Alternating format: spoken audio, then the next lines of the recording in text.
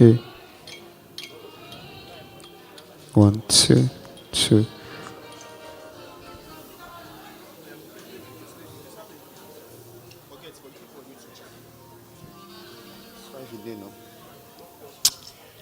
Hey, 1, 2, 2. Check 2.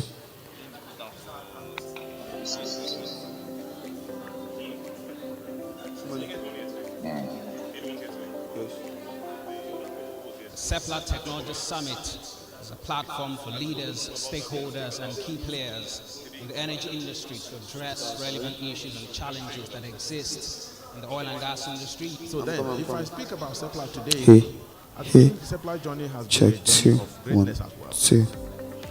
Seplat from acquisition in 2009 to listing in the London Stock Exchange market and Nigerian Stock Exchange market in 2014 to current year 2024. If you look at, Seplat has indeed become a leading Nigerian energy company.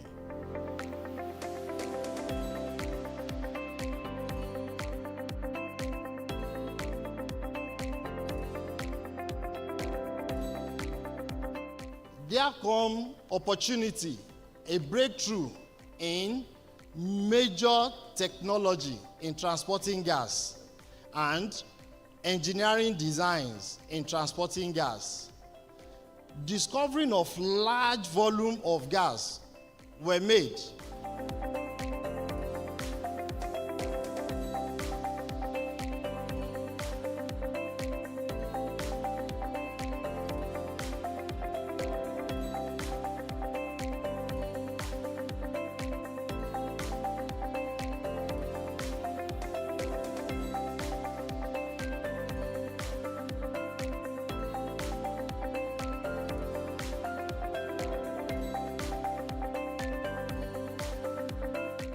And I'm glad to say that the collaborative support that we've continued to receive from Seplat has enabled NMDPRA to have attained the level of reasonable success that we are associated with. This is the highest in Africa.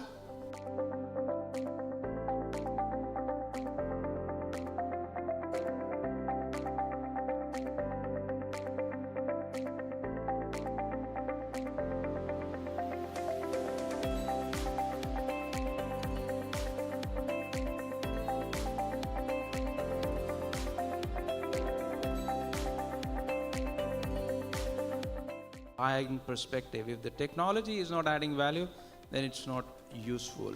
In summary, I think in Seplat Energy PLC, we're very much dedicated to utilizing energy to drive our strategy delivery. Please maximize the opportunities and use the opportunity and the platform that Seplat has created to shape the future you want to inherit from us.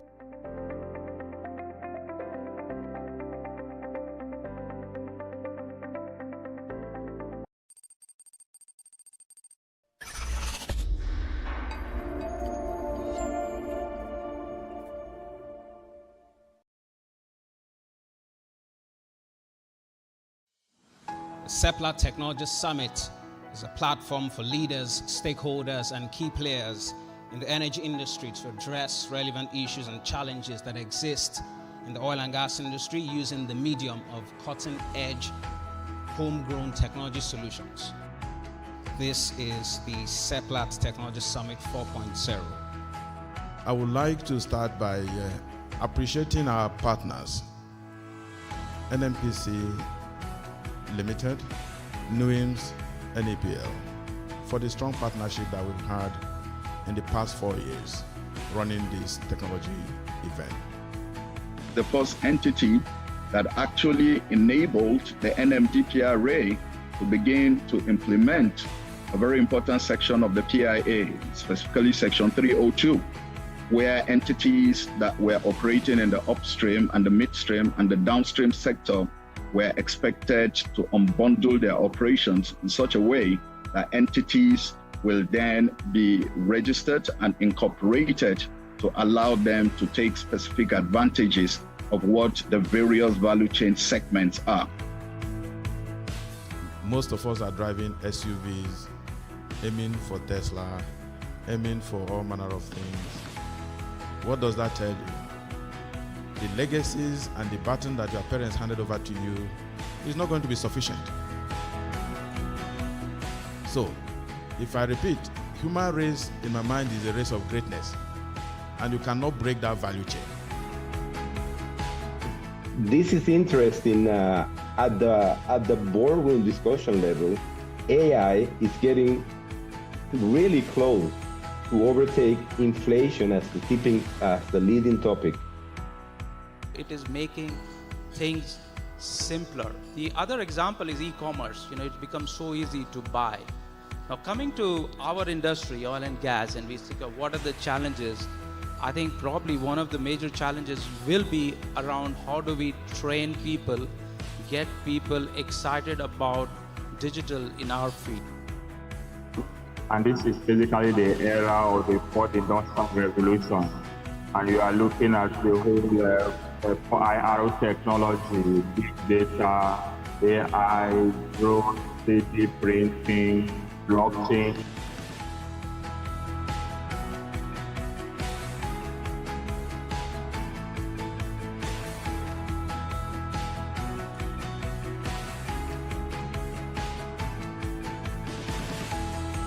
Along the line, we experienced better technology in the compression facility for gas. This is an advancement on the traditional way of moving gas.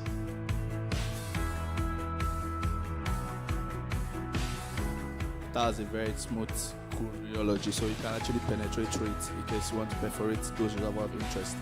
The essence of this is actually to fill in those spots, those your tiff zones where you think you'll be losing from.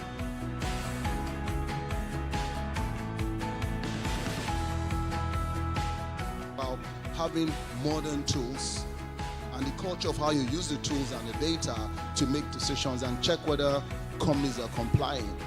If I look at a company like Aramco in Saudi Arabia is one of the real forefront NOC we all know very well. And I'll leave it to you to compare Aramco and NNPC and make the decision yourself when it comes to degree of sophistication of platforms available in terms of how regulators can then track whether operators are complying.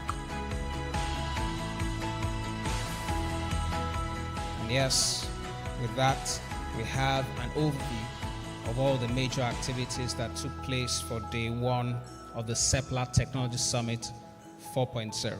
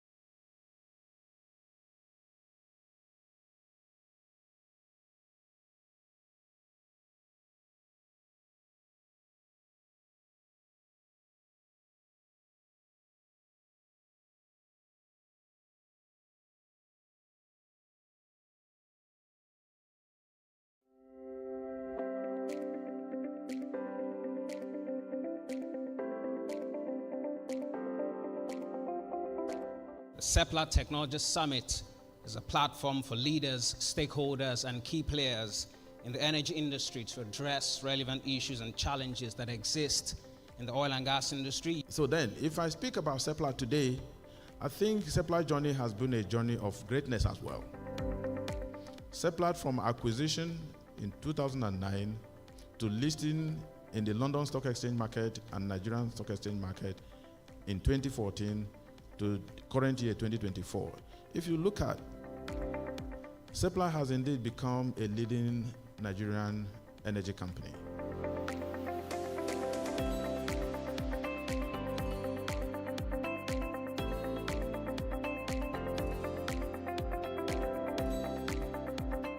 There come opportunity, a breakthrough in major technology in transporting gas. And engineering designs in transporting gas. Discovering of large volume of gas were made.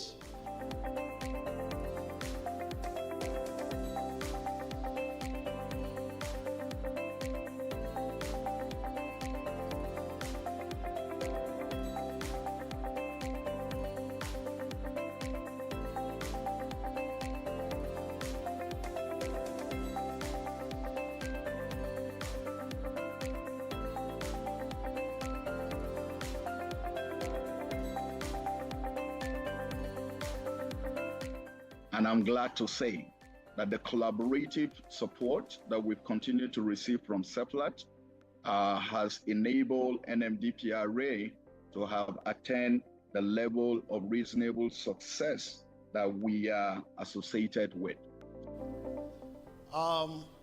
This is the highest in Africa.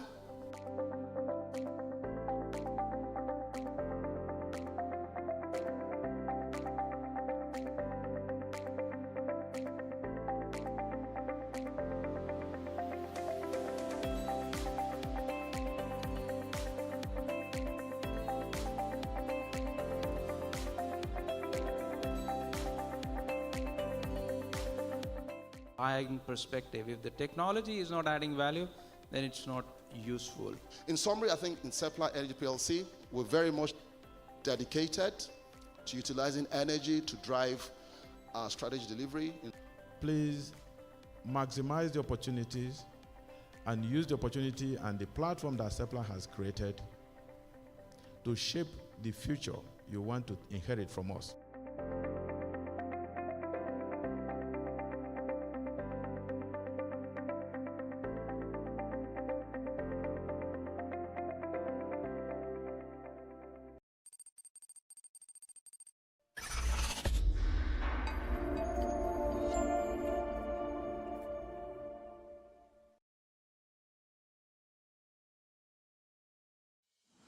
The Seplat Technology Summit is a platform for leaders, stakeholders, and key players in the energy industry to address relevant issues and challenges that exist in the oil and gas industry using the medium of cutting-edge, homegrown technology solutions.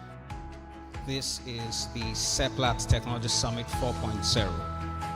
I would like to start by appreciating our partners, NMPC Limited, NUIMS, and EPL, for the strong partnership that we've had in the past 4 years running this technology event. The first entity that actually enabled the NMDPRA to begin to implement a very important section of the PIA, specifically Section 302, where entities that were operating in the upstream and the midstream and the downstream sector were expected to unbundle their operations in such a way that entities will then be registered and incorporated to allow them to take specific advantages of what the various value chain segments are. Most of us are driving SUVs, aiming for Tesla, aiming for all manner of things. What does that tell you? The legacies and the baton that your parents handed over to you is not going to be sufficient. So, if I repeat, human race in my mind is a race of greatness, and you cannot break that value chain. This is interesting. At the boardroom discussion level, AI is getting really close to overtake inflation as the leading topic. It is making things simpler. The other example is e-commerce. It's become so easy to buy. Now coming to our industry, oil and gas, and we think of what are the challenges, I think probably one of the major challenges will be around how do we train people, get people excited about digital in our field. And this is basically the era of the fourth industrial revolution. And you are looking at the whole IRO technology, big data, AI, drone, 3D printing, blockchain.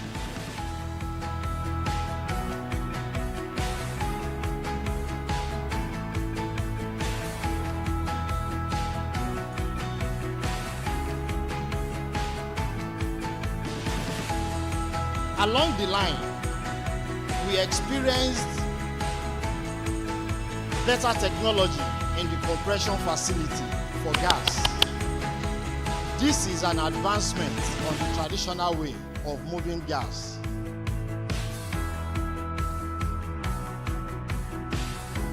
That's a very smooth, cool rheology, so you can actually penetrate through it in case you want to perforate those reservoirs of interest. The essence of this is actually to fill in those spots, those your tiff zones where you think you'll be losing from.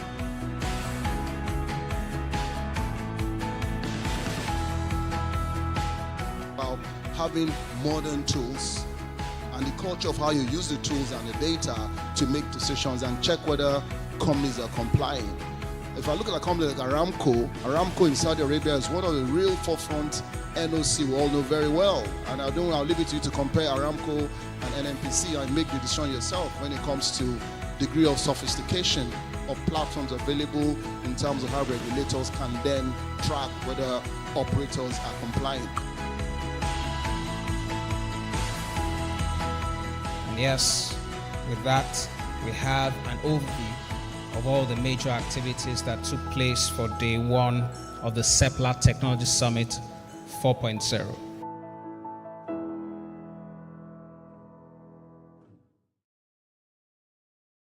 The Seplat Technology Summit 4.0. Can we please just take our seats, settle down to our respective sitting positions? Thank you very much. And kind of just also cut down on the interactions at this time, so the noise level is reduced for concentration to increase. Good morning, distinguished ladies and gentlemen. Welcome to day 2 of the Seplat Technology Summit 4.0. I was thinking about it yesterday and I'm like, whoa, we are 4 years in already. How time flies. It began just a few years ago with Seplat's intention to not only encourage technology, adaptation, technology acceptance, but also to find it where it is in country and encourage its use, not just by Seplat as a company, but as an industry, especially now that there's a lot of divestments going on in the Nigerian oil and gas industry. The bigger players are moving to the deep offshore and leaving the shallow offshore and swamp to independents like this great Nigerian company called Seplat Energy PLC, helping Nigerian E&P companies to spot available technology and encouraging them to also use this technology will go a long way in helping us attain sustainability as we push the envelope towards maximizing these assets. We're going to load 5. As we push this independence to maximize, these assets that the IOCs, international oil companies, are divesting to them. Because these days, when we say IOCs, we need to distinguish if it's independent oil companies or international oil companies. So welcome to day 2. I'm delighted to join you here today. I had my colleague join you for day 1, Temiloluwa Anwobi-Ogbon, and I'm here this day to run through the day 1 recap. It was done yesterday. I would just quickly run through it, after which I would walk you through what our agenda is looking like today, and then give you a bit of a ground rule for an important aspect of our activity today, which is the Syndicate group discussions. I will talk a little bit about it when I get to that part of the of my run through for the agenda. Again, is the grand ballroom of a hotel and suite. They've not planned any particular drill. Should there be the continuous ringing of an alarm, we're encouraged to please look around and acquaint ourselves with the clearly marked exit doors that would lead us to the master point. Now, if you're exiting from my right, there's a door there. It's going to take you through the convention center entrance all the way out of the convention building. Between Eco Signature and this building, there's a master point there. If you're exiting through my left and you're going right as you go left, It will take you all the way down the stairs, through the swimming pool to the volleyball court area. That also will serve as a master point. And again, if you need to use the restrooms whilst you're here, they are, with all the decorations between this event and that event. It might be a bit confusing, don't be. Just exit through the foyer of this grand ballroom. You would move a bit, I think it's directly opposite to this door. Otherwise, a little bit to your left, you see an opening in the decorations, and then just go through, turn left, then right. Down the hallway, you'll find the lavatories for both men and women. I always like to encourage participants at events of this nature to take care of your personal belongings. In fact, it's a key part of the housekeeping I get from the security team of this hotel, to encourage you to please take care of your personal belongings whilst you are here. Let me also encourage you that should you get any kind of souvenir or party favors during this event, like a bag, do not put your personal valuables inside those bags, as these might lead to someone taking those, just a case of mistaken identity, and we don't want you to suffer the inconvenience of looking for a valuable in that regard. And finally, please turn your phones to silence and vibrations, and always wear a smile. This event is streaming on YouTube and social media. So when they see you, and then on the app, there's an in-web app. I'll talk about it a little. It's also streaming there live on the in-web app. So when the camera catches you, there should be a smile on your face. So somebody in your house doesn't see it and think, are they punishing them at that summit? No, we're not punishing you. We're teaching you technology, and we're also serving you refreshments along the line. So please wear a smile whilst you're here. So welcome. My name is Richmond Osuji. Yesterday, the Chief Executive Officer of Seplat, Mr. Roger Brown, was represented by the CEO, Mr. Sam Ezugori, who did the welcome address. Following that, the Nigerian Midstream and Downstream Petroleum Regulatory Authority's Authority Chief Executive, Engineer Farouk Ahmed, who was represented by Mr. Steve Ayuba, also delivered an address. Steve is his senior technical advisor. Now, he emphasized that the focus is on delivering exceptional regulatory services to the oil and gas industry. He did also commend Seplat, for hosting this summit, and indeed underlining the fact that Seplat is doing this to deepen the use of technology in the industry. He stressed also the need for active collaboration among stakeholders in the industry. And then Engineer Effiong Okon, MD, the AGP, said the Ano Gas Processing Company took center stage with a keynote presentation where he spoke about transformative changes in the oil and gas sector, and becoming more apparent. He spoke of technology as a disruptor in the evolving global energy landscape. And he said it's an increasing focus on renewable energy. But he stressed our top priority should be on energy security. Other priorities, he said, should include affordability, cleaner energy, reduce carbon emissions, and the whole 9 years. He spoke about Seplat's use of technology and the benefits of such technologies like digital technology, where he spoke about the benefits being production enhancement, cost reduction, efficiency and improvement, enhancement of assets integrity, reduction of carbon footprints, and so on and so forth.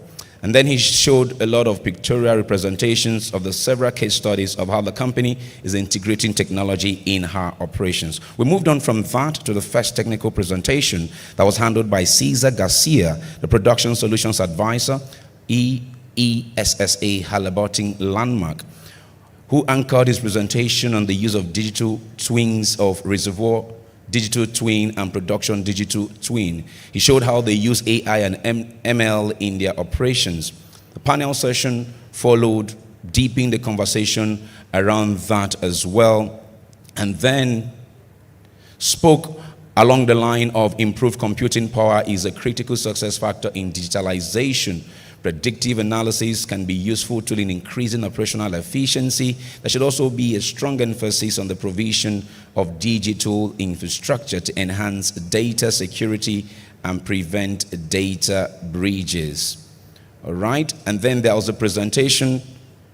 There was a presentation from the chairman of SP Nigerian Council and the head assets and investment management for NMPC Gas Power Investment Services, that was delivered in his behalf by Engineer Habib Ajibola, Deputy Manager Floating a New LNG Project, who looked at key elements in the gas transportation network, looked at gas processing plant, the compression sections, the pipelines, and also touched base with the technologies that exist in pipeline designs and materials, compression and pipe and pumping systems, monitoring and control systems, safety, and all. So the goal of these technological applications is to enhance the efficiency and reliability of gas transportation networks. Benefits will include large capacity transportation, environmental sustainability, lower gas use, etc. Now let me just pause to say that I also heard a lot of people want gifts yesterday thanks to the app. Now on the app, how many of us have accessed the app through our phones, the in-web app? Can you give me on the screen the link to get the app? Can I get that on the screen, please? Can somebody push that on the screen?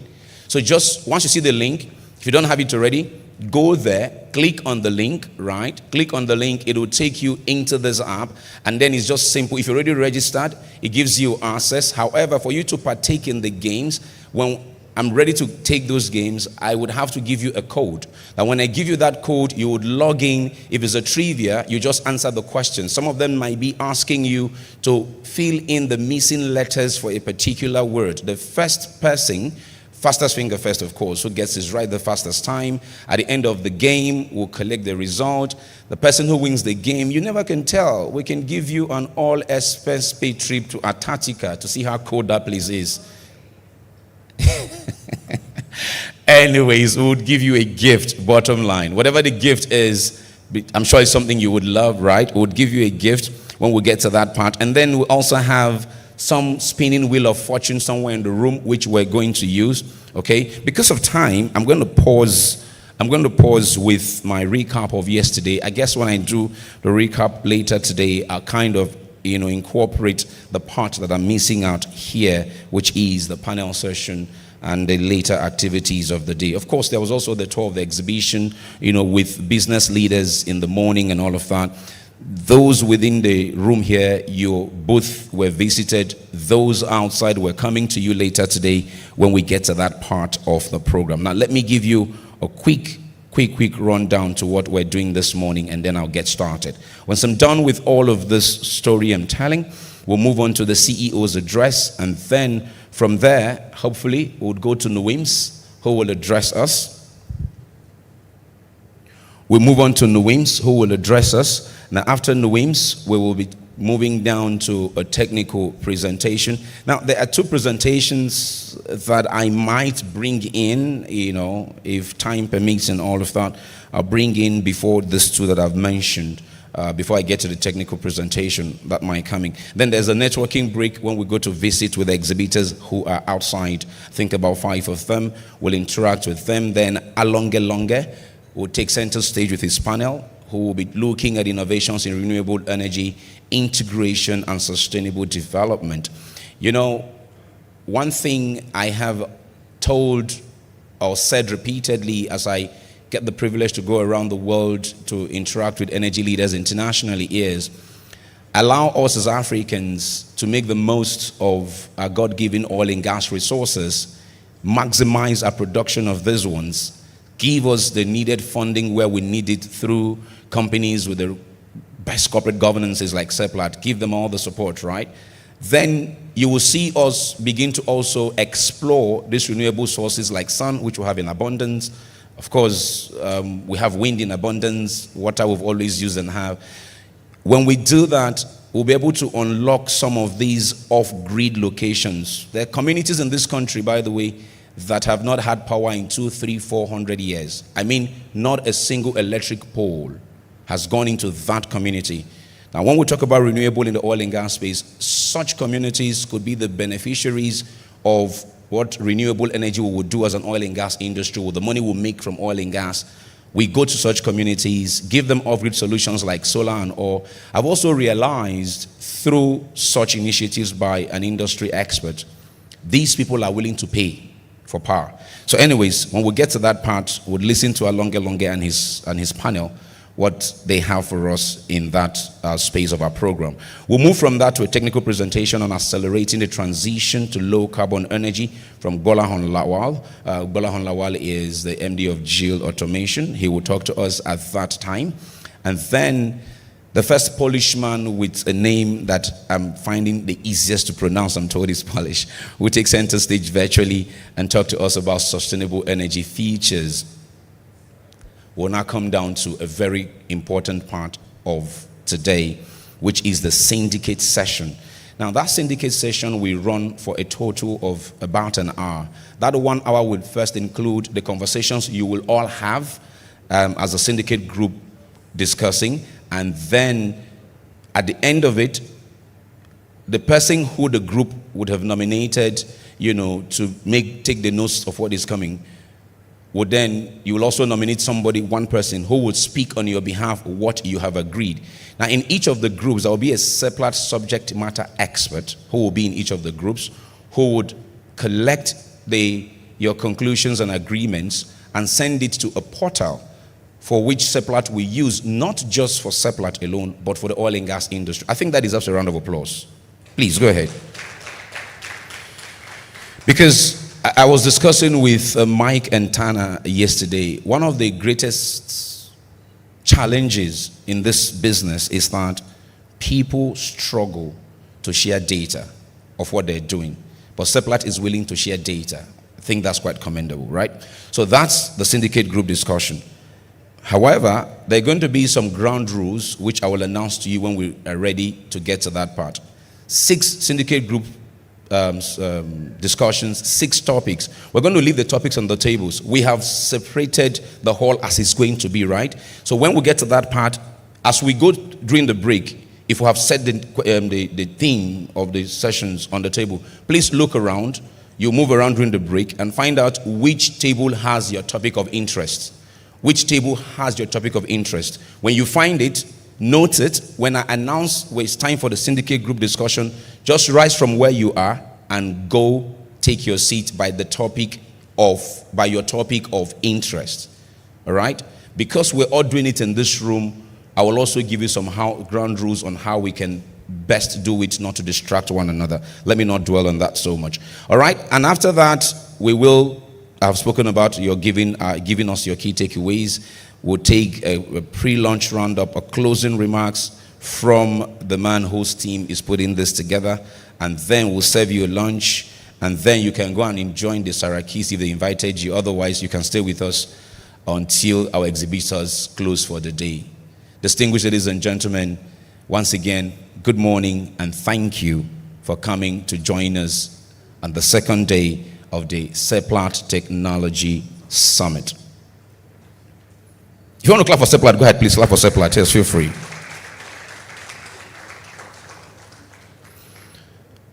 Another reminder is that we are looking as a central theme on leveraging technology across the energy value chain to unlock transformational potential. And we've spoken a lot about that yesterday and today, and we'll continue today. And therefore, I will quickly go into the agenda of the morning. I think I'm ready for that now. Yes, I am. All right. Our Chief Executive Officer, Mr. Roger Thompson Brown, is not able to join us this morning, but not to worry. We have speaking on his behalf to do the opening this morning is the Managing Director of the Eastern Asset of Seplat.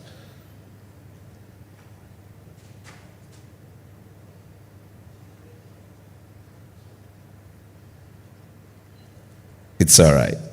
Dr. Mao, good morning. Well, welcome to you. All right.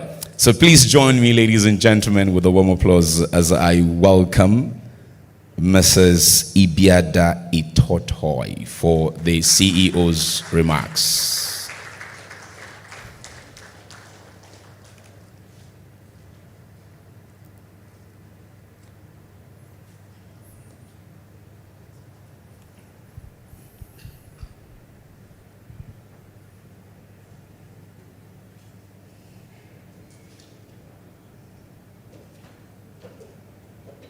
You're welcome.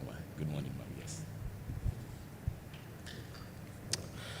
Good morning, everyone. It's my pleasure to welcome you today on behalf of the CEO, Mr. Roger Brown, and the leadership of Seplat to this year's Technology Summit. It's the second day and final day of the summit. I trust that we found the first day very impactful, and I'm quite sure that today will be even more so. So just to say a few words around this summit, is around the theme leveraging technology across the energy value chain to unlock transformational potential. And talking around that, I'd like to look at it from the context in which we sit at Seplat within Nigeria. I think we're all aware of the dynamic environment that we currently sit in. We have external factors, we have internal factors, and let me just talk about our nation. This is where we live. We're all aware of the issues around inflation, around pressures with revenue, and even if we look at the ranking of our country, if we look at the HDI index, we are ranked 163 out of over 190 countries. So in terms of education, in terms of access to energy, in terms of access to health, we're sitting down pretty low there. And of recent, of course, we've come across pressures with finding money to do basic things. On the external front, we also know about the climate change action, something that Nigeria has signed on to since 2017 when we ratified the Paris Agreement. This means we've agreed with the rest of the world that we will be at net zero by 2050. Now, all these things that are happening have a direct implication on you and I. What this means is Nigeria needs money. It needs money now. But the very thing that is feeding the money that we need is something that we're looking at a path where it will be declining. So then the question really comes in how do we as an industry react to that in order to make the best use of that, because that presents both an opportunity and also a threat. But first a threat, and then we look for the opportunities in it. So what are some of the threats? Let's look at the local side that we have. We have declining production. It's a threat because it affects revenue. We have rising theft of crude oil in the Niger Delta areas in the east. It's something we face on a daily basis, battling theft. We have diversification of the oil majors. Most of them are selling off on the onshore, maybe concentrating on deep water, moving to other prolific areas, new areas with perhaps friendlier fiscal regimes like Guyana. So we have them selling off to locals and independents like ourselves. We have aging assets. Most of these assets, Nigeria started producing oil in the 50s. So they are aging assets. Those come with their own peculiar challenges as to how to get them and how to get them in a very cost-efficient manner. At the same time, we need to actually ramp up to get these revenues in. The facilities that you use when you buy these blocks from the majors, they're also aging facilities themselves. That's the steel and actual surface facilities that you see. How do you maintain them in a cost-efficient manner? So in a sense, these are threats. But when you think about technology, there are also opportunities for technology, for ourselves, and for service providers in the technology space. And then when you talk about climate action and the implications, the threats on that side, we think about stranded assets. Does this mean that, what it really means is that if you don't develop all that you have before that cutoff date, whatever you have left then becomes worthless, so to speak. Some estimates have put that loss as close to $2 trillion for Nigeria. That's something that we need to keep an eye on. Talking about emissions, saying you have to reduce emissions, but you want to ramp up production, in a sense, that is also a threat. But again, when you flip it to the other side, it's an opportunity. It's an opportunity for technology. It's an opportunity for innovation. In the technology side, it's a conundrum, but it can be done because boundaries have been crossed in science all the time in so many other areas. Eco-efficiency is an opportunity. We produce more, emit less. How do we get that done? And the technologies are beginning to emerge. We need to look far further into the future. Hydrocarbon substitutes. But even before then, we need to ensure that when we are talking about the transition that the whole world is talking about, in our own case, Nigeria's case and Africa's case, we have to look at it slightly differently. Because overall, the estimates say that as a country, we are responsible for less than 1% of the emissions that are going into the world. So the problem that has happened now, we have very little contribution to that, and I think it's only right that we determine how far we're going to go and allow the people that have caused the bulk of the problem to be most of the solution while we catch up. And the best way to do that catching up is to see that the same path they have used to getting to that level of development, which is hydrocarbon. Hydrocarbon, by the way, is the cheapest energy source you can find. So forcing us into a path with more expensive energy sources doesn't really make sense. So if we bring in eco-efficiency into the production of hydrocarbons, maximize right now within this period, now till 2030, further into 2050, maximize the extraction of these hydrocarbons, but doing it in a more environmentally friendly way, and then begin to look at substitution. Substitution, taking the path that has been said by so many people, from gas into renewables. Again, that begins to offer glimpses of opportunity. Opportunity in technologies around eco-efficiency, around energy efficiency, around renewable fuels, solar, biofuels. All those are areas that I think ourselves and the rest of the industry need to begin to look at. And I think, so in terms of the service providers on the technology space, I think these are the areas we need to look at. In the short term, energy efficiency technologies, detection technologies, using AI, using predictive technologies on our aging fields.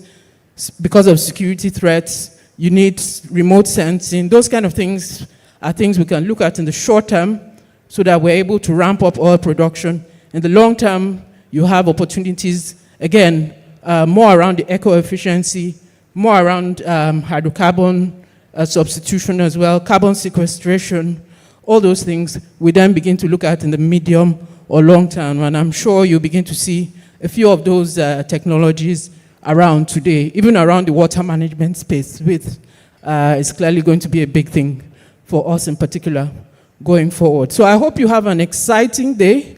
I know that we're all up to the challenge technology-wise, and we're all companies supporting the technology companies in a symbiotic way so that we can all grow together. Have a great day today. Thank you. Thank you. Thank you, Madam. Thank you so much, Mrs. Ibiada Itoitoi, the Managing Director, Eastern Asset for Seplat, speaking on behalf of our Chief Executive Officer, Mr. Roger Thompson Brown. Can please give her one more round of applause? Thank you.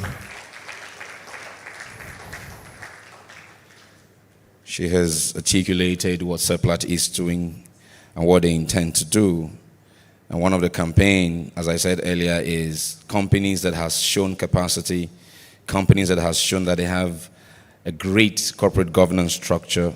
A company like Seplat should be giving all necessary and needed support, to keep growing the resource and keep adding value to our economy. Thank you. All right. So before I go to the next item on my agenda, one of the key indicators that a company is willing to accept technology is how many of their leaders join the conversation when technology is discussed. From yesterday till today, you see that top management has been quite present. We've seen one of them just speak to us. Another one is in the room, a GM at Seplat, Mrs. Grace Amadi. A very good morning to you, ma'am. Thank you so much for joining us as well. She's in charge. Yes, please go ahead. She's in charge of partner relations. And of course, there are many other managers of Seplat who are here. As we go through the different breaks and you interact with them, you get to meet as many of them as are in the room. Okay, so Tana, where are you? Please come. Can I get a second microphone? Someone please get me a second microphone. So Tana would just come talk to us briefly about that Syndicate session. I need a second mic, technical. Thank you. They're bringing it. Please come up. He'll talk to us briefly about it, what it is, what we're expecting. Let me have that. Please come. Don't worry, come, I'll go along for you. You'll be my Oga today. Make I give you. All right, Tana, welcome. So Tana is one of the subject matter experts here at Seplat. So Tana, tell us, what is this Syndicate group discussion today we're going to have? What is it? What do we intend to achieve with it? Yeah, so morning everyone. I think just piggybacking on the speech we just heard, this is an industry where resources are getting limited and we have to maximize value, and we're looking to achieve that using technology. We're looking to leverage technology to unlock potentials and maximize value here. So essentially, through yesterday, we've looked at some of the things that we've done already in the industry and the value that we have achieved from them. The Syndicate session is aimed at focusing on the future. What are the next things we want to do to break new grounds, to develop new potentials within the business? So we're all seated here, industry professionals, some of us very experienced, some of us a little less experienced. That session gives us the opportunity to learn from each other while preferring solutions to industry problems, not limited to Seplat now, but to the entire industry, where we look for ways to improve efficiency and maximize value, essentially. We're looking at 6 focus areas. One is in well delivery efficiency. There is another on production optimization. There is on heavy oil extraction. There is on renewable energy utilization. And then we have talks around reservoir characterization. And then last but not least is digitization. We're looking how do we make all of our work smarter and more digital. So it promises to be an interesting and very interactive session. I'd employ all of us to engage during the Syndicate session. We'll also be getting the exhibitors to come into the hall at that time and all interact and talk around all of these issues and how we can maximize technology, to grow our potential as a business and as an industry. Fantastic. Yes, please go ahead. Yes, fantastic. So the one of the topics you mentioned again was renewable energy, right? That's correct. So is anyone here interested to have a conversation around renewable energy for later today? By show of hand. You want to talk about renewable energy? Okay. That's well intervention, correct? Well delivery efficiency. Well delivery efficiency. Anyone want to talk about well delivery efficiency later today? I see hands are going up. All right. Interesting. What's the other one you mentioned? Production optimization. Production optimization. Who wants to talk about production optimization? Okay. Interesting. Give me another one. Heavy oil extraction. Heavy oil. Who wants to talk about heavy oil? Heavy oil extraction. Okay. Hands are going up as well. Give me another one. We have reservoir characterization. Reservoir characterization. Well, the whole idea is when we get to that part of the program, we'll get our vendors, our exhibitors, and yourselves participants, have a sit down and really look at these topics, right? Some of them might be places where, as he said, you have a lot of experience. Some of them might be places you want to gain an experience or get an insight to what is happening in that space. As Simbi Wabote likes to say, he would always say that for service companies, most of the money that they can make, if you look at it, would come from maintaining a working asset and keeping it at optimal performance. So some of these conversations, there are technologies available that would help us do that and drive down costs. Why not? Let's have that conversation, right? So thank you very much. But before I let you go, this is the first time we're using this in web app, correct? That's correct. Yes, so tell me a little bit about the in web app as well. Yeah, so as part of leveraging technology, yes, we decided to come up with an application to manage data for this conference. So If you notice, I'm guessing you registered on a web app when you were registering for the conference, so we have some amount of your details on the app. Apart from that, while you are also seated here, we have some I'll call it some sort of entertainment on the app. So there are some games, there are some activities, in-conference activities that we'll be using that application for, to keep people engaged and interested as we get on with the rest of the summit. So that app, essentially we're experimenting it for this summit, and we're looking to improve based on the progresses that we make using the app and going forward. So it helps us gather data, it helps us keep all of our audience engaged throughout the discussions, and then ultimately give us a very good experience of the Tech Summit 2024. So why is it the Tech Summit will not deploy some technology to make interactions easier, right? Of course. Thank you so much, Tana. Thank you. Thank you so much. Please give me a round of applause, ladies and gentlemen. Thank you, Tana. Thank you. Okay, so let's interact a little bit with this app, right? In case you've not accessed it, that's the link that you use to access it. Just type it in your phone. If you have accessed it and you used it yesterday, can you wave at me? Used it yesterday. Brilliant. It's like you won the prize today the way you are going. It's like, okay, so if you are registered to attend, if you did register to attend this, so it's very simple. Go there, input your details like your email address and your name. Let's do that. Let's do some trivia now for just 2-3 minutes. If you have not accessed it using that link, if you have and you're registered, now go ahead. Let's get on it. So when you get there, look for the trivia. Look for the game that has trivia on it. Look for the game that has trivia on it. Okay, fine. There's a barcode. Yeah, you can scan the barcode as well. You can scan the barcode. Don't worry, this is not the kind of barcode you scan, they take your account. No, this one is our barcode for in web app. You're good, you're safe. So you can scan the barcode as well if you're having difficulty with that. If you have accessed it and you're waiting for password, wave at me. I have the password, I'll just give it to you. Okay. You've accessed it, you're waiting for password, wave at me. All right. Let me give a few more seconds to those who are yet to access it so that I will just give you the password now. Okay, so the password for trivia remembers what you're looking for. If you go to crossword, this password will not work. If you go to any other one, we'll have jigsaw, we'll have crossword. If you go there, the password I'm about to give you will not work. The password I'm about to give you is for trivia. And once you get in, play the game. Now let's go. This is your password. 8743. 8743. 8743. All right. So you have the password, play the game. You have the password, play the game. Fastest finger first.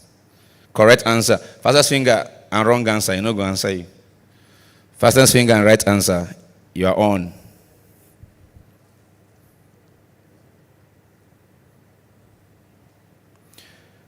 Is Ochuku anywhere around here?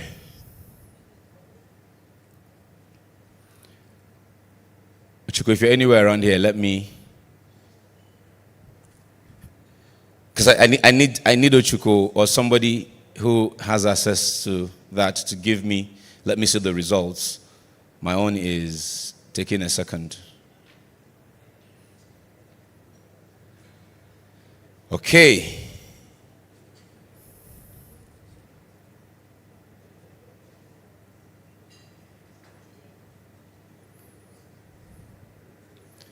So who are we giving our first prize for today?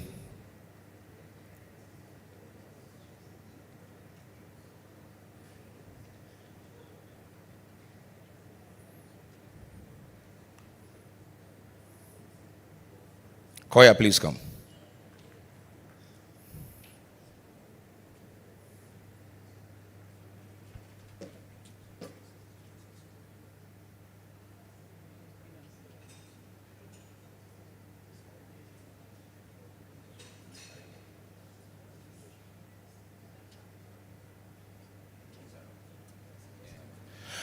All right.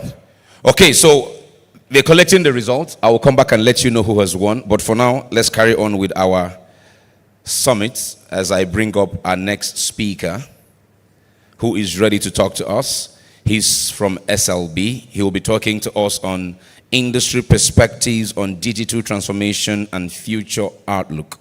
So please join me in welcoming Patrick Ngwesa. Patrick? Let's put your hands together for Patrick.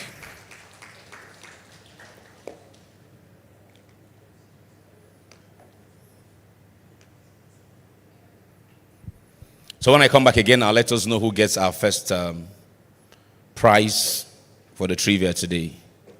Bienvenue. Thank you very much. Good morning. Good morning, everyone. My name is Patrick Ngasan.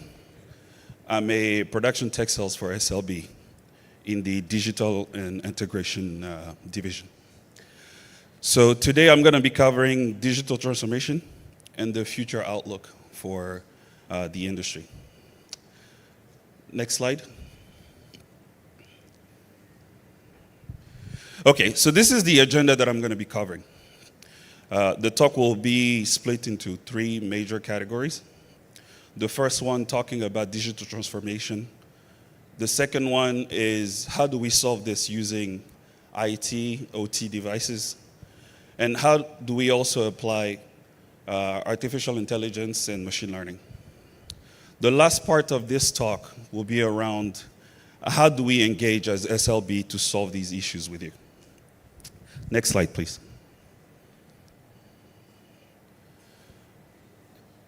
Thank you. Okay, so if you look at today's operational challenges, they work from greenfield to brownfields in terms of how do we get the data, how do we analyze this information, and how do we come up with issues quite quickly, right? So being able to quickly identify issues happening will help you drive your production or even reduce cost. We have a high reliance on manual processes, sometimes disconnected systems, with also a high cost on infrastructure to be able to solve all of these issues. Next slide. So how does SLB view all of these problems being solved? Well, it's through a whole ecosystem of solutions. The first one is how do we solve the data problem? Data, as of today, is key to our operation. So first is how do we acquire data? Second thing is how do we use edge technology to be able to solve some of these problems with the data that we now acquired? And then how we apply artificial intelligence to now enhance on the data and insight that were captured. And if we want to go even further, is how do we now start automating some of these solutions? Automation could mean doing simple processes that some of our old technologies used to do, but really the value would be coming in applying those solutions with domain knowledge. So being able to take domain knowledge, applying that to our edge technology, and being able to make smart decisions. The value of doing all this is to be able to early identify the issues, being able to quickly and effectively drive decision, and then reduce the time that you take to actually identify this information. Next slide, please. So, if you remember the talk, I first talked about data and how data was important. Well, data is for AI what food is for human. Without data, you don't have AI. And without food, you don't have people. According to Forrester, about 73% of data sits in your systems and are not being used for decision making, which is quite a problem. You've collected all that information and you're not actually using. Next slide.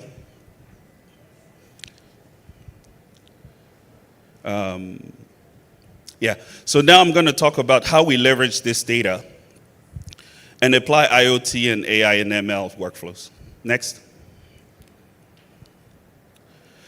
So if you look at this slide, what we're really trying to show you is that there are two main operations going on. The first one is on the OT side.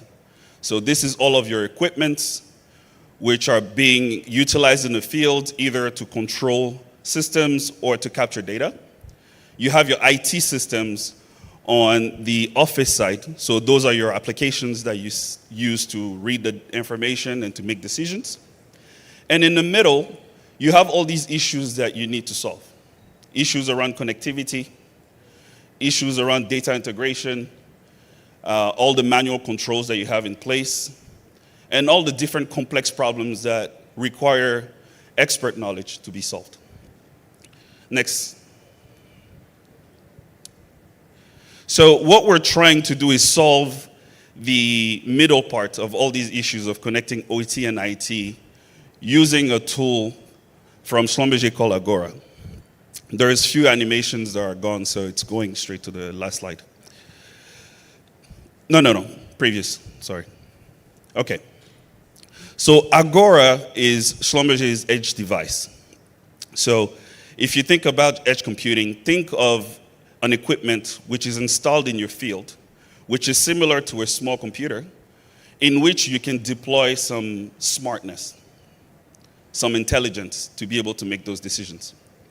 So on the chart that you're seeing here, Agora is sitting between your equipment, your field equipment. We can connect it to all of your equipment using the industry standard protocol. Things like Modus, MQTT, and even Wi-Fi. Then we can transmit that information to either the cloud, using our Delphi ecosystem.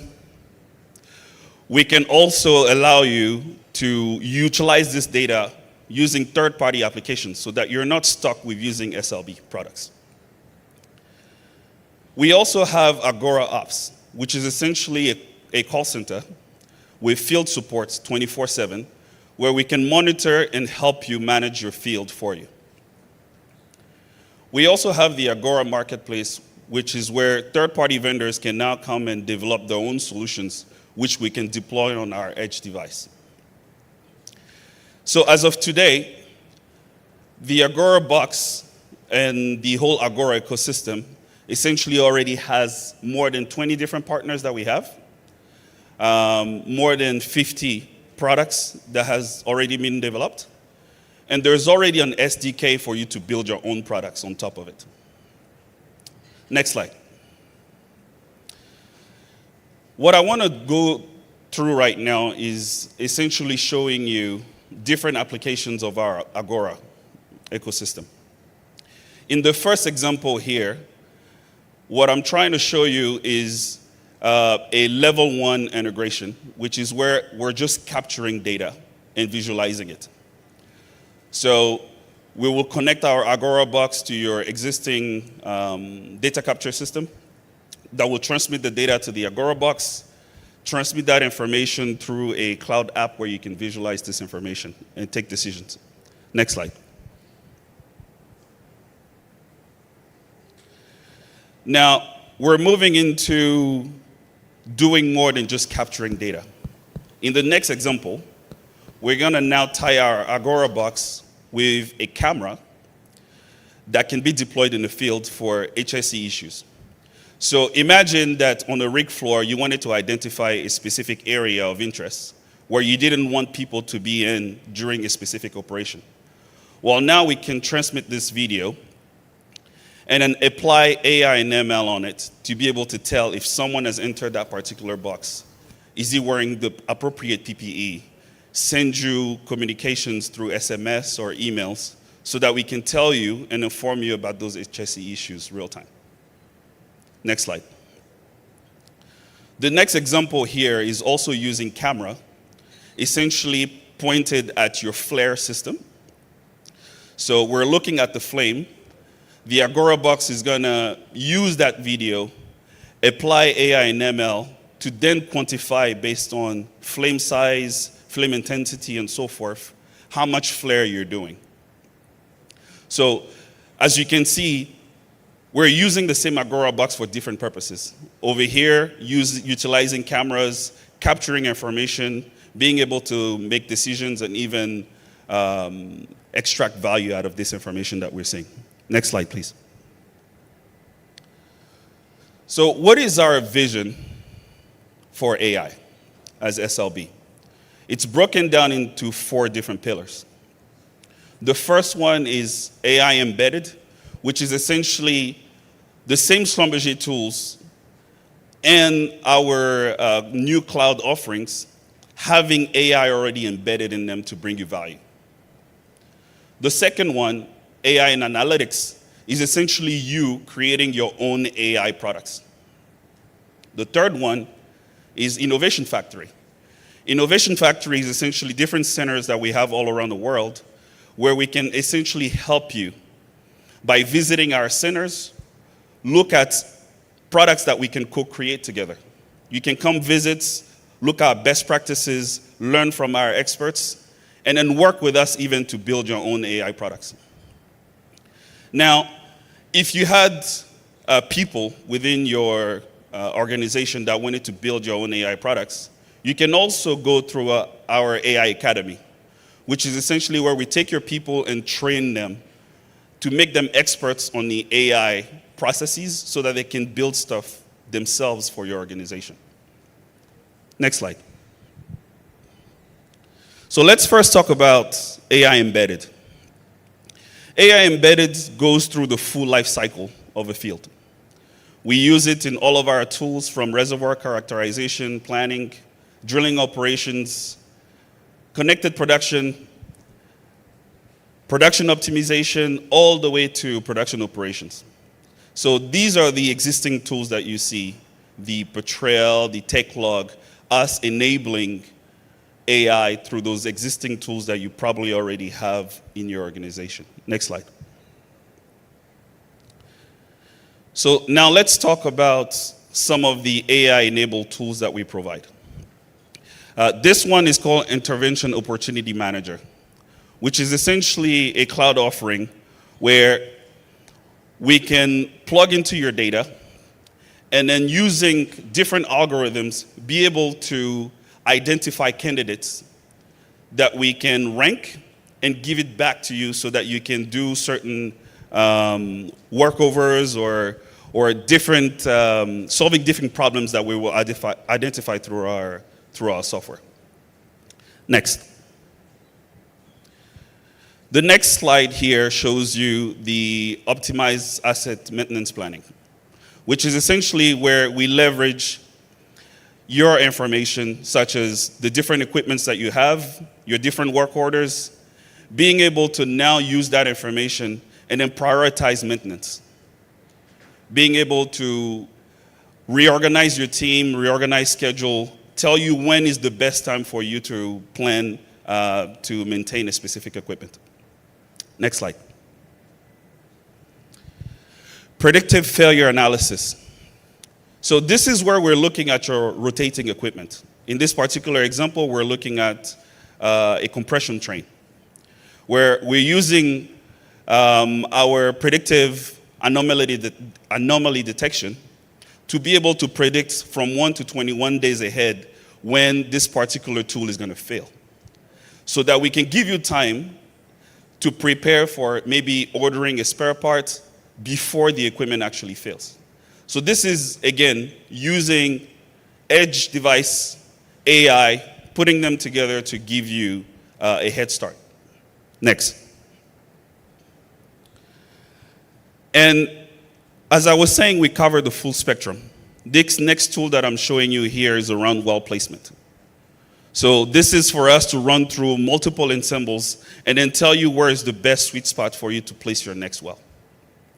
Next. So after you've looked at all of our AI tools, the next thing is, what if you wanted to build your own? Well, if you wanted to build your own AI tools, you would have to figure out how to scale them up. Because it's quite easy for you to take your existing knowledge and workflow, build a POC, think it's working, but the problems usually happen when you try to scale those solutions up.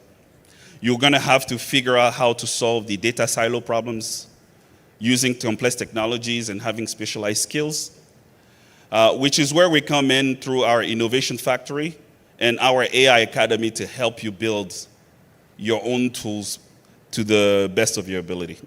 Next. So now that we've talked about how we capture data through IoT devices, we've also talked about how you can use AI and ML. We're now going to talk about how we as Schlumberger can help. The first thing is through workshop strategies. The second one is through typical consulting. And the third one is through co-development. Next slide. So on the workshop side, the first thing we'll do is sit down in a room with you and talk to your engineers, talk to all of the different teams, and then ask them questions about what is it that they see as an issue within the company. So all of them will talk about forecasting. They need visualization. They need to figure out how to maintain, do the maintenance priorities.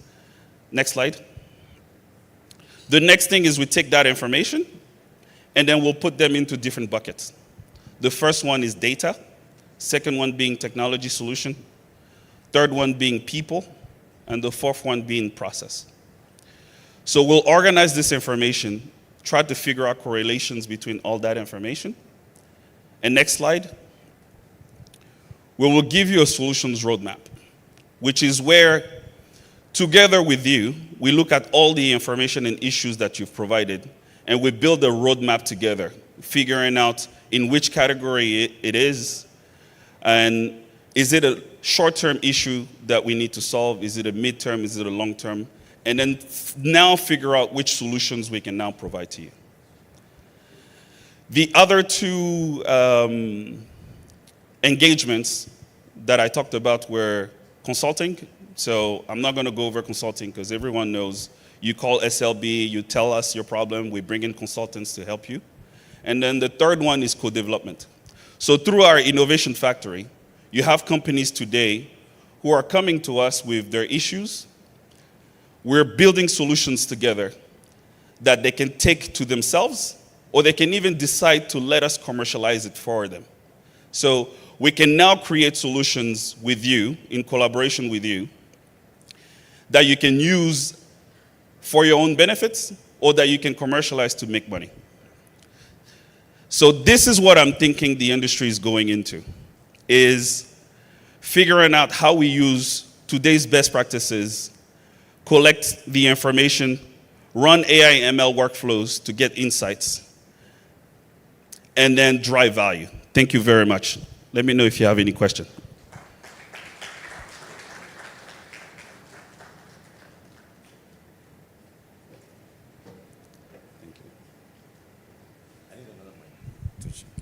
Thank you, Patrick. Thank you. So he's asked, anyone has a question for him? If you want to ask him a question, we can take a few questions for him. Okay, there's a question here. We're getting you a microphone, so just hold on. Real quick, Tochi, I need a microphone. Any other question? I have one here. But in the meantime, let's give Patrick another round of applause. Thank you very much. Right here, let's take the question for Patrick. Good morning, sir. Please tell us your name and your affiliation, sir. Thank you, sir. Okay, thank you so much, Patrick. My name is Mohamed Issa Jibril. I come in from NEPL, NMPC. In the course of your discussion, I heard you mention AI Academy. So you have an AI Academy where somebody can, somebody can send somebody to that academy, or it's just within SLB and you can't get somebody from outside? Thank you.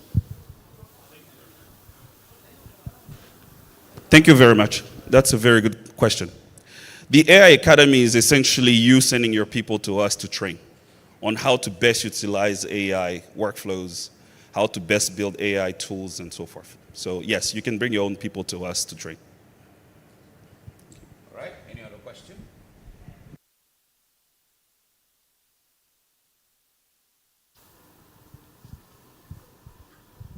Right, good morning, and thanks, Patrick, for that very fantastic presentation.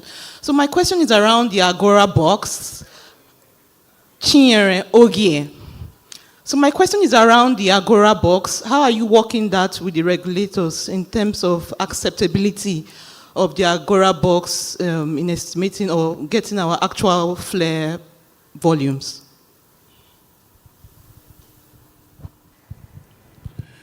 Thank you. So I talked about the Agora box as being a device that can do multiple things, right? Level 1, which was data acquisition.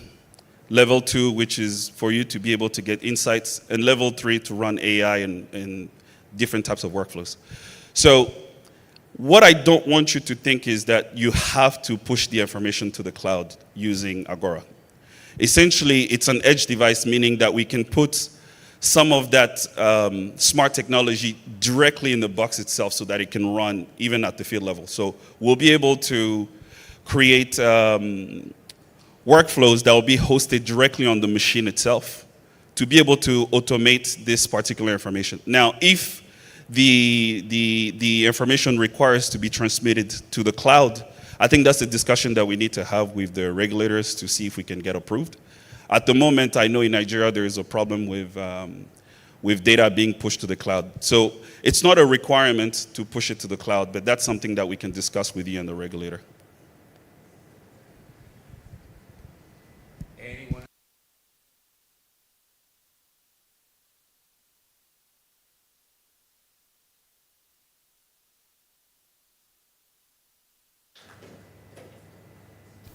Okay.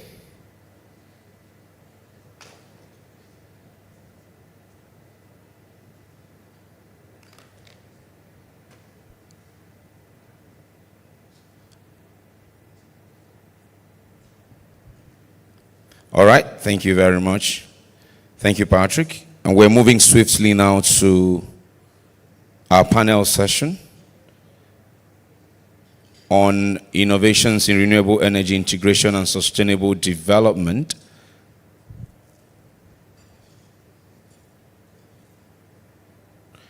I'd like to begin by, if you give me one quick second, I want to bring up the moderator for the panel.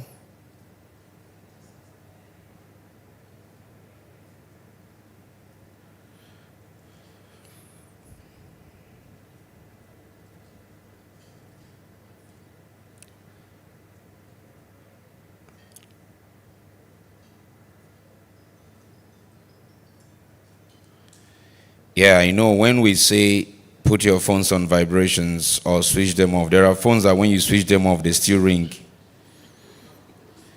You can remove the battery of such phones. After the event, you put it back. It's very acceptable that way. Technical, just give me small background music and I'll be back.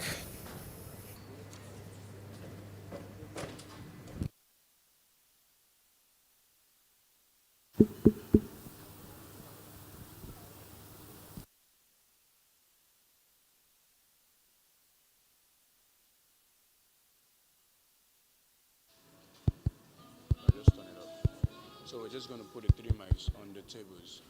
This on the on. No, you don't need to turn them on. Turn them on. Just off.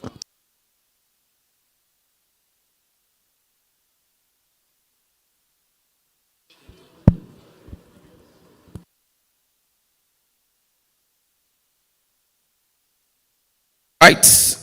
If you know me, you know I love the saying that to err is human and to pause is divine. So I needed a divine pause there to be sure that we're flying on the same wavelength, and I'm sure we are, as always. Okay, I'll just bring up the moderator. He will then bring up his panel and do justice to the conversations. One of the panelists who will join us virtually needed to make sure that he was standing by. And now to the business of our panel. And our moderator has more than 2 decades of experience in both the public and private power sector, having worked for a lot of power companies across the globe. but currently he is the General Manager Power Business for Seplat Energy PLC. Please welcome Yesufu Longe Alonge.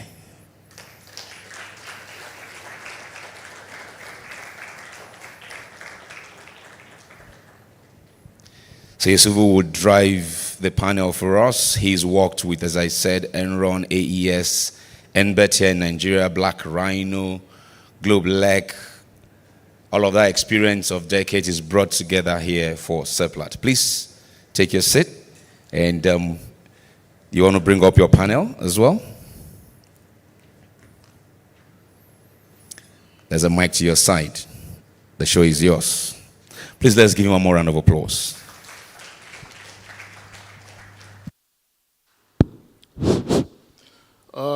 Good morning, everyone. I think I will start by thanking the organizers of this particular summit.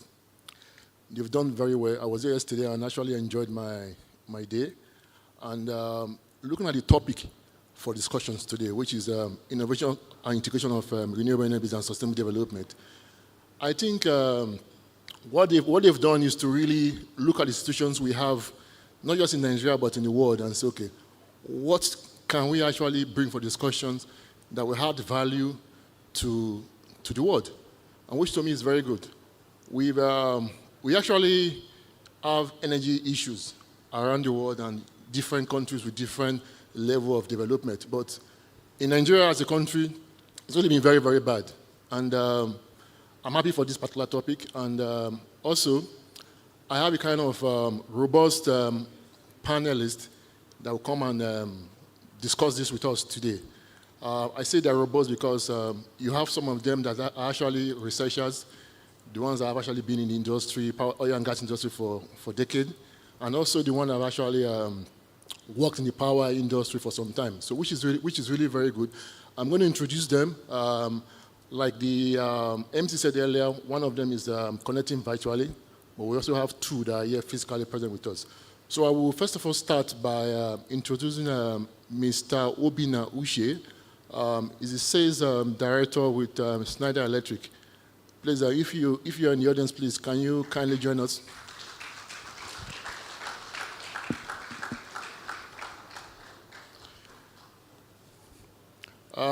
Closely following him, I will introduce I'll use the word my colleague. We actually work in the same team. I call him Temi Kati. He's somebody that has actually had a lot of experience within the oil industry for many, many years, and somebody that actually has good intention for renewable business. Thank you. Can you please join us?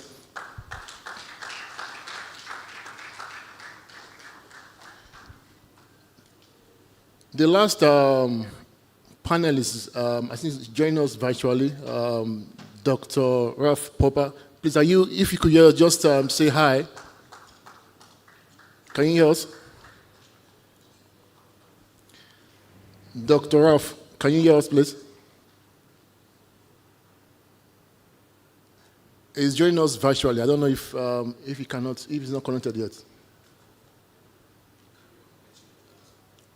Okay, so Dr. Ralph is someone that actually has a lot of experience. He's a researcher and he's a global speaker, and he's done so much within the renewable world, and someone that we think is going to add a lot of value to this particular discussion. Before I really proceed, I would want to say that we want to make this section as interactive as possible. Yes, we have the panelists here. We're going to ask them questions, but at the same time, we are going to give opportunity to the audience to actually ask their own questions. Please don't be shy. Ask questions, because the topic at hand is something that really affects me and also affects you. So there are things you will want to really ask to maybe get clarity from. So we have the right panelists that will be able to do that. So please feel free to do that. What I'm also going to do is that I'm going to allow the audience I'm going to allow the panelists to just give us a kind of 1 minute each of just also summarize some of their experience and tell us what they expect summary of what they expect to give to us here today. At the end of the session, I'm also going to ask them to summarize what they've given us and what they've gotten from it. But for now, let them just give us the kind of summary of what they expect to give us here, so that at least we just have a kind of glimpse of what to expect in terms of the topic before we now go into details to start discussing. So maybe I will start with Mr. Obina.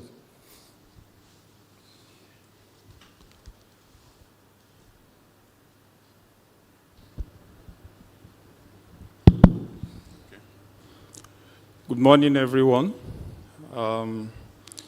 Let me say a very big thank you to Seplat for organizing this forum. And let me also stand on established protocols. My name is Obina Uche. I'm the sales director for Schneider Electric Anglophone West Africa. So looking at renewable energy today, we see that the integration of renewable energy into existing grid, it's a challenge. And most often we see that these renewable energy sources are more on the distribution axis than the transmission axis. So for us today, we will be looking at the challenges and also some regulations or regulatory challenges with respect to integrating renewable energy into existing grid. That's basically what we'll be looking at. And also, what are the technologies that are available to support us to overcome some of the challenges that we will hear today, and what will the regulatory bodies or what are they doing to also support in ensuring that this integration is seamless. So of course, we will make it very interactive, and we will also expect a lot of questions from the audience, and we'll do our best to address them. Thank you very much. Thank you, Mr. Obina. So back to you, Tammy. Just a minute, please. Let's not waste too much time. Yeah, thank you. Good morning, everyone. Standing on all existing protocols. Yeah, so for me, I'll look at this in this discourse in two folds. Yeah, which is on one hand is bridging the energy poverty, right, that we have, and that's using renewables and integrating that with the grid. Right, because that's a great challenge, and it's something that we have to solve for. So that's one of what we need to solve for, which is energy and renewable energy. The second part, again, is the technology bit, right? So in the course of the discussion, I just like everyone to reflect, right? And I think it's been said over yesterday and today. What are we really solving for is emissions into the atmosphere, right? That's really what we're solving for. More energy and less emissions into the atmosphere. So on the technology bit, you could just imagine we have just a small toolbox, right, that you could put in, say, at the back of your an exhaust pipe. So that's curtailing all the emissions in the transport sector, and you still use your fossil fuel. Think about it, the solution has been solved, and yet you're still using that fossil fuel. So again, in the course of the discussion, twofold, bridging that gap with renewables, which is a discourse and is an agenda we really need to be serious with in the globe and also in Nigeria. And also that technology bit that reduces the emission so that we can manage our revenues and our survival as a nation. Thank you. Thank you very much. I don't know if Dr. Rafa, if he has joined us now. He's not joining us? Okay. So I think let me just maybe go straight to start with the questions properly. I think I will start with you, Timmy. I guess we all know about this COP, this COP 2028 that just was held in Dubai, I think last year. And all the way from 2015, when you had COP 21, when the Paris Protocol was agreed, there was so much push in terms of how do we try to reduce this greenhouse emission and make sure that we don't exceed the 1.5 degrees centigrade. So a lot of investments have been promised, a lot of innovations within the renewable space. I think, to me, my question to you is, we know that with all those push, there is the challenge, possible challenge that the grid, taking renewables into the grid, could be kind of big challenge. But along the line, there are actually ways to handle it. So I would like to maybe just dig deep into telling us what are these kind of challenges that you think grid integration of renewable could give us, and what are the kind of potential innovations that have taken place to try to address this concern. Thank you. Okay, thank you very much, Alonge, for that. So, so I see the question in two folds. One is addressing, highlighting what the challenges are in terms of integrating renewables into the grid. And second is what are the potential or what are the innovations out there, right, that could mitigate this or catalyze it. So before I even address the challenges, let's just put in perspective what we're trying to solve for. Again, I mean, the demand for energy, you're talking about 100 gigawatts for about 200 million people in Nigeria. Again, I'm trying to focus and delve this down to Nigeria, although we have global effects as well. So you have that, and the grid really only puts in about 5%, right, of that.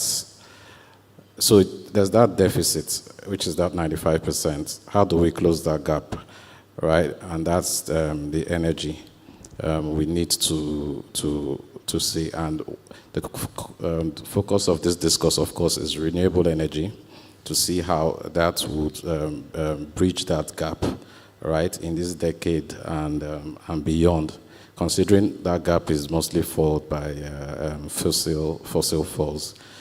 Now, we have a diverse mix of renewables, ranging from wind, solar, hydro, and even tidal, right? But again, in tailoring this discussion and peculiar to Nigeria, the solar is one that is far matured, is well tested, and it's also possible to use it as a decentralized source of energy, and also centralized as opposed to the hydro and wind.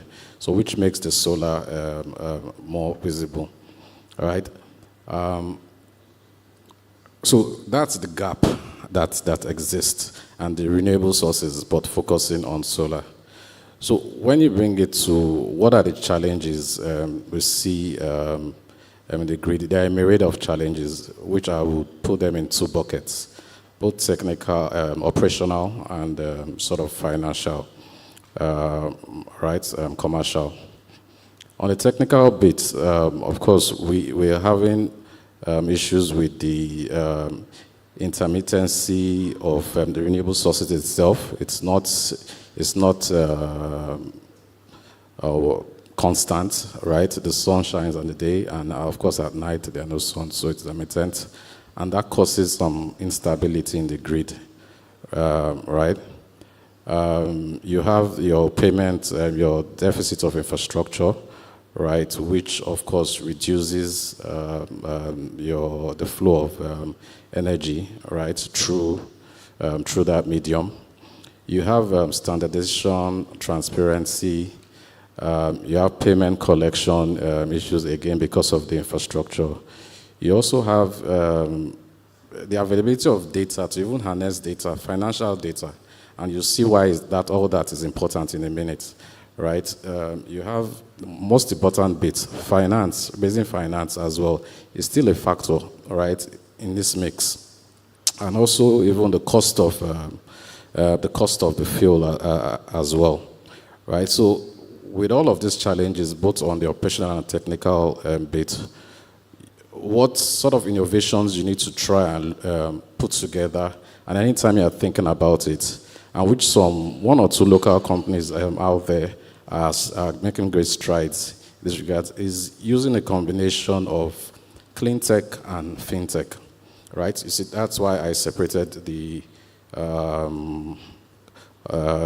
challenges into operational and financial. So with the combination of this clean tech and fintech, on the clean tech bit, that's putting your diverse renewable sources, solar being one, the main one, and even wind and hydro at the back end, using those diverse sources in a decentralized manner, right, and a smart grid to integrate all of this, which invariably would stabilize the grid and reduce cost, which again, those are the things that were mentioned in the challenges. So one of the things, the model that is being deployed now is this interconnected embedded grid connections, right, where we still have sources, power coming in from the grid, applied from fossil fuel, that's gas, right? And then the solar bits coming, so it's sort of blended, right? And that is now pushed into the distribution grid network. And of course, you tend to get stability of the grid. That's on that hand. And if you look at it, there are blockchain platforms now that currently, exist where you can, when you have all the decentralized bits of your electricity generated, right? You could now integrate them on the platform. So this is the same one-stop platform of clean tech and financial technology put together. You can decentralize them, put them into one pool, and once they are in one pool, all of a sudden you get one big aggregated chunk, which on the financial end of things in that same platform, you could use that to, issue to your capital houses and guarantee that with some certain sort of security, and that could now be used to raise capital, right, in an easy way. So you could see how using that technology and decentralization of your smaller grid and local generation, putting that together to make a big pool, securitize it, and raise funds, right? So a combination of all of this, right, are things that are existing gradually in this space, and I believe, of course, with time, as the grid network improves and more and more of this technology becomes aware, we'll be able to see all this integration coming together and also finance to execute them. Thank you. Thank you, Mr. Temi. Just to maybe summarize the points you've given. Actually, you actually gave many examples of issues within the grid when you try to integrate renewables. I think talking about this intermittency, which is something that almost everybody here would also agree with, because you don't have a kind of 24 hours kind of supply of those renewables. And you also talked about the financial aspect, which is also a concern in terms of investment into renewable. You addressed how the financial one would be resolved, and which is really very good. And just something just to highlight in terms of also solving this thing, we also need to look at maybe storage. Storage is one way that kind of technology that has been used to try to make sure that these issues don't persist to disturb investment into the sector. So thanks very much. I really appreciate that. But going to Mr. Obina, I know with Schneider Electric, you guys have done so many in terms of power related to renewables. And we know that if you look around the world, most of this integration of renewables is actually done at the distribution network rather than at the transmission network. I would like you to just maybe give us some kind of insight as to why the transmission network integration is not as common, and maybe what do you think could be a way that can actually be improved upon. So you could emphasize on the distribution side, but I just want to know why the transmission side is really not being focused on. Thank you. Thank you very much. Looking at distributed energy resources, for instance, solar or any other form of energy, to integrate it is usually cheaper. Let's start with that, at the distribution level, because in terms of energy, we have the generation, we have the transmission, and then we have the distribution.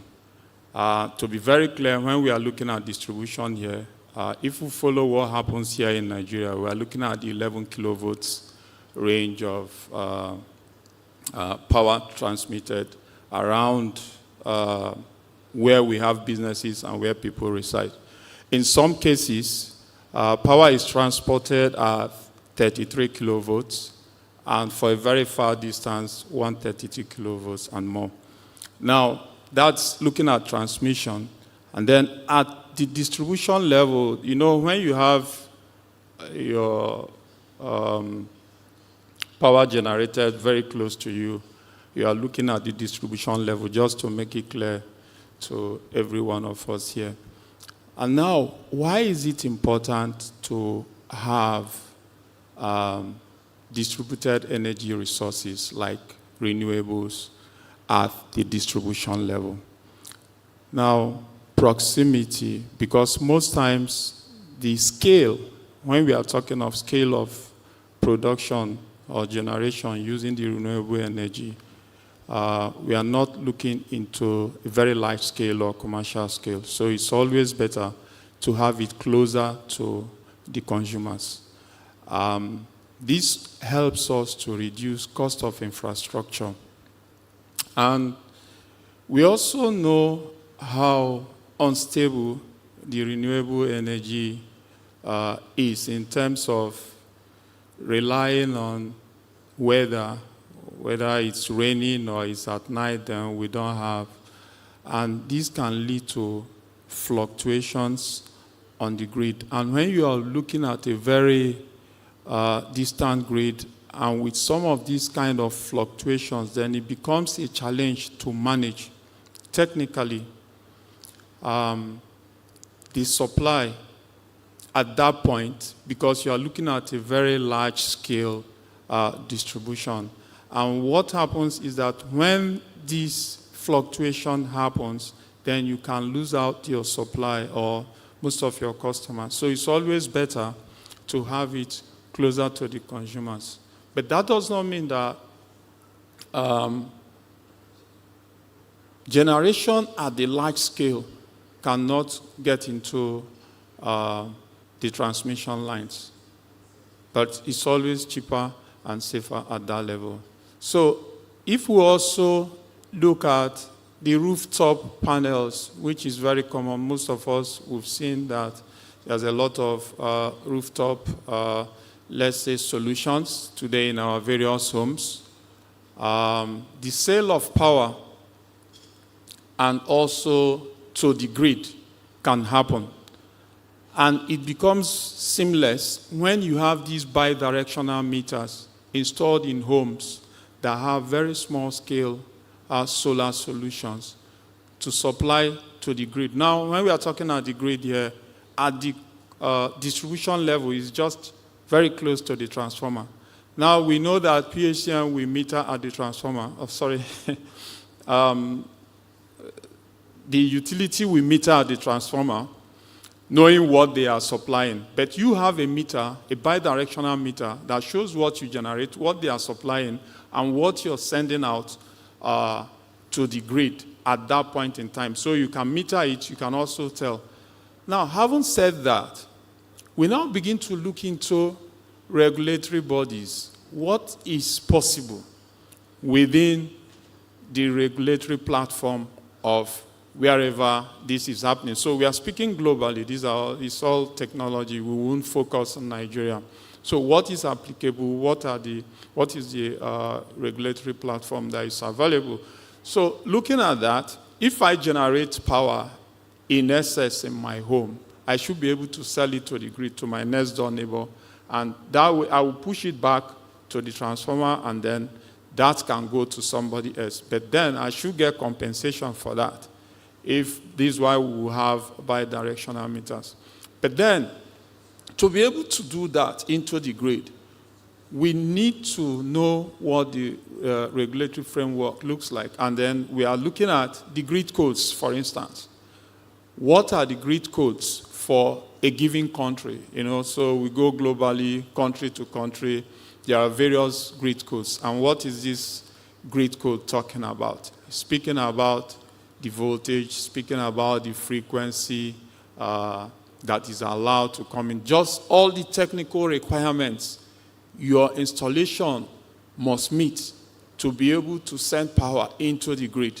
So these are just basic requirements by the regulatory bodies to ensure that there is no disruption on the network. Because when you bring in a code that is not acceptable within the network, what happens? You can either shut down that particular distribution unit, and then all the other persons that are connected to that distribution unit will be affected or impacted. And then your supplier wouldn't want to see that happen within their distribution networks. So that's where, again, a lot of work has to come in. So then we also look at the infrastructure cost. The cost of building infrastructure for transmission lines is really very, very high, and we can reduce or eliminate that by plugging into the distribution level. I think those are part of the things that we need to do. Thank you. Yeah, thank you, Mr. Obin. I think you actually touched many very good points there.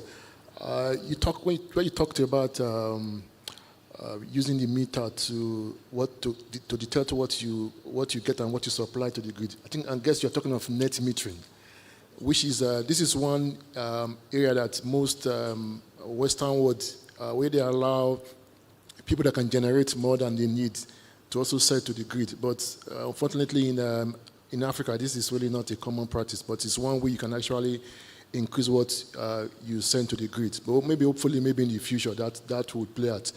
I'm happy to see that we have Dr. Raphael. I think he has been able to join us now. Please, if you can.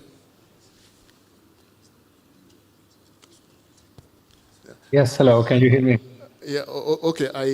The MC just told me that I think it wasn't your fault why you couldn't join earlier. I think the time was moved. So that's because since you're not in the country, so you also had other things you were doing. So we get that. Thank you for at least taking the time to join us. And I think I want to just go straight to get you involved in the conversation. I know you saw one that actually you have so much experience in terms of how this renewable research, everything has been done. And you used to the COP28 and things that actually happened. Like over the, take for example, over the years, we know that when you look at some of the reports that actually come out in terms of investment within the renewable space in the world, I think for the 2010 to 2020, there was a Bloomberg New Energy Fund research that talked about 2.3 trillion, which is very large, but unfortunately most of that investment don't get to us here in Africa, is more within the Western world. And when you look at the different countries that have actually spent so much money, like for 2022, I think China actually spent close to about 270 billion in terms of renewable investment, I think followed by Europe with about 54 billion, I think closely followed by US. But when you look at Africa and Middle East, when you combine together, it was barely $8.4 billion, which is really not much. But if you trickle down more into this, you ask yourself, you look at, even in UK, the amount of renewable that is being generated there is almost 10 times what we generate here in Nigeria when you had our grid generation. Now, my question to you now is, how do you look at this in terms of Africa? How does Africa and Nigeria, how do they try to catch up in terms of this kind of investment? And what kind of hope do you think we have, and what do you think needs to be done by the different African government to try to integrate renewables in their mix? Thank you. Yes, ladies and gentlemen, thank you for this invitation to discuss such a vital and important topic regarding renewable energy investment and transition in Africa. I think that despite the challenges and various issues you mentioned regarding investment in Africa, there are plenty of opportunities, but we must not forget those challenges, as you mentioned. So African countries currently invest about 2 to 3% of the global renewable energy investment in general, or attract this type of investment. And bridging this gap requires a lot of capital and funding mechanisms and innovation in this area. Also, we have challenges in Africa regarding the infrastructure. So many regions lack the necessary infrastructure for transmission, the grid networks, and the large-scale renewable projects require such infrastructure, especially how to reach and connect with rural areas. So developing robust energy infrastructure is crucial and is a major challenge and a goal, I would say. And then three more challenges are the policy and regulatory frameworks, as well as the capacity building needs that the country needs in terms of local expertise, in terms of project management, how to blend oil and gas related energy projects with renewable energy ones. And then in general, millions of Africans lack access to electricity. But despite those challenges you are familiar with and very well aware, there are plenty of opportunities. I believe you are familiar with some of them. Of course, you have plenty of renewable resources. So Africa is rich in solar, which is an area with immense opportunities to grow. Also, wind and hydro resources are powerful. So this creates a lot of drive for economic growth and energy independence. There are opportunities for job creation. So the renewable energy projects, nowadays they create much more jobs than many of the conventional oil and gas projects. So, and these jobs are ranging from manufacturing to installation, maintenance, and contributing to local communities. And then it is important to recognize that we have the Paris Agreement. You mentioned COP28, and soon we will have COP29 and COP30 next year in Brazil. So these global commitments, African countries are fully committed to attract this climate finance and technology transfer type of mechanisms. And there is huge opportunity in the area of green hydrogen. So exploring this area for green hydrogen production can be transformative for many African countries, I believe for Nigeria too. And there is a need for international collaboration, and I believe that's the spirit of inviting me here. where I can represent. You very well noted, I am 2 hours ahead, based in Finland at the moment, but I also have several affiliations in Poland, in the UK, and other countries in Europe and Brazil as well, and Uruguay in Latin America, where we can leverage this international collaboration in several leading countries to accelerate investment. In terms of steps, in terms of concrete action, I think it is very important that African governments in general, there is a move to develop very clear and consistent policies. And later on today, I was asked to present a short 15 to 20 minutes keynote on how we can help with the support of international players to create a national energy transition agenda. So being consistent with policies that incentivize renewable energy investment is a key, is paramount, setting ambitious targets to catch up and to leapfrog, to have a leapfrogging strategy. We cannot see an incremental transformation. It has to be exponential transformation with an assertive and aggressive and ambitious energy mix strategy that will guide development. So to leapfrog and learn from the mistakes of others and try to capitalize on the opportunities that are there to catch up very fast. Risk mitigation is another area that I would suggest, recognizing the importance and the pressure that the different type of energy sources are creating on the grid. As we speak today, if you check the news, BBC and many other news, there is a huge energy outage around the world. Many airports have closed, and the reason is not yet understood. Microsoft and many large organizations are trying to recover their systems. So energy grids are having huge demand and pressures today with the conventional, and now when we add renewable into the grid, then we need to find mechanisms through AI and robotics and different type of solutions to mitigate the risk, to provide some kind of security against potential disruptions in the energy supply, as we can see that is happening right now in the world. And how can we cope with such wildcards? So mitigation of risk are also related to black swans or wildcards, very low probability and high impact events. Local context development is important. So we need to understand what are the local needs in Nigeria. So we cannot copy paste the solutions from Europe. It is important to recognize what Europe has done and how Europe has become one of the leading regions in renewable investment and renewable energy, as well as China. And you mentioned the Emirates and the Middle East. I have recently been assessing the situation as well in the Emirates, and perhaps I can comment. But this local context is important to understand how to create local jobs and boost the local economy.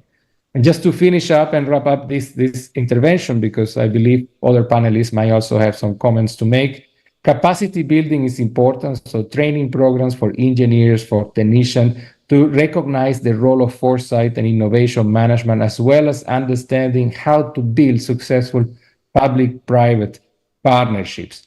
Also with domestic industries, but also with international ones in Europe, in Asia, and Latin America, and to build this community engagement. It is important to engage communities, especially in rural areas, to understand the local needs and how they can take part in decision making when prioritizing the different renewable energy options, whether we go for hydro, then what are the implications for hydro? Whether we go for solar, then how do we can collaborate to build those solar panels, and where do we have these solar photovoltaic farms, and wind energy, and so forth. So for this, it is important to recognize the role of policy and regulation, funding, and different type of incentives, and international collaboration. And happy to comment more on these three if there is time.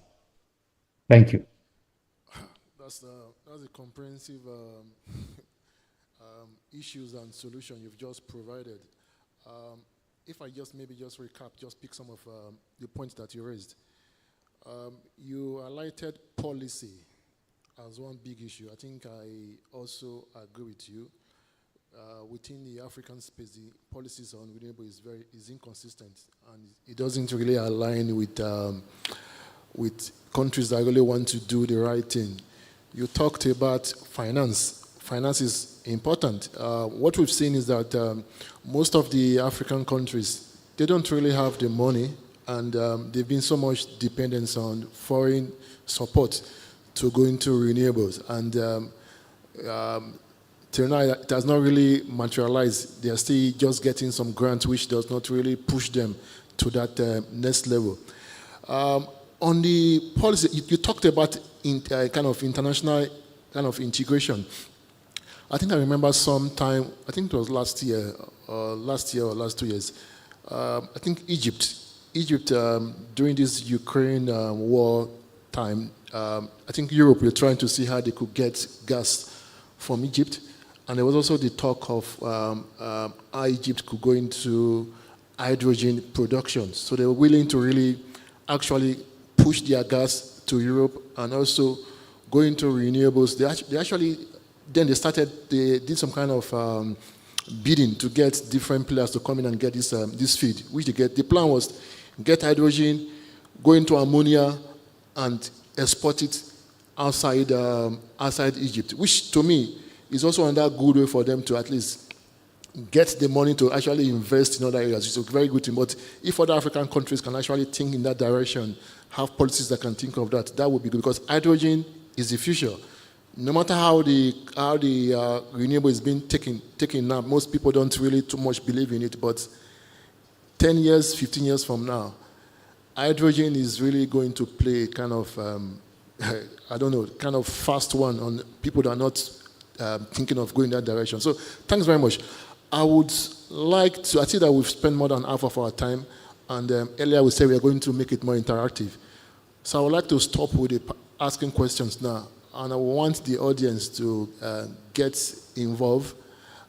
Here's the MC, please, if someone can actually go around with the mic. So please, it's time to ask questions. We need to get at least 3 questions from the audience.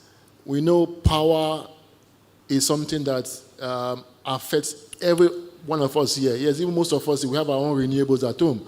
But even the renewables we have at home, there are still issues. So let's try to use this opportunity to ask questions so that we have our panelists here to be able to at least enlighten and give us more useful input. So please, time for questions from the audience.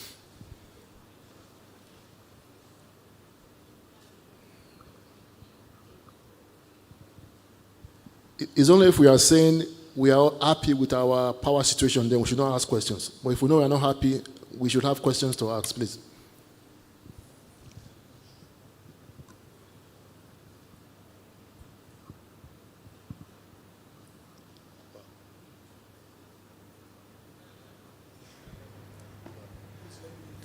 Okay, sorry, 1 second. Somebody's standing there at the back. Go ahead, sir. Please, your name and affiliation, sir. Okay. Good morning. My name is Olubukola Fashoyin, Seplat. I just want to ask, when oil and gas companies like ours talk about renewables and power, observers out there think that we are just trying to play to maybe investors' new dispositions around climate change and the likes. I mean, how does a company like ours demonstrate that? No, it goes beyond that for us. Thank you. Thank you. Another question? We just take them. Okay, once again, good morning. My name is Dr. Mohammed from NEPL. First of all, thank you so much for this session. Very interesting. My question straight is, the energy trilemma is a challenge globally. Because, for instance, when you try to increase energy security by maybe investing in fossil fuel, you may compromise the energy sustainability at a point. So if you touch one of them, you are touching the other one, or you are affecting the other one. And Nigeria's case is peculiar because we have a large, portion of our country that is not even covered. So the issue of energy affordability and energy security is a big one when you compare it to the global scale. Now, in your own perspective, how do we balance these three? That's question number one. Then question number two, I've been hearing about solar. We're talking about solar. And I heard Dr. Raf also mention something about hydro. But what do you say about biomethane, for instance? Because almost every household produces biomethane. And I know places like Shongai Farm, if anybody know about it in Republic of Benin, they are fully producing power using biomethane. It's an integrated farm where they have animals they are rearing, they are doing agriculture, and all the waste from that initiatives are being used to generate biomethane. And then globally, we have some very customized generators that use biomethane for power generation. And so looking at the volume of biomethane we produce, even on daily basis, on each of the households, how do you see us integrating this? Is it because of awareness that's not there? Or what is the reason that we don't see people taking advantage of those gases they are producing daily basis on their houses? Thank you very much. Thank you. Let's one more, please. Okay. Yeah, good morning, everyone. My name is Sheon from Seplat. My question, a very lovely presentation we've had so far. I'm thinking, so with renewables, one part is we do have to find ways to store energy, and batteries are a major part of that system. Have we been able to find ways to dispose these batteries? Because we talk about renewables, and we're trying to sustain the environment. The impact of batteries on the environment as well is quite huge. What have we been able to do in that space to solve the problem of disposal of batteries when they're no longer useful? Thank you. Thank you very much. I think we have... 3 questions now, so you... We have 4 questions. This gentleman asked 2 questions. So just to summarize, the first question was talking about the oil and gas industries. If they are just doing some kind of greenwashing by saying they are actually going to renewable. That was the first question. I think I would want Temi to answer that. But the second question from this gentleman was, he talked about country like Nigeria, we have so much deficiency in power. How do we handle it in terms of comparing to renewable? Should we focus on what can actually add value to us? So I think Dr. Raf would go for that. Your third question, you also talked about the bio-term. What's really, why is it not kind of common practice within yeah, bio-intensity, yeah, why is it not kind of common practice? Maybe I think Temi can go for that. Then the last one in terms of battery disposal, if we have any kind of ways to dispose, I think I would want my brother from Schneider Electric to tell us how he can do that. So Temi, over to you for the first question.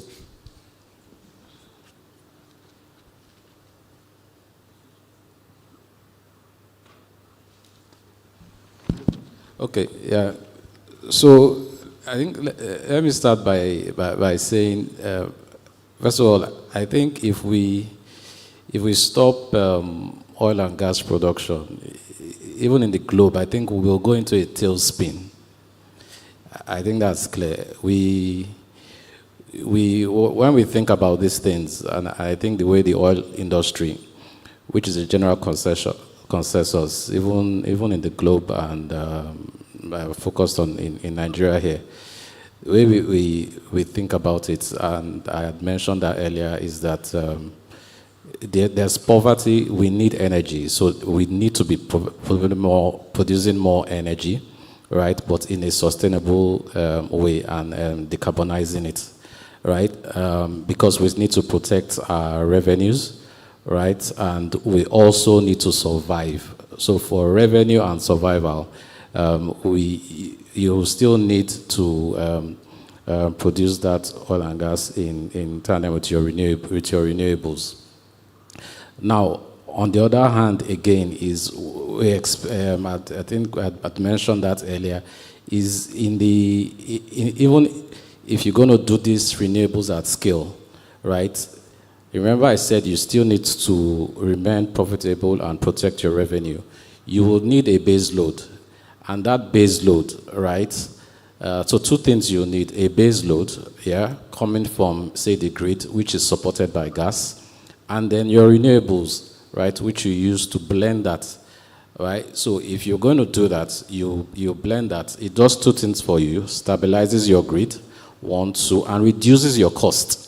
Because at the end of the day, you want to be providing equitable power, right, at reduced cost.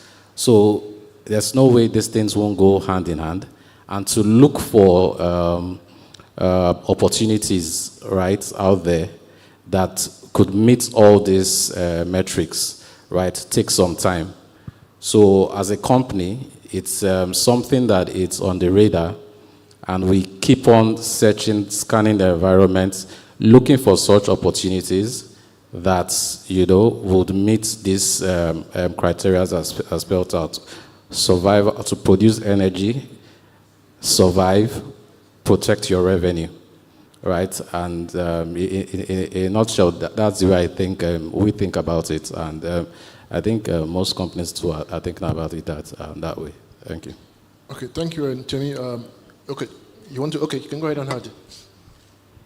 Okay, just to add to what my co-panelist has said with respect to, because if I understood him, he says beyond the environmental issues that is being preached, what are the other, let's say, aspects that could really showcase why Seplat as an organization is investing in this? And for me also, there is that school of thought that renewable energies today, for most people, it's not sustainable, or again, some people say in another school of thought, it's quite expensive. I mean, you cannot maintain the stability and all of that. So companies like Seplat could really, because these are technologies, and a lot of people go about it the wrong way. Now, when you have the right technology implemented the right way, what we're going to see is, we see that what we preach is the truth, and we are able to objectively showcase statistically what we are able to do. In the sense that when there is fluctuations and you are able to capture digitally what you're doing in the renewable space, and you're able to prove and to showcase it, this is the amount of carbon you're saving. This is the amount of trees you're saving. In translation, people are able to visualize, people are able to see it, and you are able to showcase to the world how much carbon. And again, on the regulatory side, they should be able to show compensation, either through tax relief and all of that, just like he has spoken. I mean, you have to show that, I mean, this brings in some revenue or some stability in whatever you're doing. So the technology is key, because a lot of school of thought out there say that solar doesn't work because they were wrongly deployed. So a company like Seplat will invest rightly and prove that this technology works. And again, we've seen that it's, a lot of people also in another school of thought is quite capital intensive. Yes, it is, but if you're able to show the recovery over time and prove that the investment, let's say the profitability or whatever you gain by investing that capital over a period of time, that you recover it and also probably make a lot of gain through it, will help to preach the message and also help us to reduce the impact of carbon in the environment. Thank you. Thank you, Mr. Obina. So maybe I'll allow Dr. Raf to just add his own part. Yes, can you hear me? Yeah, did you hear the question that was asked? Can you hear me? Yeah, if you can proceed, yeah. Yes, okay. Thank you. I think they were excellent questions, and I perhaps would like to start by saying that there is a lot in the media and in some other fora, especially environmentally, suggesting that most of the oil and gas companies are just greenwashing, and I heard the word greenwashing today now in this forum too. But let's not forget that there are, yes, a lot of policies and new regulations pushing traditional oil and gas companies like Shell, like British Petroleum, like BP, Total Energies, and many others to invest in renewables and to reduce their emissions. And through those investments, they have organized different type of initiatives, innovation, technological innovation initiatives, and joint ventures with other companies to develop and to invest heavily in a number of renewable energy options. Some of these have led to major offshore wind farms that are creating lots of energy potential and capacity in many countries. For example, in the Netherlands is one of the leading shells in this investment, and in partnership with many other companies, they have been winning several bids to continue developing those farms, and they are committed to scale up renewable energy infrastructure. In the area of photovoltaics and solar energy, BP has played a major role developing huge initiatives with joint funding from various companies to manage solar energy projects worldwide. And then in green hydrogen, Total Energies have made major breakthroughs in production of green hydrogen and several. So there are several innovations, technological innovations, and breakthrough solutions coming from investments from oil and gas industry. Of course, there are, of course, some minor initiatives that might be considered greenwashing, but this doesn't mean that we shouldn't look into the great opportunities that are helping us. Some of you mentioned today the trilemma: energy security, energy equity, and energy sustainability. So this requires partnership with energy companies, traditional oil and gas companies too, and I will mention some of these potential opportunities to collaborate as well in renewable energy with the conventional oil and gas companies. In terms of policies and concrete drivers for renewable energy, we should look into best practices. China is a leading country, and in several places they have created, for example, in Desu, the economic development zone. And through different type of tax incentive, they have really encouraged huge developments in the area of solar energy. So this proactive policy have facilitated growth of solar industry and attracted major investments. So Africa and Nigeria could learn from these experiences in creating economic development zones, promoting solar and offshore and onshore type programs. And then regarding climate and environmental sustainability, different type of local and regional governments have developed integrated climate protection programs that promote and formulate strategies to use renewable energies. And this also applies to multiple industries, because when we're talking about energy and renewable energy, then, for example, in the construction industry, together with public procurement and together with national and regional laws, it is important, for example, to learn from experiences in Brazil, in Belo Horizonte. They have transformed a complete closed landfill site into waste-to-energy facilities. And recently in Sao Paulo, in Brazil, again, they have been introducing laws and new regulations that mandate new residential and commercial and industrial buildings to install solar water heating systems that convert some 30 to 40% and sometimes even more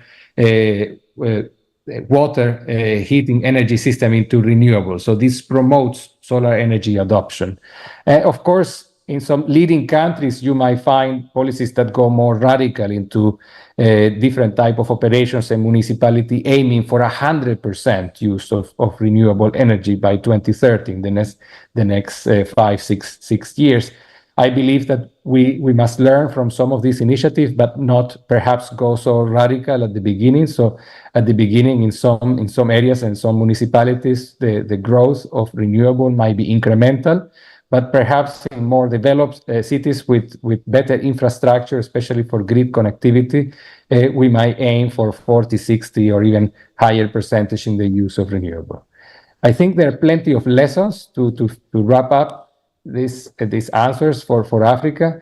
Clear targets is important, policy targets, incentives, regulatory certainty to avoid that we revert some of these regulations when we change government, and capacity building. I mentioned a few times. Capacity building is not only of the population to change their mindset, but capacity building of policymakers and capacity building of industry players to understand the need for such renewable energy agenda and the transition, and to look at this from the perspective of opportunities, because there are plenty of opportunities for growth and plenty of opportunities to have synergies with oil and gas industry, as many of these traditional oil and gas industries are actually leading the way in some of the technological innovations that I mentioned in gas, in water, and solutions, hydro, in tidal type of energy, which is an emerging to deal with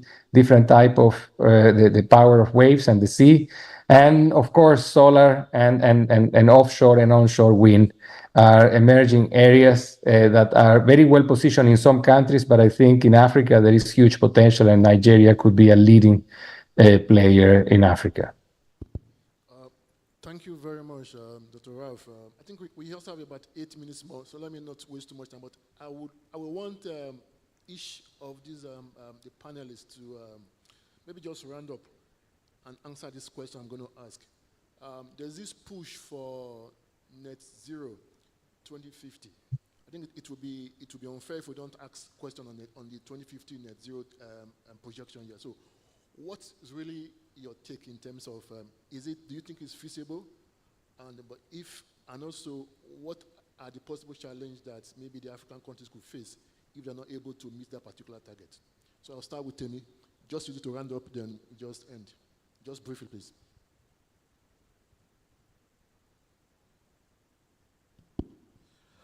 Okay, yeah, thanks. So very, very, very briefly, I think for me, in that regards, the net zero target of, I think it's 2060, right?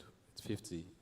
It's 2050 for Nigeria. It's real, but it's going to hone down on what the Ministry of Environment and the Climate Act, right, will do to be able to trigger this, in my opinion. Right, I know there's a framework that's been prepared, or if it's not yet finalized and about to be rolled out, this would help, of course, apportioning targets for different sectors and based on how you emit. So once that comes into law and is mandatory, you'll find out that industries and oil companies like ourselves have to retire credits. Have to retire emissions reductions, right? So that it becomes very compulsory. And on the other flip side of that would also to intensify efforts in carbon credits and offsets to use to offset your emissions reduction towards driving you to become a carbon neutral company. Thank you. Thank you. So, Dr. Obina, Mr. Obina, sorry, just. Okay. Thank you very much. So just like you said, in rounding up, I will quickly address 2 questions that have not been answered. First, from the gentleman on the left who asked about access to energy with respect to, I think, over 40 million Nigerians that do not have access to energy, which is a fundamental human right. So it's basically policies, and we have a lot of renewable solutions today with a lot of battery energy storage that are limited, maybe 50 kilowatts, 30 kilowatts, and 20 kilowatts that can be used in remote areas, and looking at segmenting them with some of these settlers, and also helping them to get power until probably the grid gets to them. And where the grid doesn't get, we have to make it a sustainable program that will enable them maintain just like our co-panelist virtually has spoken, we need to empower the people rurally. We need to train them. We need to teach them how to maintain these things and also work on it. And secondly, on integration of the biofuel into the system. So technology has advanced. You can integrate anything. It's just awareness that is lacking. So, and on the battery disposal, yes, it's regulation that I feel. And also the manufacturers of batteries, clearly we need them to also use biodegradable materials in preparing their batteries, of course, just to save the environment. But at the same time, the regulation in the country is very key to ensure that these things are recycled. The recyclable parts, because what makes up a battery, there are various components, and there are the dangerous ones, and we should be able to separate and keep the dangerous ones different and recycle the recyclable ones. And that would be my answer to that, and I think the regulation needs to happen now. In terms of 2050, net zero, yes, it's doable. Technology is available. We can do it, and then the government also have to set these targets themselves, and various other organizations will also have to follow the regulations that we put through. Thank you very much. Thank you very much, Mr. Abina. Dr. Ralph, please just round up.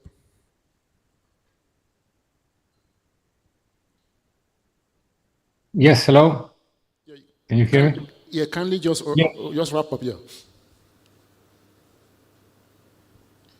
Can you hear me?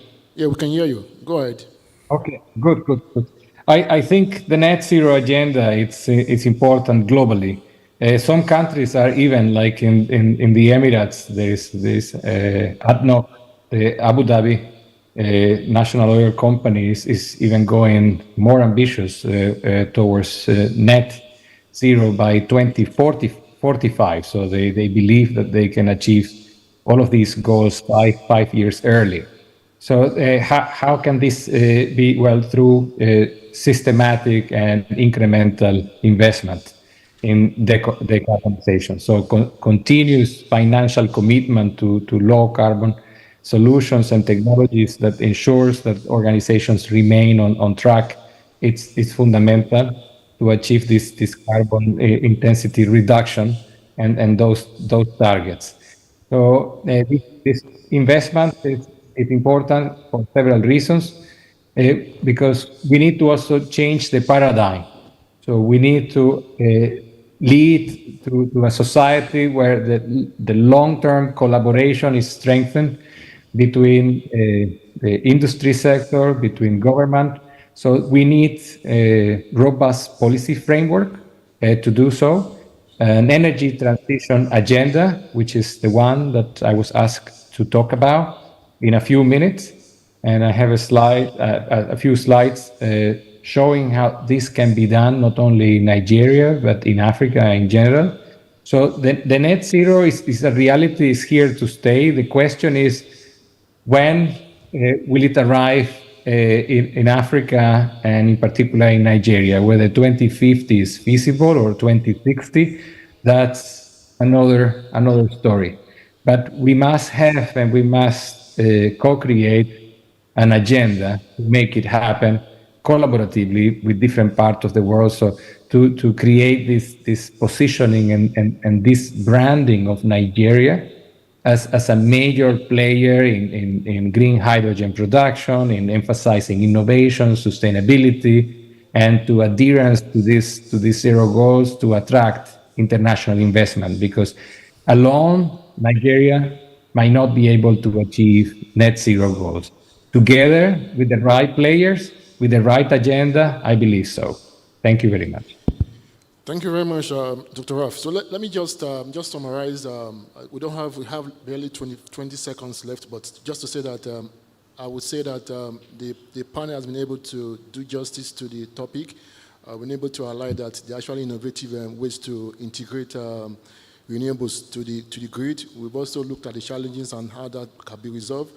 And unanimously, you see the panelists, they've actually also concluded by saying that net zero is feasible, but the question will be, will it be 2050, 2060, or thereabout. It's going to depend on different factors. But the truth is that the renewable technology is something that has come to stay, and countries, as time goes, will continue to see how they can drive and push it. So thank you very much. I thank the panelists for their time, and also the audience for being interactive.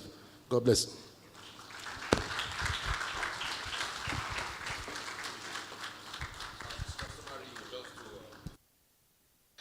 It's customary, just do a family photo, and you can remove this to make the photo really fine, yes.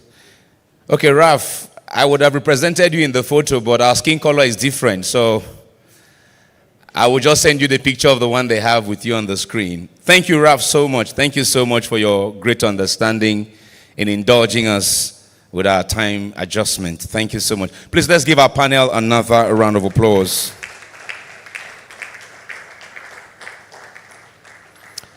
Okay, as they take their seat, I will announce the results of the trivia game.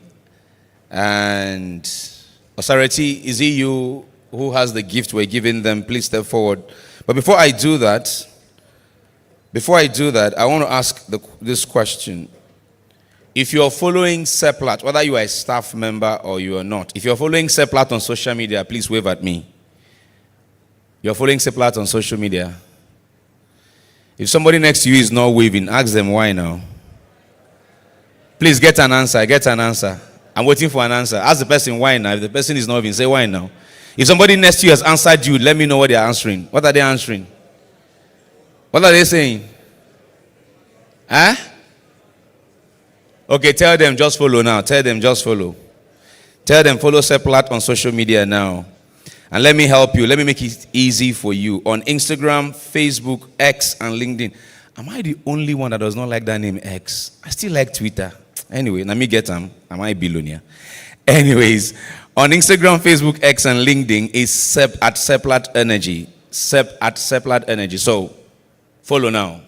And the reason is quite simple, really. Yesterday, I'm told you took selfies and pictures. You posted it. We'll do the same thing again today. If you didn't do yesterday, say we're about giving you prizes, right? So please start now. Take a picture of yourself. What am I saying? Bring out your phones. Why am I speaking like your phone is far from you? If your phone is not here, tell me what I'm going to bring for you. Bring out your phones. Bring out your phones. Everybody, please, bring out your phones. Let's do a selfie. Where's my photographer? I want you to capture a moment where everybody is doing a selfie. If you don't like the person sitting next to you, okay, do personal selfie. But I doubt you don't like the person next to you. So you can do a table selfie, a 2x2 selfie, a 3 just do a selfie. Everybody do a selfie. Me, I'll do my own from here. Everybody do a selfie. Do a selfie. Where's my camera? Where's my camera? Everybody do a selfie. Just bring out your phone. I need a photographer on stage that will capture this moment. I need everybody's hand taking a selfie. Not everybody. Somebody's hand on each table. On each table. On each table. I like the guy at the booth. Yes, yes, I like that. Do a selfie. Everybody do a selfie. No, let me remove this thing from this box that I put it so my picture can be good. My phone is in a box, don't worry, it's on purpose. How can you buy phone with all this money we're buying phone with? You now put it in a box. What was that? All right, let's do a selfie. We're doing a selfie. I'll post my own now. Okay, I hope everybody, I want to see everybody. In fact, let me do a short video. No, not, let me do a short video. There's a short video. I'm on now. I want to see everyone. A short video. Yes. If any table that is not doing selfie, every prize I will announce today, you are the one that will bring it. If your table is not doing selfie, every prize I announce today, I'll tell Seplat to keep their prize. You are the one that will bring it. Every prize I will announce. I'm watching.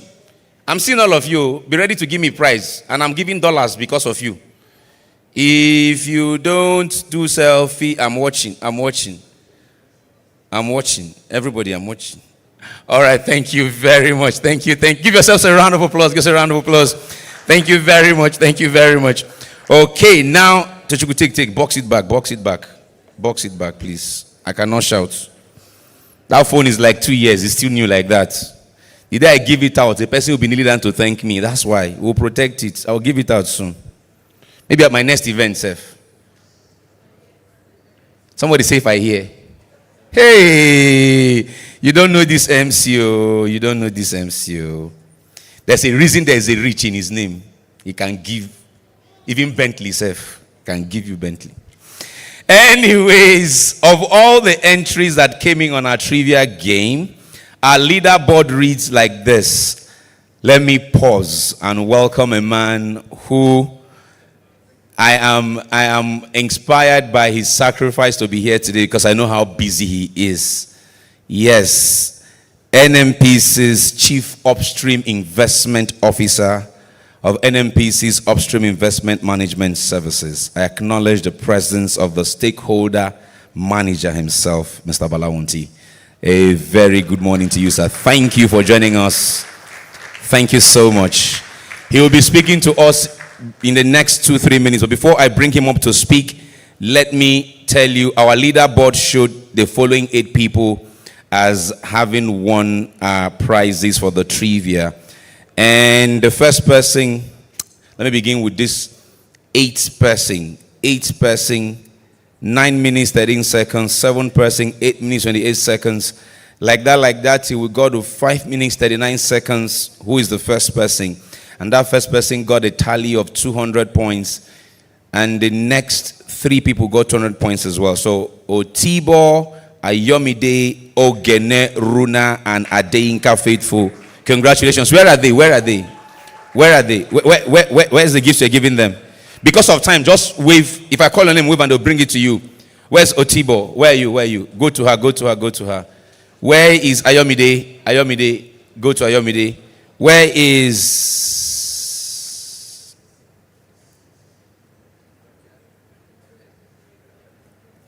Okay. Where is Adeyinka Faithful, right? That's it. Okay, let me stop with that. I'll give the orders later. Let me stop with that. Please, for the selfie challenge on social media, please hashtag Seplat Energy. Hashtag Seplat Energy. Without the hashtag, we can't see and will not give you what we want to give you. Well, ladies and gentlemen, it is now my delight and my honor. You know, these conversations around any transition, he's one of the few people who made bold declarations a couple of years ago, like, if we're not honest with ourselves and for the sake of pushing this transition, we drop down investments in the oil and gas industry, he predicted. This was when the price of dollar had fallen so drastically low. You know, I think that time it was somewhere, it was a struggle to get to 50. And he said, if we don't accelerate investments, this thing might go as high as 200. And shortly after that, it went over 100 and was pushing.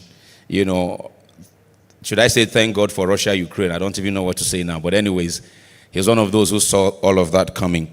But most importantly, he's here. He's been here today is a demonstration of the fact that he is passionate and committed to working with the many stakeholders he has to deal with. Overseeing NMPC's upstream investment is quite a Herculean task. A reason why he's only joining us now, he's just come from a meeting since morning. So we thank him for joining us, and we're delighted to listen to him at this Seplat Technology Summit 4.0. Please welcome with me, ladies and gentlemen, with an applause befitting of one making such a huge sacrifice to be here today, Mr. Balawunti, the Chief Upstream Investment Officer of... Make the applause better, ladies and gentlemen. Make it better, make it better. So, Gabala, we would take your comment. I know you're a very busy man. Left to me, I would have said you sit with us till we end, but I won't try that because of how busy you are. So we're going to listen to you now. If you would please step forward and address us briefly. This way, sir. There's a staircase this way. Please, let's one more time welcome him as he makes his way here.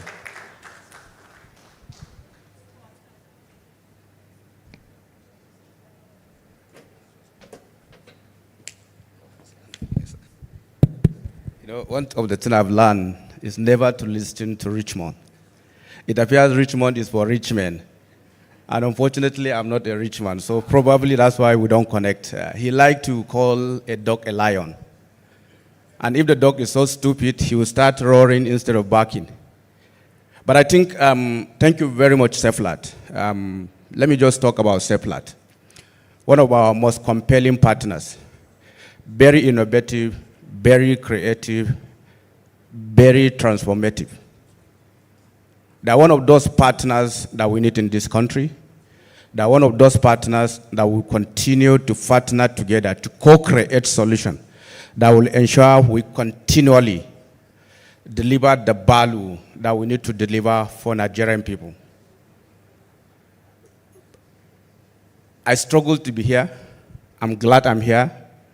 And I think the starting point is for us to understand that once upon a time,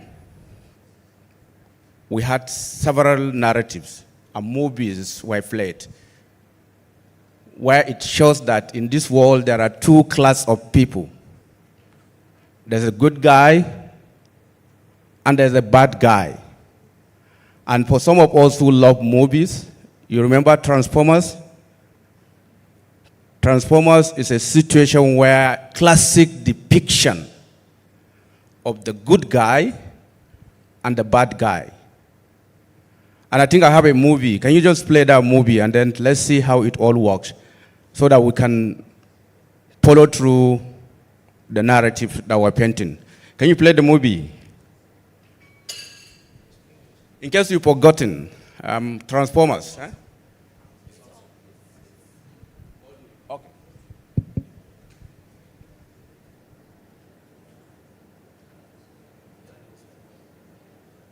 We saw what happened? A truck converted to a robot. And that tells you something.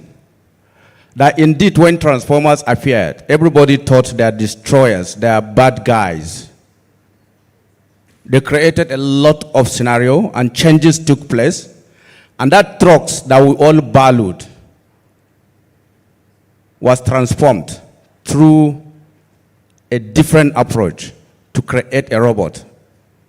We repurposed the truck to become a robot. A robot provides solution that eliminated the perception that Transformers were bad guys to now new reality that Transformers are actually the solution and they are good guys. This is the story of our industry. This is the story of the fossil fuel industry. We all recall COP27 Glasgow 2022. No fossil fuel company, whether national oil company, international oil company, independent, and what have you, was invited. Not single one. Simply because the climate advocate, ideological climate advocate, think that fossil fuel industry are the problem of the world. And everybody bought that narrative. We were seen as the bad guys. Fast track it to what happened. If you can go to my slide. Fast track it to what happened. What did we see? We saw a different scenario. And I think Richmond just talked about Ukraine-Russia war. Nobody saw it coming. Geopolitics keep coming, but we sometimes forgot. And I think when geopolitics comes, we realize that although no one of us in this room or outside this room love emission, nobody. But we all need energy.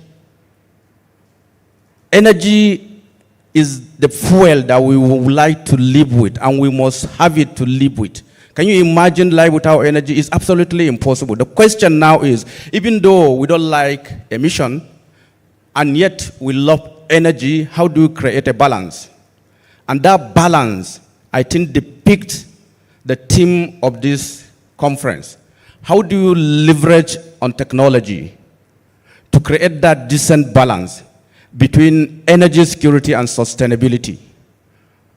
And because our industry were being perceived as the bad guys, and in this country for over 60 years, delivering energy across 6 continents,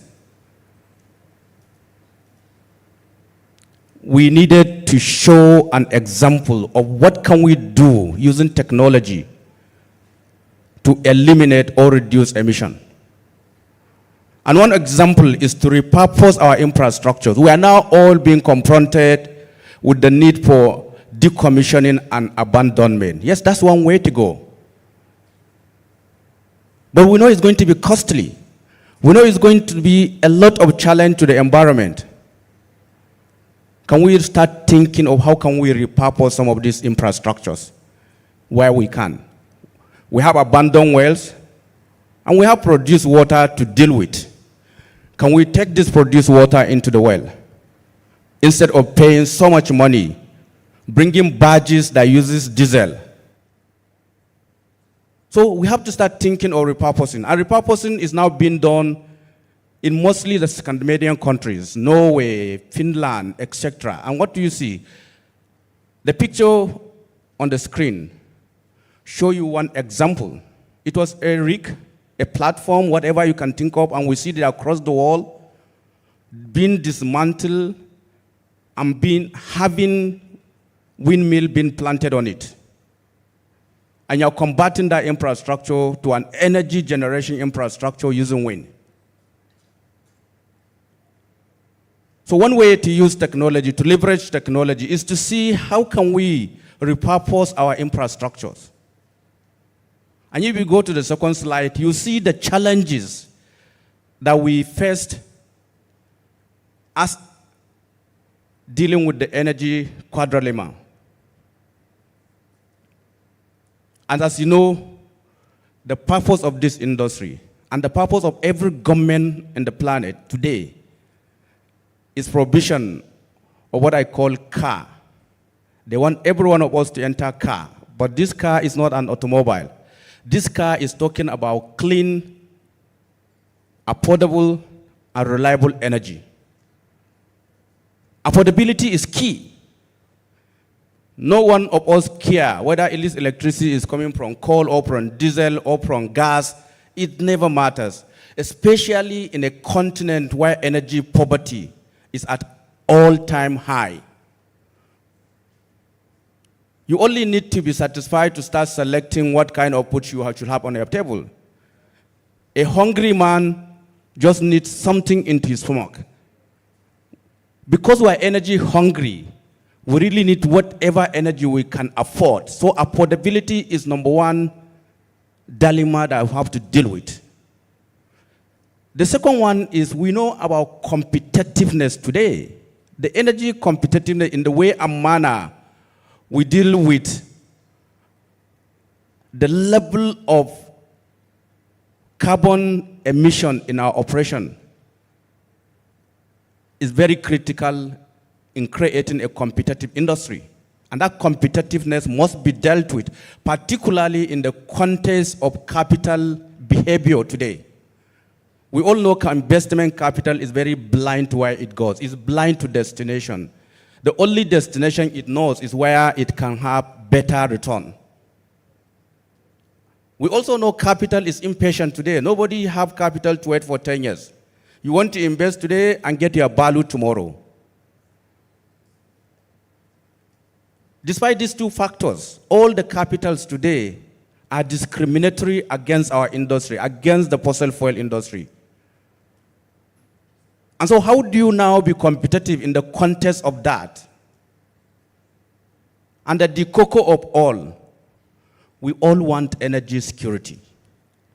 I started by telling us that 2022, when we have COP27 in Glasgow, everybody think fossil fuel industry, bye-bye. 2 years later, Ukraine war came. We saw what happened. Germany's example. Germans become so restless. German government can't help but to start destroying windmills that cannot give them energy and paving way to coal exploitation. Coal, not oil. And they are the major advocate of energy transition, ideological energy transition, not pragmatic, not practical. And so that reset the narrative, that where is the world going? How can they create a balance between energy security and sustainability? And that's the last puzzle that we have to solve, sustainability. So the combination of energy affordability, energy competitiveness, energy security, and sustainability is the major challenge for all policymakers across the globe. And as we know, we are commercial institutions, and we need to abide by country policies and regulations. And so these are the challenge for this professional. And Seplat has been one of the key players that we look forward to resolving this quadrilemma. But let's bring it back closer home.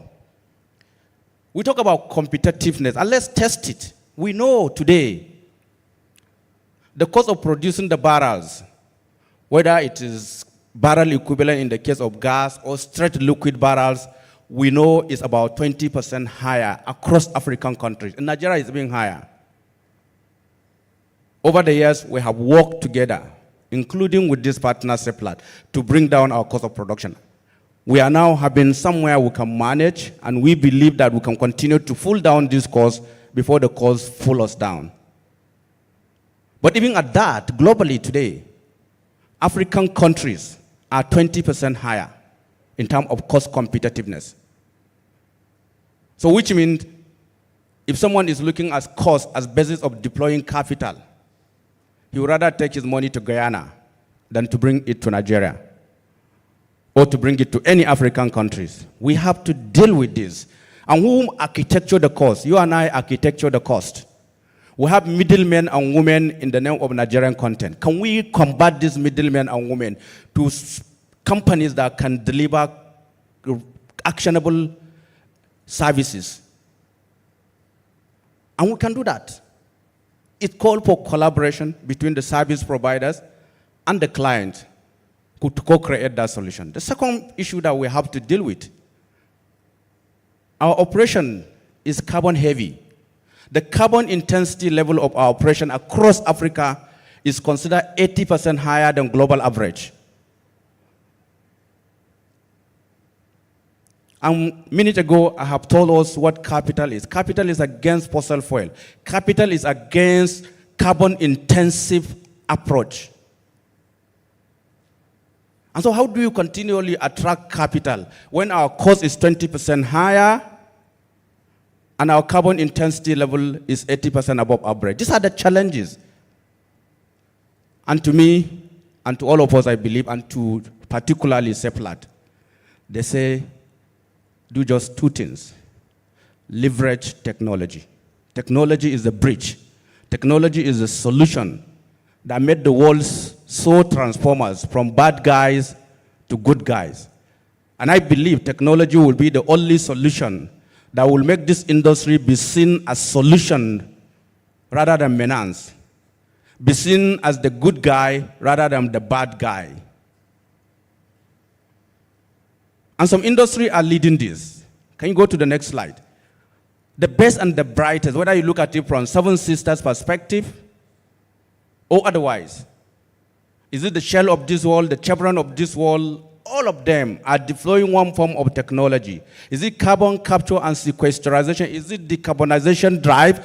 Is it whatever that we're going to do, including planting trees, are technology driven? And so if the international oil companies are doing, why not the independent company? And I think Seplat has always been a trailblazer when it comes to setting the agenda for low carbon operations. And I think technology must be used in bringing down our carbon intensity. And technology can also help us to bring down our costs so that it can bring us competitive to be able to address the energy quadrilemma. What are we doing? In NMPC, and go to the next slide, we believe in our operations, we must deal with perception. This industry is being perceived as opaque. This industry is being seen as the bad guy. And if we are a national oil company with partnership with everybody, with all the good and the excellent people, we don't have bad partners. We have good and we have excellent. In between that, Seplat sits. And so we have to deal with that perception. But the perception has to be done in the context of responsible preservation of the planet. Planet matters. And when you have the planet, you need to look at whatever you are doing with a purpose. You must be intentional. You must be purposeful. You must have principle. And the minimum quality threshold with which you can deal with the planet. And all we're doing, whether in the event of eliminating negative perception, or in the context of trying to safeguard the planet, or in the context of trying to create a purposeful way of operations, we're doing it for the benefit of you and I, for the benefit of the people. So to NMPC, perception, planet, purpose, and people are the fulcrum of our policy and operation going forward. And we invite Seplat to join us on this journey. I don't think we have misalignment in this. Perhaps we may have conversation on how do we get there. In NMPC, we have 5 ways of getting there. Very simple, it's called the 5 R's. And that will be my last slide. We need to renew the way we do things. How do you renew? You have diesel generator. Can you renew it to something lower? Can you kill the player, reduce the flaring?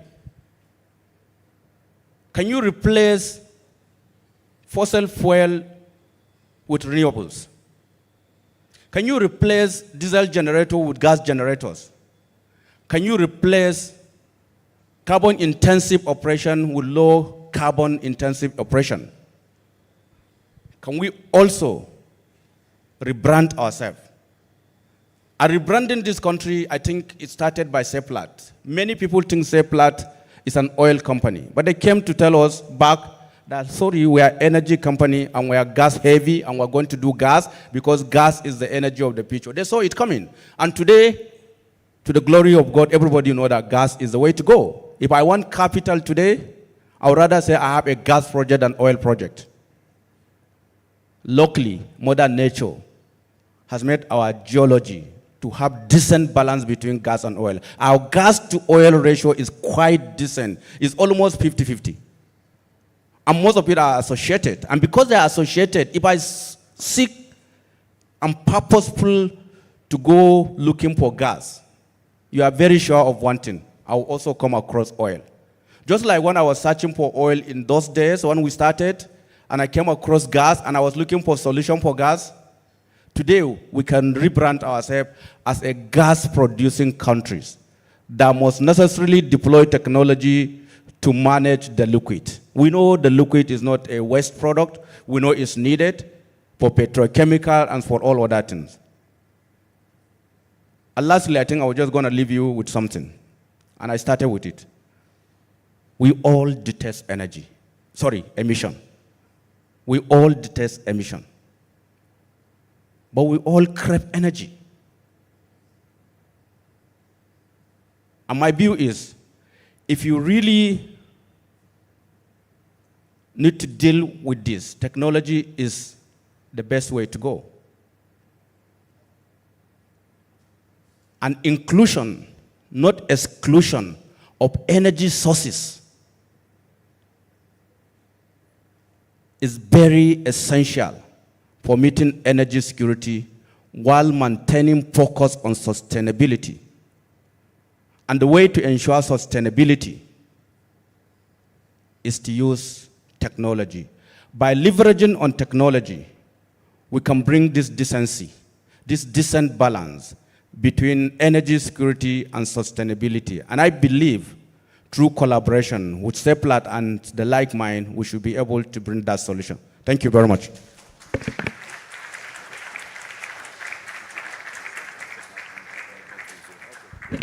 Please, can we have the rep of the NEPL, MD, Eastern Assets, GM, please come. Mr. Bola, Dr. Mao, please. All of you on that table, just come forward real quick for a family photo with Oga before he leaves. Yes.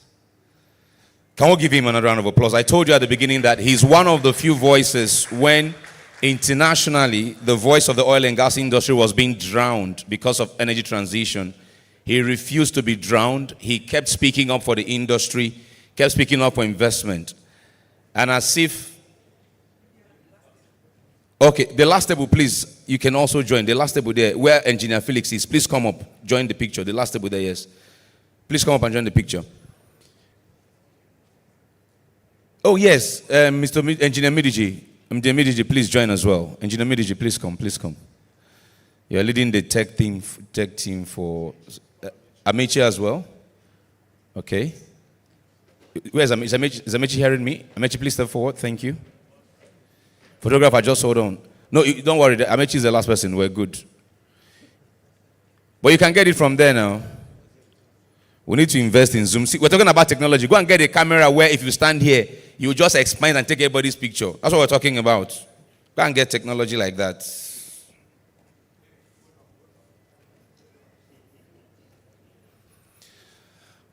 So thank you so much, Mr. Balawunti. You've heard him again. Can I see that last slide, that quote he ended with? Can I see it on the screen again? No vex, Oga. I don't want to look for trouble. Technical, can I see that slide on the screen? Let's just leave it. We all detest emissions, but we crave energy. Technology is an enabler for ensuring balance between energy security and sustainability. We must focus on inclusion and not exclusion of all energy sources by leveraging on technology to lower emissions. Thank you, thank you, thank you. Please, one more round of applause for Mr. Balawunti, ladies and gentlemen.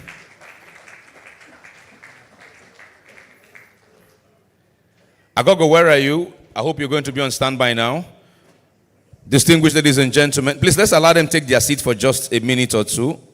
Ogabala will not take more than necessary of your time. We know how busy you are. It's not lost on us. We're even honored and grateful. Please let's give him one more round of applause. Thank you, sir. That's why you are known as the efficient stakeholder manager. That's what you are, sir. You know how to manage the expectation of your stakeholders, and we thank you. All right, so we are going to take the exhibition break at this time. We're going to take the exhibition break at this time, and we're visiting with the exhibitors who are outside. The leaders are working outside with him, but we're going to take exhibition break. When we come back from the exhibition break and the networking break, see if that's, I gotta just walk with them and see. So we're going to take that short break now. It's just for, and when we return, we'll listen to Jill Automation's MD. We'll go back virtually to Dr. Raphael Popper. We're good? Okay, we'll go back to Dr. Raphael Popper online. We'll listen to him as well. And then we'll quickly go into our syndicate discussions. We have already spoken to you extensively about it. We'll lay the ground rules for you, just one or two more information, and then we'll get into that. But for now, we're going to just take this short break. We will reconvene.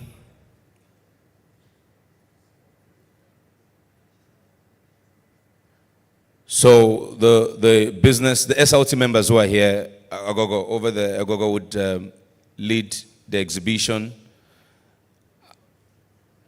Yeah, Agogo will lead them. He will lead them.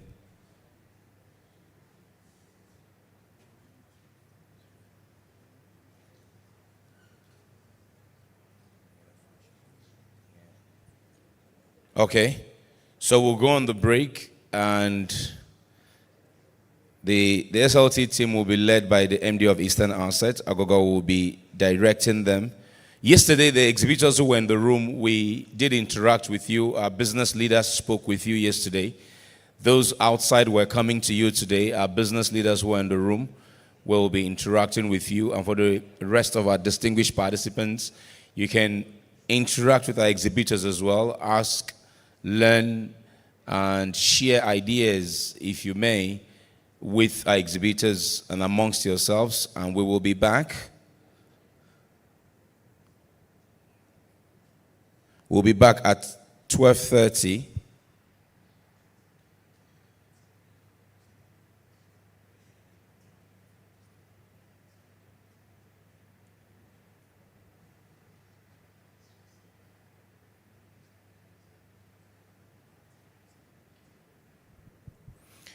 Okay.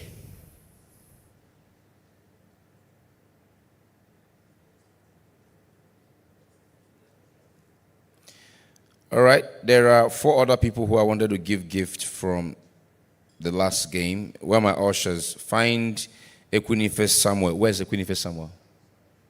Where are my ushers? Where is Nosa Ernest? And Isaac. Then Emmanuel. Equinife, Nosa, Isaac, and Emmanuel. Please. Who just waved now? Is that Emmanuel? Isaac.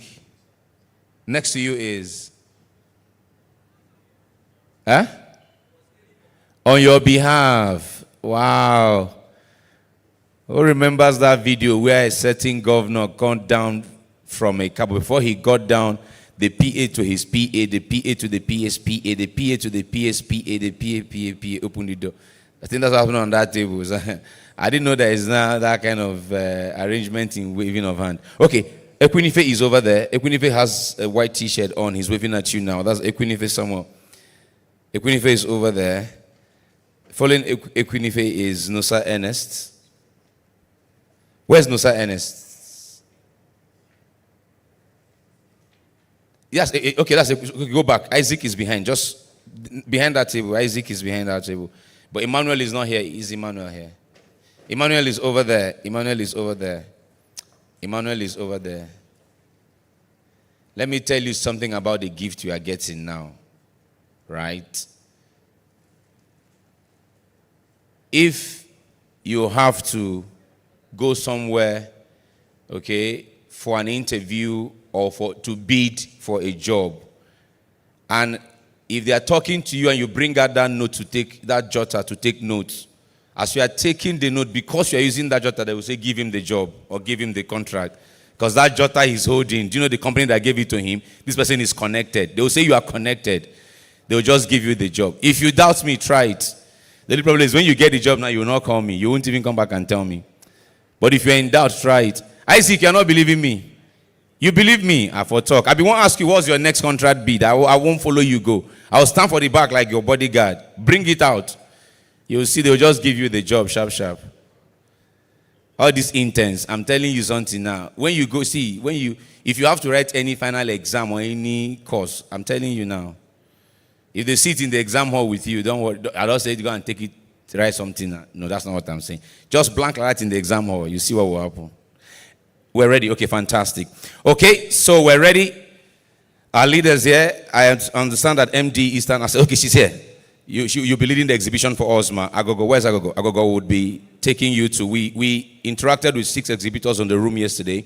We have 5 outside. Agogo would lead you and your colleagues to interact with others who are outside. So please, MD, ladies and gentlemen, and to my distinguished panelists, if you participants, if you want to join them outside, you're welcome to do so. If you want to interact with the ones inside, you're welcome to do so. But they should be done sometime around 12:30. So let's return here at 12:35 to start at 12:40, and it will just be, a home stretch once we come back from that. I'll see you shortly.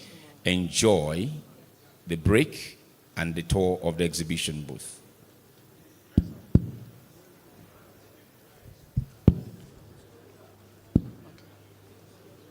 So please feel free to join the exhibition, everybody, while the leaders come with me as we go to the exhibition stands outside.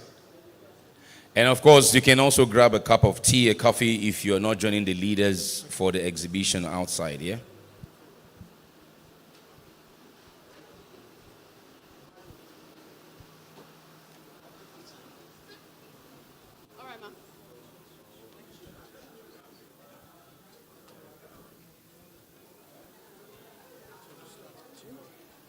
Okay, good afternoon.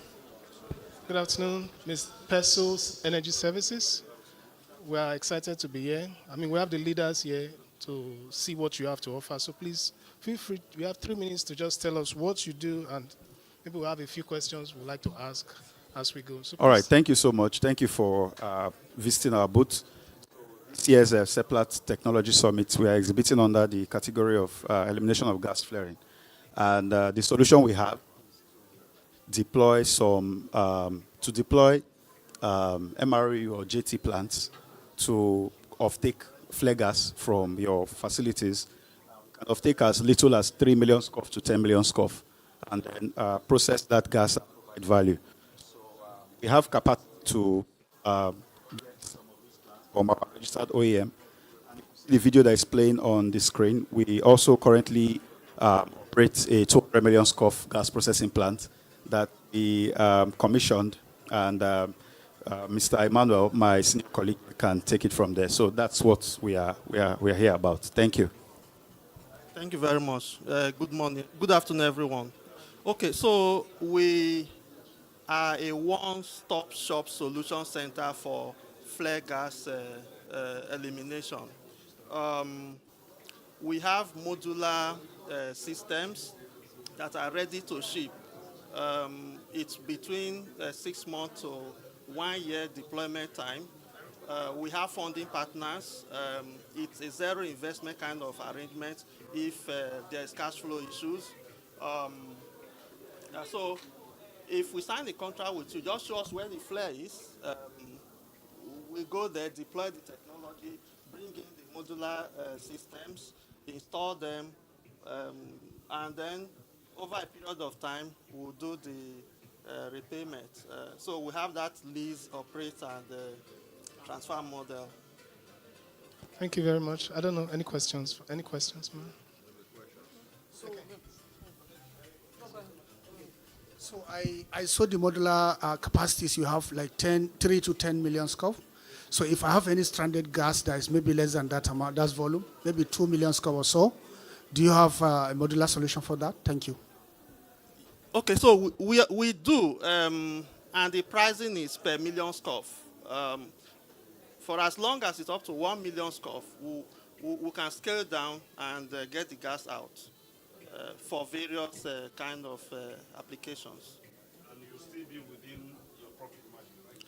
Yes.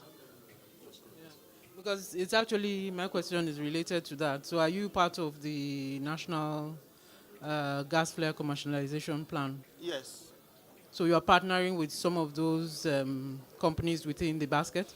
Yeah, we are doing that, and also our branch in the US, we have all of these ones already done in place. Yeah. Yeah, so we have all of them already done. It's just to agree, show us the location, we take the gas composition, analyze what it is, agree on what the commercials will be, and then we'll deploy. Thank you. All right, thanks, Peso. Thank you Energy so much. Services. We'll go to the next booth.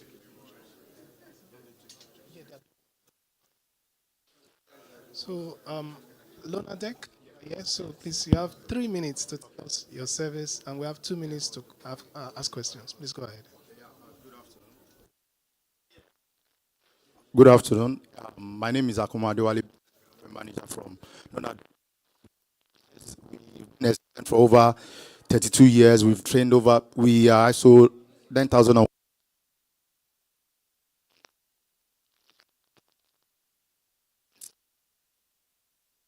Engineers. Solutions. They have a.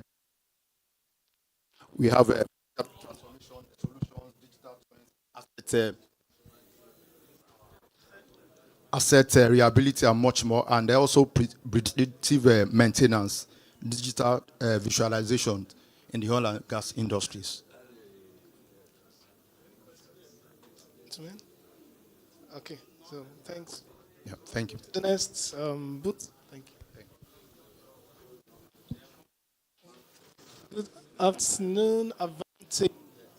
You guys are ready for us. We have 3 minutes to tell us what you do. If we have questions, we will ask. Over to you. Welcome to Convantin International Limited. We exhibiting just basic technology.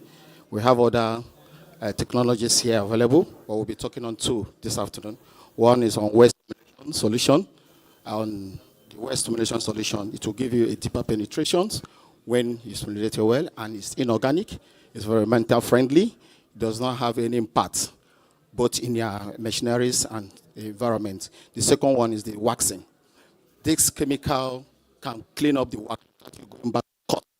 We understand the risk associated with going to cut wax, especially in terms of getting stuck when you are doing that process or when you are doing that job. So we have a technology that it will be soaked within hours, back in, and is compatible with the crude oil. You don't need to do any special treatment anymore when it's being completed.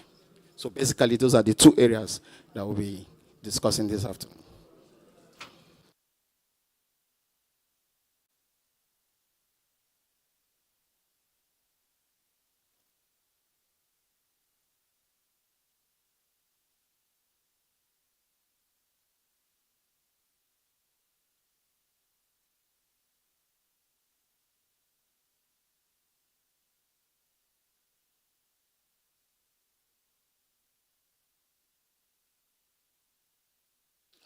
It's just on the waste.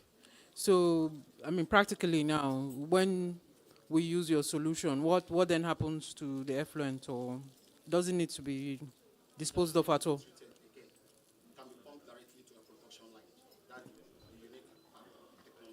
Into the production lines.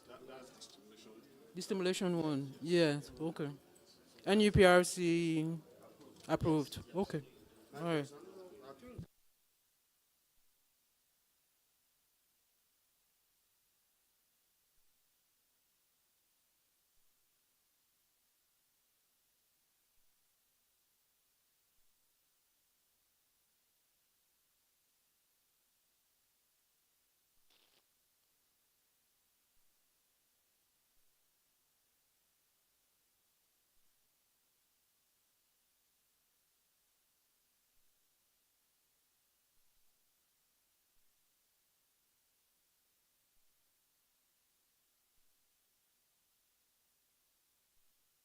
All right, thank you very much, Kavanti. So please, let's go to the next. Please take care of your personal belongings. Thank you. Okay. Take care of your Good personal belongings. afternoon, Vatek. So Pierre, we want to know what you do. 3 minutes to tell us what you do, and we have. For the opportunity. My name is Chine. So in Overtech, we provide 50 WFN digital solutions and production enhancement application. Production improving by Shell. They've been using it for their wells that are depleted. Gas leaf optimization. So it's a application that leverage on data to advise you to inject on your reservoir to do. Also, you don't need to be which one the wells are quick. This can give you real-time data quick.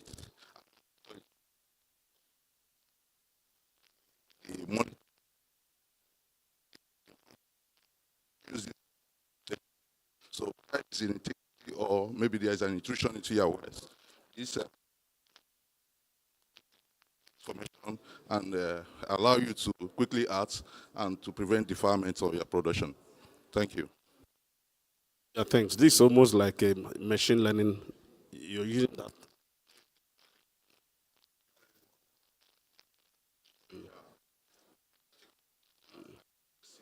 Okay.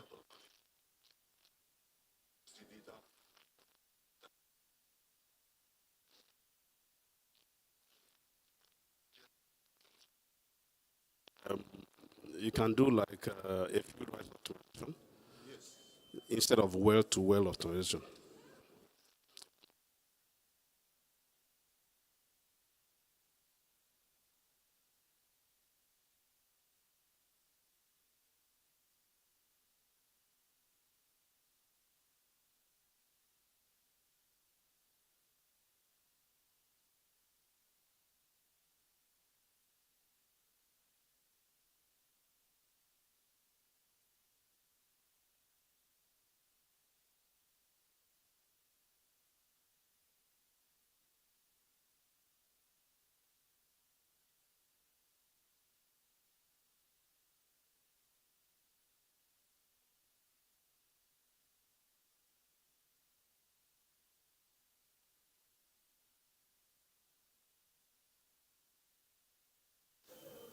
Thank you very much. Yeah.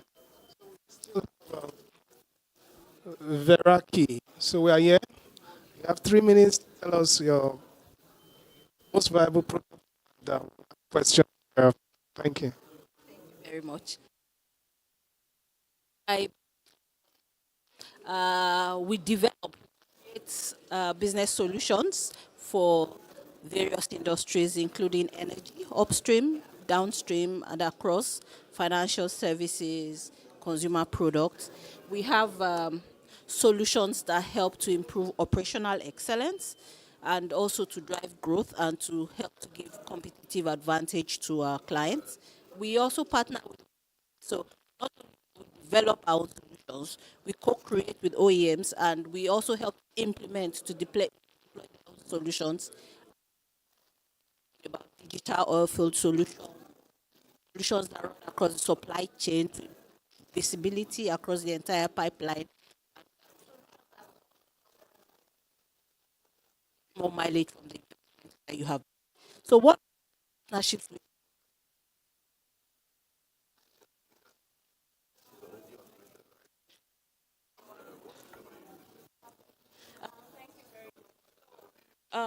We have this brochure in the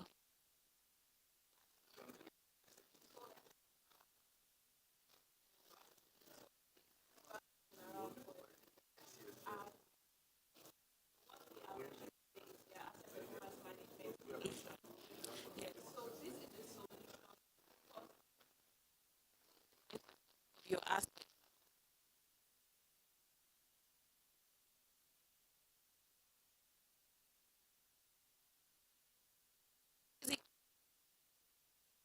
Health gives you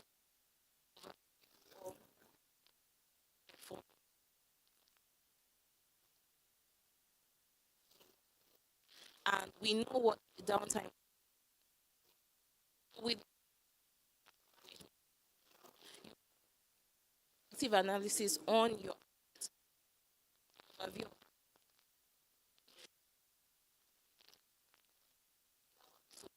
to tell okay issue if you time is, for example, 120 seconds, all of a sudden it's 80 seconds, the asset performance management solution will flag it and tell you that you probably need to take a look at this.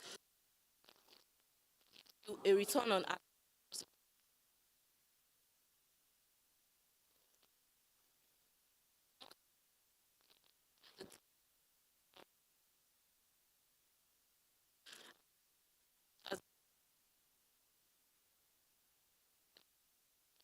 performance management tools and installed on any assets. Be some sort of survey to understand how requires and the module it requires. It doesn't come like, oh, you need to install everything at once. We look at it, then we craft something for that solution for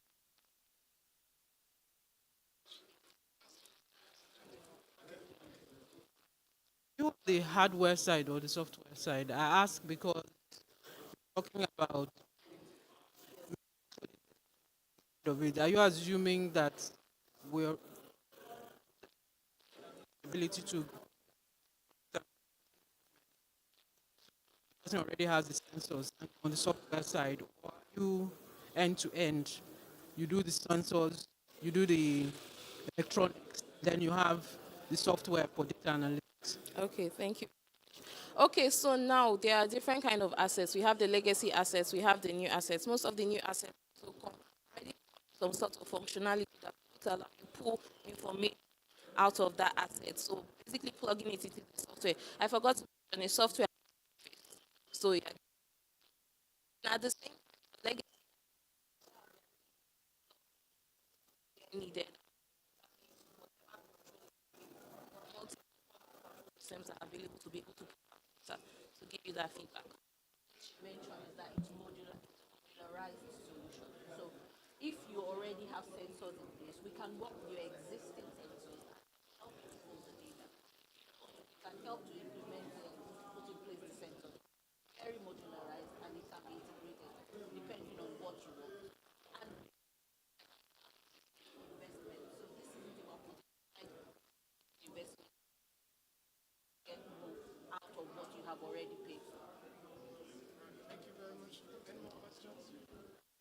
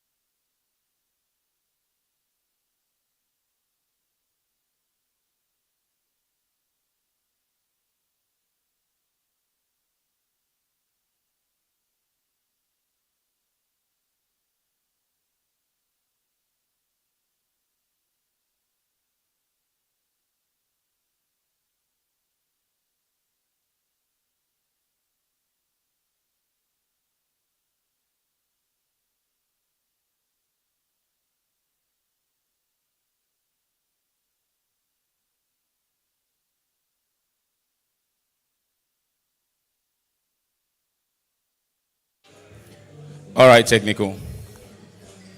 Thank you. If I can have everyone's kind attention, I see that the table grouping has been done. And on the table where I'm standing now, the topic for this section is production optimization, enhance production system efficiency, minimize unplanned deferments, and routine flares. So this table is production optimization. No, you are not doing that now. We're not doing it now. I'm just letting you know where what is. We have two presentations before that. Remain where you're seated. Remain where you're seated. Let us take the presentations, one on site, one online, and then we'll come to the syndicate. Here is also, at the time for the syndicate, here is also production optimization. That's two tables for that topic. This is the third table for that topic, production optimization. This table has, what's this? Heavy oil. Again, we're not doing it now. Remain where you're seated. Following what I'm doing now, I will go up and introduce the next speaker who is on site. After him, an online speaker, and then we will come to this, right? So this table has heavy oil extraction, thank you. Cost-effective development of heavy oil. Where's the next heavy oil? No, I need the next heavy oil. That's the next heavy oil. Fantastic. And that's the next heavy oil. So 1, 2, 3, heavy oil. This table has renewable energy utilization. Is that what is here? Same thing is there. Renewable utilization. Same thing is here? Yes. That's another cluster there. This table has well delivery efficiency. Well delivery efficiency. Well delivery efficiency, fantastic. That's another cluster. I've spoken about heavy oil, right? Yes. What do I have here? What's that, please? Reservoir? Career? Just joking. Reservoir characterization. Thank you, Isaac. Thank you. Reservoir characterization is here. What's there, sir? Reservoir characterization, thank you. It's another cluster. I'm sure this four will be the same thing, which is digitalization on that table. Thank you very much. So those are the tables with their topics. But as I said, for now, we're going to move over to our presentations.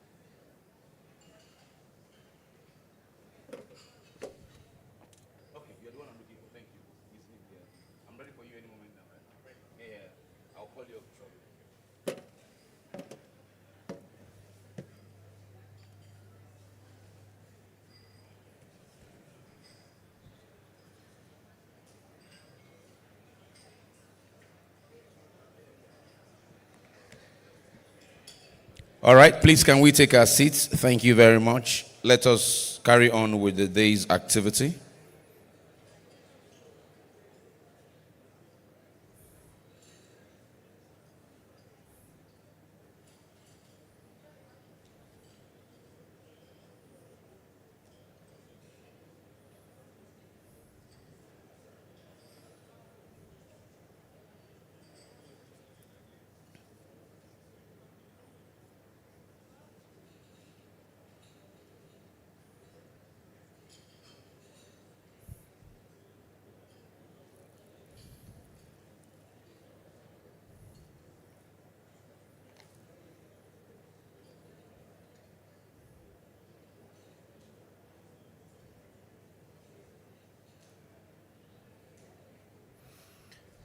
So while Mr. Wunti was speaking, he spoke extensively around the subject of low carbon energy systems, reminded us that Africa is one of the places where we need to do more in terms of low carbon emission, and technology is the only way we can achieve that.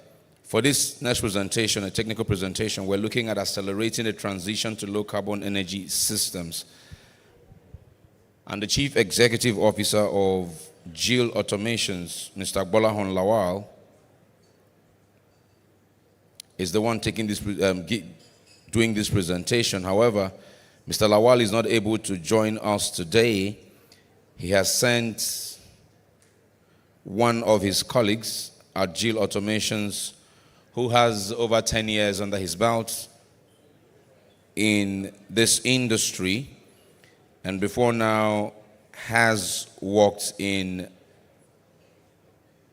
energy manufacturing, fast-moving consumer goods, and open markets across Nigeria and several West African countries. I'd like to now welcome this MBA graduate from the Cardiff Metropolitan University in Wales to speak on behalf of his principal. Please welcome with me Afolarin Kala Jaye, who is the Assistant General Manager, Sales and Channel Businesses Nigeria for GIL Automations. Please put your hands together for Afolarin, ladies and gentlemen. Thank you.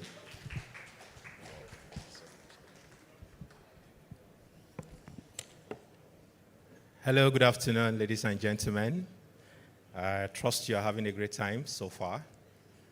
My name is Afolarin Kalejai, and it's a pleasure to be here today to speak with intellectuals, to speak with thought leaders in the oil and gas sector, and also to profile or probably make suggestions in the area of low carbon and how we can transition from the current transition fuel to low carbon energy. So again, I appreciate Seplat for the privilege and for putting up this platform. This is 4.0, so that gives me the impression that probably is the fourth edition. So I want to say thank you, because again, you are playing your own parts in ensuring that we have a safe environment, that is sustainable for our children unborn and for the future. So again, I have a slide, but again, I'll probably not follow the slide because of the essence of time. I know we have a lot. Yesterday, when Mr. Effiong Okong was speaking, he talked about innovations. And just the last speaker, the NNPC stakeholder, sorry, I missed out on your name, but he also spoke extensively on this, low carbon. And again, we understand that it is pivotal, it is important that as thought leaders, as stakeholders in the oil and gas sector, is something we need to pay close attention to. So again, it's a privilege to be here, and I'm glad to have you here listening to me. Thank you so much. So again, my discussion starters, will be first, Nigeria will consider the transition fuel as natural gas. That is a public knowledge. And also, so the summary of all my presentation today will be that we transition from hydrocarbon to transition fuel, and then later to low carbon, in the future. So in other words, we can't do without transition fuel, whether we like it or not. It has come to stay. But again, how do we deal with this? How do we maximize this? How do we cut out, the inefficiencies that we are having, the theft we are having, the low power we are having, to ensure that, we give 200 million people all over the world, all over the country, the best energy that we can get. So again, it's not a secret that Nigeria has energy poverty. Of course, it is from electricity generated, not enough. You and I understand that Nigeria has a capacity to do over 22,000 megawatts of electricity in Nigeria. We have the capacity to do that. But currently, we are doing below 5,000. So what that means is that like the NNPC stakeholder mentioned, we have energy hunger in the country.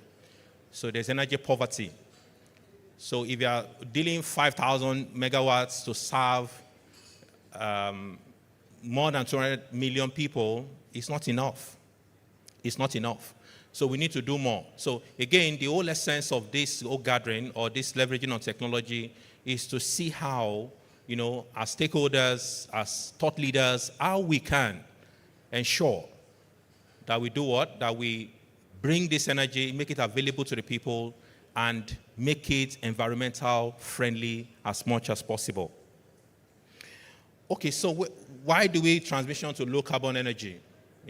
Like I said earlier, we can't totally do without transition fuel. When I mean transition fuel, now I mean gas. We can't totally do it without it.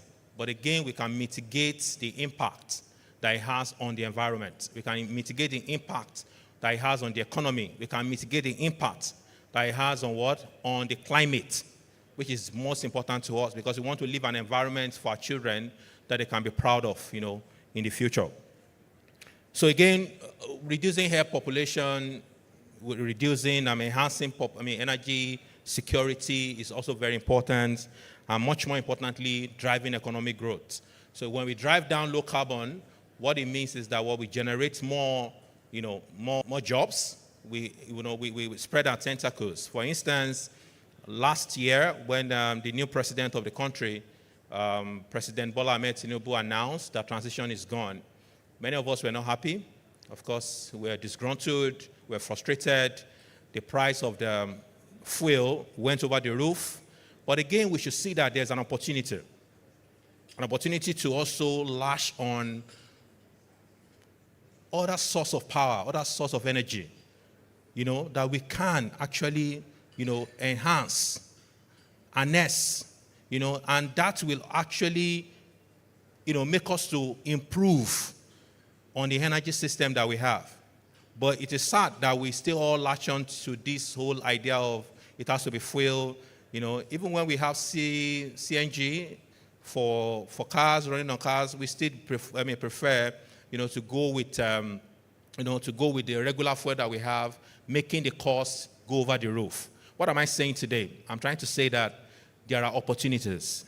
If we look at it keenly and we open our eyes, we can see that renewable energy, driving low carbon will help us to create more jobs, create more awareness, and actually help improve productivity across the nation. Now, of course, we all understand the current energy landscape. We have the global economic consumption, which is the regular coal, oil, natural gas, and the rest. I don't want to dwell much on that. Then we have the rising energy demand. Every day we keep having costs to what? To get energy. Even from the phone you have, from your torchlight, from the generator you have at home. Everything is power intensive. So there is constant need for us to what? To provide more power. 5,000 is too small. Recently, Gill Automations, we did something with the popular Azura Edo project where we generated over 450 megawatts of electricity in Nigeria, in Edo State. But it's not still enough. Why? Because the constant need for power keeps rising. And we cannot stop at this level. 200 million people, we need power. Power at every level. So what does that mean? We need to consistently drive that change that we want. So we have environmental impact, which is one of them is environmental degradation. We want to drive down the costs of affecting the environment. Somebody once joked, in Port Harcourt we have a lot of refineries and all of that. So somebody once joked that when you go to Port Harcourt and you want to breathe, ensure that you have your nose mask with you. Why? Because the environment already is tensed. Production of oil affecting, people and all of that, polluting the water, polluting the air. Yes, the policies are there, the guidelines are there, governments are trying their best to mitigate this, but there's a limit that they can go to. So that is why we need to transition, at a point to a renewable form of energy.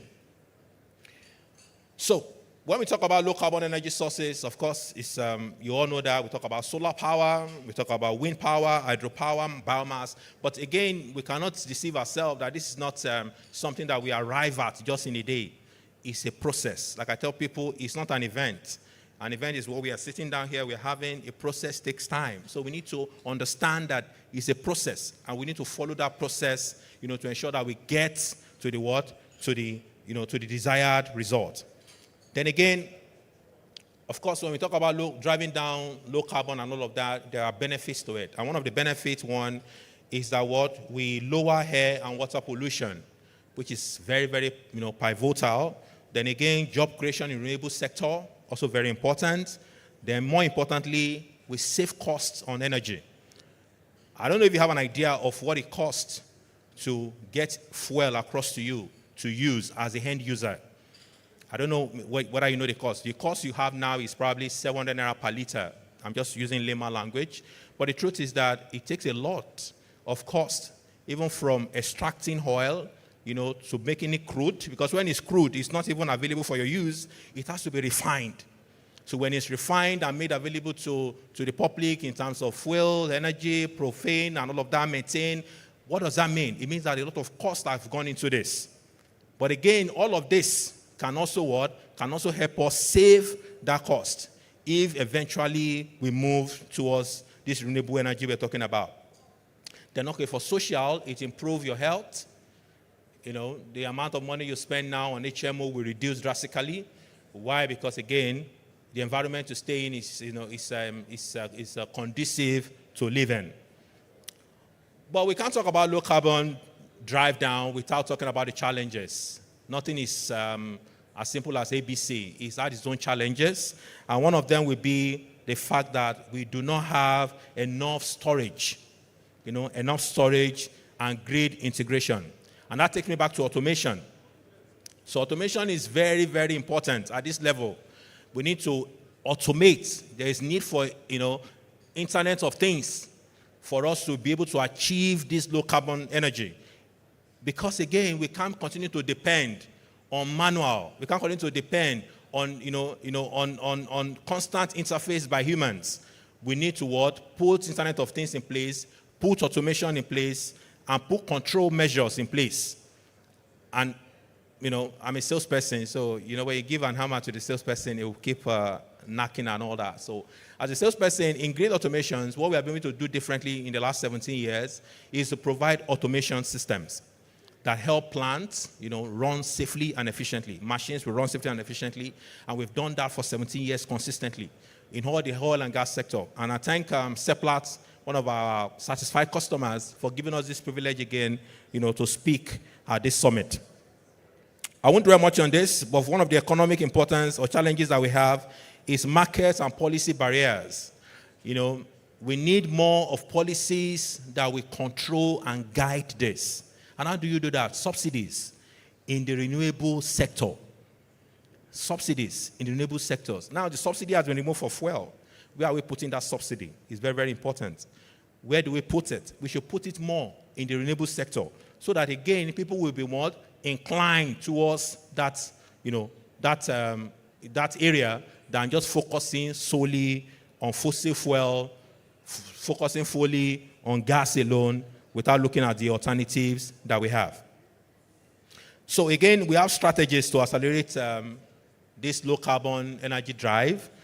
And one of them would be carbon pricing and emission. And again, we have subsidies and incentives for renewables. There should be an incentives. There should be an incentive. There should be, subsidies, for going towards that angle. And what that means is that eventually it will drive down the costs, of this transition fuel, eventually. Because when there are alternatives, of course, for those of us who did economics, when there are alternative costs, then the main cost will have to drive down.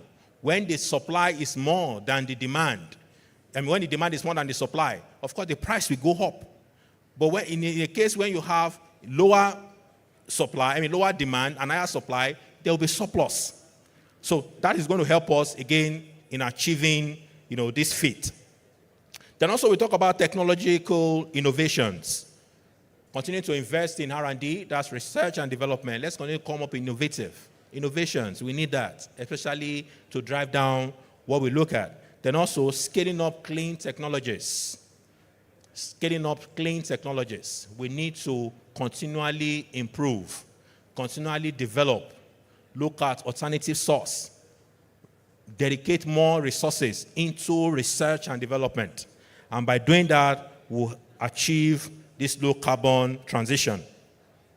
And again, and I'll cite case studies very quickly, of countries that have done this, and over the years that have been successful. Of course, we talk about Germany, we all know. Germany, the energy wind, the popular one.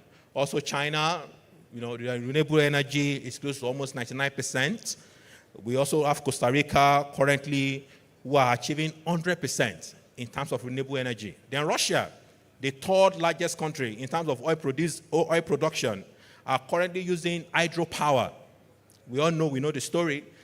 They are the third largest oil producing country in the world, and they are currently using hydropower to what? As renewable energy. And what does that tell us? It tells us that the future is not going to be as we all seems it's going to be now. It's going to be totally different, and we need to be prepared totally for it.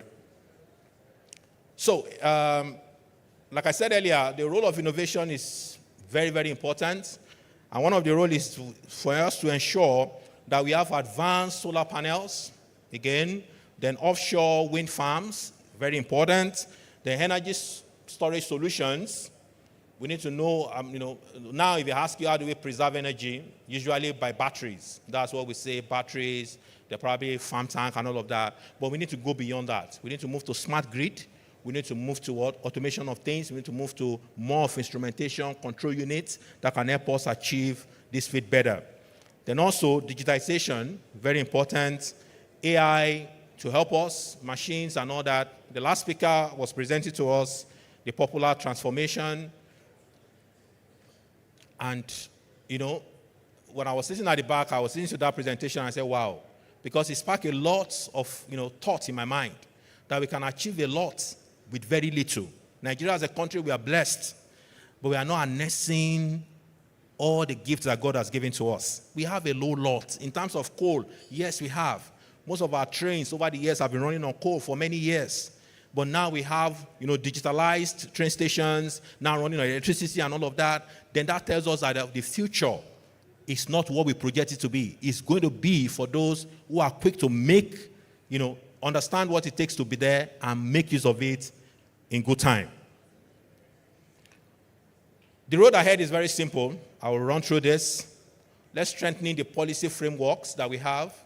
Like NCDMB is doing currently, I love it. We've always been part of NCDMB policy of localizing technology, localizing the content, making technology local, and ensuring that we build capacity around that. So we should continue to do that so that our people in the future will not be left out. Gone are those days when you need expatriates to work on machines, to work on, on equipment. Nowadays, you can call on engineers with an integrated systems like GIL, for example, and you can get the job done as soon as possible. Then again, the long-term vision will be achieving net zero emissions. Net zero emission, that's a long-term vision. I don't know when that will happen, because as much as we speak about low carbon, the truth is that we still need this transition fuel, at least at the moment.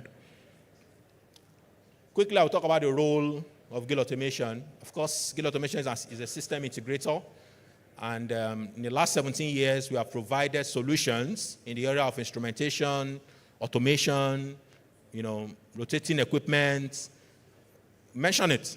And what we have done successfully and certified by our customers is to ensure that we provide solutions that keep their process running safely and efficiently. So, and I cited an example, to you recently that we just finished. We run a project on Azura Edo alongside with Siemens on the 450 megawatts of their power plants, electrical and instrumentation, and it was an end-to-end transition energy. So we didn't have to use the typical coal. We didn't have to use the typical, carbon drive. All we did was what? Was fit, was majorly to transition energy. So as you can see, I have a picture of that here. Sorry, next slide, let them see that. So that's the Azura Edo 450 megawatts power plant. So with this, that added to the almost 5,000 megawatts electricity that we generated in Nigeria. So GIL Automation was part of that project, and that was what we did. And this is still running safely and efficiently. Yeah. I thought you would clap for Gill Automations. Thank you. I appreciate that. I appreciate that.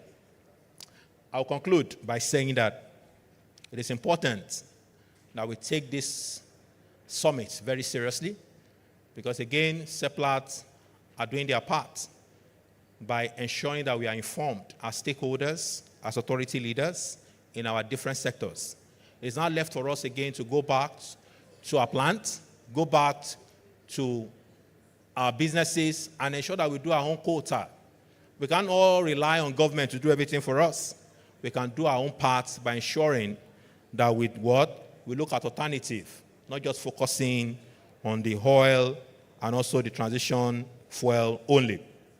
And the call to action to every individual assisted here today is that it's your collective responsibility to drive it down as much as possible and also work towards a sustainable and a low carbon future. I know there's no time now, but again, if you have questions that can trigger your discussions and all of that, you can meet us just right behind you. Gill Automation stand is right behind you. We're exhibiting just right at the back. So walk up to us and we'll take all your questions and provide clarifications. Thank you so much. I appreciate this time. Thank you. Thank you very much, Afolarin. Do we have any question, comments for Afolarin? If we don't have, we'll just make swift progress to our next speaker. All righty. Afolarin, thank you so much. I appreciate it. Thank you. Let's give him a round of applause. Thank you, Afolarin. Okay, so we are moving from on-site speaker to online speaker. Our online speaker is someone we've listened to already today because he was on the panel. He's talking to us on developing foresight and innovation management frameworks to co-create an energy transition agenda for Nigeria. Hello, can you hear me? Yes, Raf, I can hear you. Technical, I'm not Can you seeing see me Raf. here? Can you see my slides and can you see? Yes, Raf, Dr. Raphael Popper, we can see you. We can see your And the slides. slide? Yes, please. Excellent. Good. The stage is yours. Good. Excellent. Thank you very much for this invitation. Once again, I frame my presentation around 5 main blocks. Very briefly, for those who are just joining physically and virtually, a couple of slides about myself, which I will go through very quickly, and then the introduction to this session. And then the core of the session is about smart energy futures transition, managing that transition, and what I believe could be a potential action roadmap to success for Nigeria and some way forward. Okay. About myself, I have been working in the area of foresight and innovation management for over 20 years, and I am affiliated to a number of organizations, private businesses, as well as a number of universities in Europe and Latin America. And very recently, I joined as board member of the Triple Helix Association, and there is a very active Triple Helix chapter in Nigeria I'm really keen to step up the collaboration with. I have been working with over 100 countries, visiting over 50 of them and virtually with some of them. And I was supposed to be there with all of you. Unfortunately, Nigeria remains in light green, but I'm looking forward to the possibility to visit and put Nigeria differently to step up the collaboration in a number of areas. Normally, most of my activities are linked to 3 main type of work, which I classify or describe with a framework, which I call Green Iceberg, which is actually the name of one of the ventures I established in Europe. And the tip of the iceberg is knowledge valorization, which is about commercialization of IP and spin-off creation, but this doesn't happen magically. Normally, you co-create knowledge together with a number of partners and clients. So knowledge valorization happens because of knowledge co-creation through collaborative research and contract research, which is the second type of activities I am actively engaged in around the world.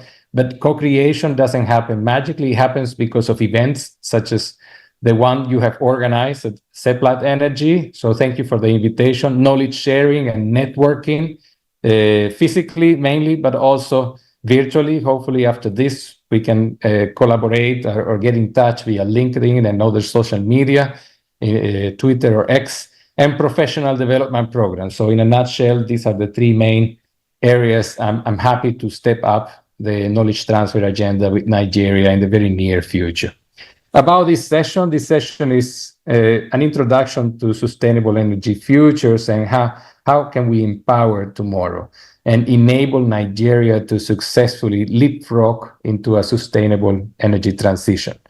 I believe that Nigeria can lead the African way towards the managed energy transition powered by smart foresight, which I will briefly mention. And I hope in the near future I will be there with you. I look into the place where you are, and that beautiful Victoria Island looks really appealing, and look forward to be there.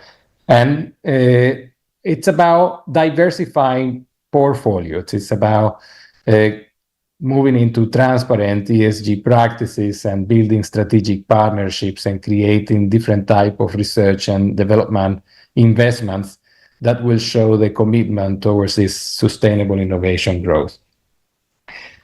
So how can we co-create and support such a smart energy futures transition?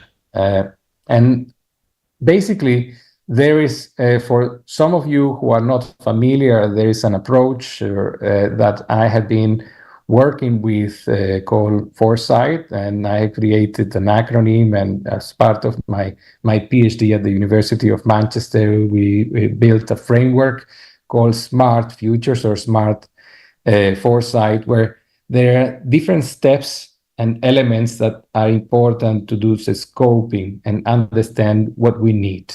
How to build an energy transition agenda that works together with the current and very strong oil and gas industry in Nigeria. So we need to we need to define jointly the aims and the objectives, the rationales of such initiative, to understand the context.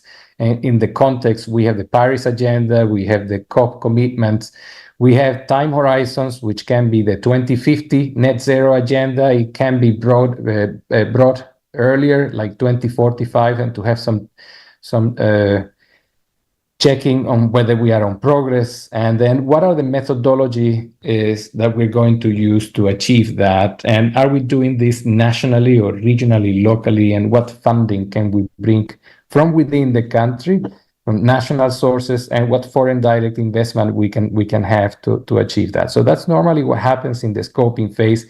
And what you're doing now, it's pretty much a lot of very good and needed networking, cooperation and networking is part of mobilization of key players in the industry. I believe Seplat is one of the top 10 key players in the industry in Nigeria nationally, and we need to mobilize other players also internationally, in Europe, in Latin America, in Asia. So we need to have the sponsors and the champions that can put this agenda forward. How to sell it to different stakeholders in society, the quadruple helix or triple helix, so industry, government, and academia. But then normally we also bring civil society through public relations and marketing campaigns to make sure that citizens understand that bringing the renewable energy might bring some additional costs, but if we all invest in our future, and sustainability is part of the agenda, then we can share that responsibility together. But ultimately, foresight is about anticipating futures, anticipating desirable futures as well as undesirable ones, to build resilience through co-creation of visions, scenarios, understanding what are the key and emerging technologies, what are the strengths, weaknesses, opportunities, and threats ahead, the grand challenges, and the main technological, economic, environmental, political, societal, and ethical, the tips, drivers, trends, and megatrends. Today, as I mentioned earlier, around the world, there is a major outrage and energy failures in systems. So this is the category of wildcards, low probability, high impact events, and what are the weak signals that are telling us that our grids might be more and more affected by such power shocks. And then for that, we need to build sustainable pathways and roadmaps, action roadmaps, and create new models, socio-technical system transitions and frameworks. Then foresight, it's not just about anticipating futures, it's about recommending how to achieve the core of foresight, which is the transformation.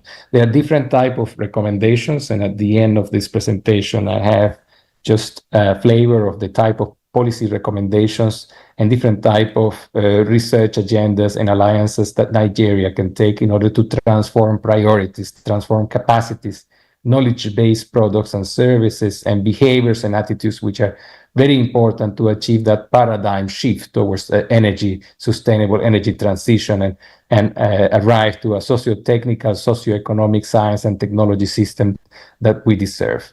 There are many methods to achieve this. So back in 2008, I positioned the Foresight Diamond as an approach, a framework to bring in creativity, evidence, interaction, and expertise. And there are many ways of supporting Nigeria in establishing Africa's first multi-strand foresight agenda, which brings together the upstream energy foresight, the midstream energy foresight, downstream also, all taking into account the oil and gas industry, and then the fourth strand, the low carbon or renewable energy transition foresight. To do so, there are many ways of managing such transition for Nigeria to lead the African way.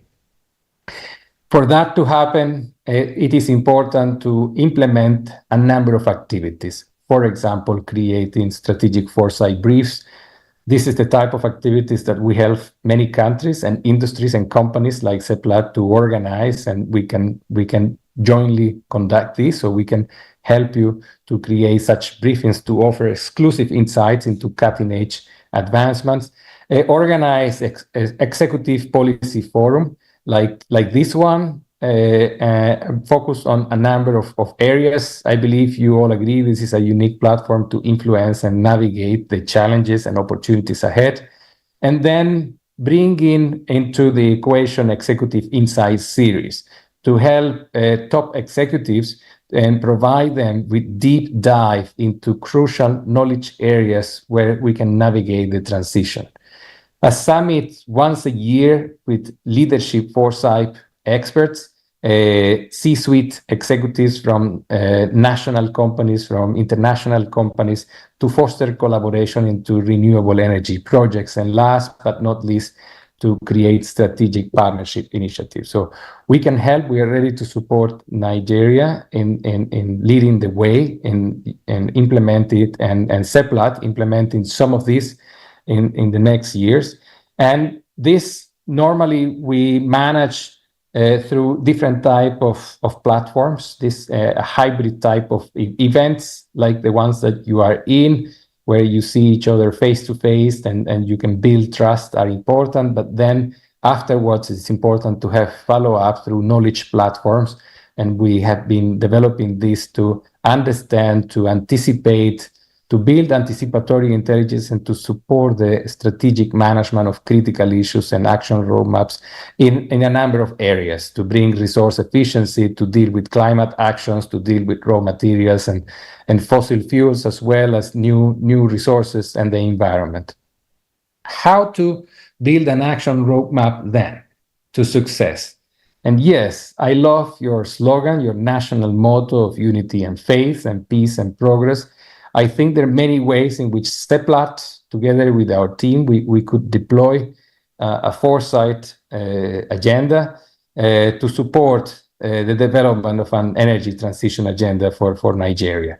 So this could be a collaborative effort between several foresight and innovation management experts and think tank like Green Iceberg, the Nigerian government, and key energy experts from a variety of partners in international oil companies and national oil companies that can result in a national foresight exercise.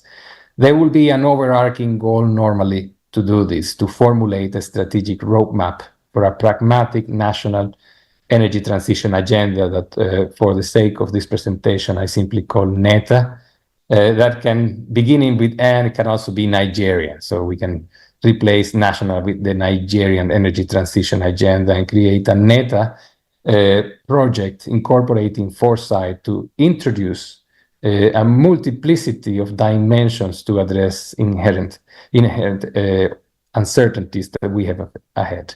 This roadmap can be grounded on a shared vision, and perhaps today, together with participants of this event, you can already engage in different type of brainstorming, maybe you already did, and to see how to ensure this comprehensive forward-looking approach towards this energy transition. But ultimately, this type of agendas, they require specific objectives, and I would like to share with you a couple of ideas of those. One of these objectives can be assessment of energy transition and the research and innovation needs. How to evaluate together the current and future energy transition research and innovation priorities over the next 20 years, 20 plus years to achieve the COP 2028 and the following 29 and 30 opportunities that we have ahead. To enhance energy transition capabilities to ensure long-term sustainability of these priorities, and focusing on energy transition aspects like scientific excellence, management, knowledge transfer, and skills. It is important to develop an energy transition focused roadmap, and today I will share some ideas, early ideas of how such roadmap can already outline some targets, some milestones and recommendations, especially for funding energy transition research and innovation projects. Engaging energy transition stakeholders is key. This cannot be done by one single stakeholder. Of course, Seplat can play a pivoting role to mobilize the relevant stakeholders. I have gathered a number of players that in such agenda must be mobilized, at least with some brainstorming and workshops, to facilitate the transition deliberation, to foster meaningful deliberation among the key players and encourage collaborative action and discussions. The territorial scope of such an agenda will be national, and national players and relevant ministries need to be mobilized in order to achieve that vision by 2045 or 2050, the planning. It is important to outsource some of the activities if you don't have the foresight competences, and we are ready to take on board some of these daily management. If we are invited to support, we are in touch with some other colleagues from Nigeria, from the Triple Helix chapter that I mentioned. And to build a project team requires an understanding of foresight, scenarios, and road mapping expertise. We will need to inevitably create a multidisciplinary panel of experts, and many of you in the room can bring that expertise and understanding of what are your visions for success. And the panel members should include scientists, research directors, experts in the energy sector, and other related sectors on sustainability and environment. And yes, Seplat is a major energy player, but it is important to bring as well other national players like Nigerian National Petroleum Corporation and other multinationals where Nigerian government has a strong shareholding in those. So these are energy companies, public and private, that in my opinion should be mobilized at least at some stages of the process, bringing some relevant ministries and authorities that play a key role in energy transition, and other national players, as I mentioned, the Triple Helix chapter in Nigeria, and we are ready to support this process.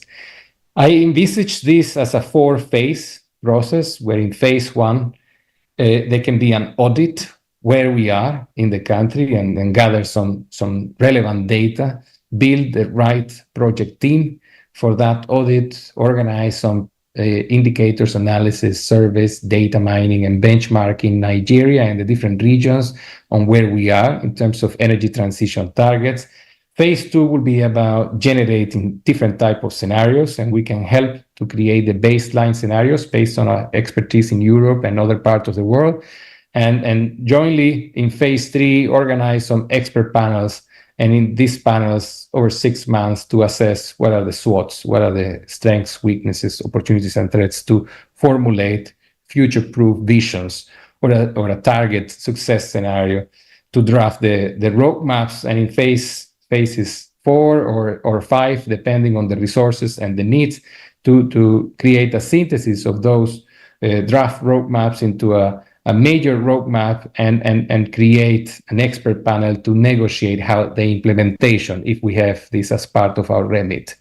In a nutshell, such road to success will require bringing some evidence into the process, so through extrapolation of where we are now and where we could be if we continue with our implementing foresight, to benchmark ourselves with other players, South Africa and other key players in different type of renewable energy, wind, solar, and other biofuels, for example, and to build scenarios. So we can help to draft some of these scenarios, but those scenarios will need to be looked by experts and organize some SWOT analysis, some brainstorming on how to, from those scenario baselines, we can arrive to, in workshops, to an understanding of what are the success scenarios for Nigeria. And then create some roadmaps that later on in a final set of workshops, we can agree on an action plan. So in a nutshell, this road to success could be fleshed out. If you're interested, we're happy to follow up these discussions in weeks to come. So the way forward for Nigeria's success, basically towards a smart energy futures, requires an understanding that we need to recommend and implement a number of policies and actions, to build a strategic direction, expansion policies, understanding the global market, new projects that need to be developed, global partnerships, sustainable technologies, and so on. And this requires more research, more foresight activities. So on different type of technologies, on carbon capture technologies, on market dynamics, on infrastructure for R&D, on sustainable energy, and different type of sustainable feedstock investment, depending on biofuel technologies, battery storage, some of you mentioned, and manufacturing skills if we are going to manufacture some of these technologies there. Investments and trainings are important, so we need to recognize where to invest, the workforce development, what type of talents we need. I heard that there are plenty of students, undergraduate and postgraduate students in the room today, so how to build the right set of skills and competences for the workforce that will be operating those renewable energies, advanced technologies, carbon capture systems and hydrogen solutions, green hydrogen. So training and investments is important, and how to disseminate this knowledge, the vision that we can co-create, and the agenda and the roadmap for decarbonization, targets management, for different type of effective communication tools for society actors and government actors to keep their agenda on track. And for that, we need to build alliances. We need strategic partnerships. We need to boost collaborations. We need to strengthen ties nationally and international to seek those collaborations and to engage with investors, with technology providers, nationally and international, ultimately to create new initiatives, to sustain those initiatives, infrastructure, and to monitor different type of trends to position Nigeria as a leader globally. So with these ideas, I would like to conclude, and with a big thank you note, and to share a quote from Benjamin Franklin, that energy and persistence conquer all things. I believe that with futures thinking applied, with business for science, and with a smart energy foresight, Nigeria can really navigate through these particularly turbulent times and jointly we can co-create an energy transition agenda for the country. Thank you very much.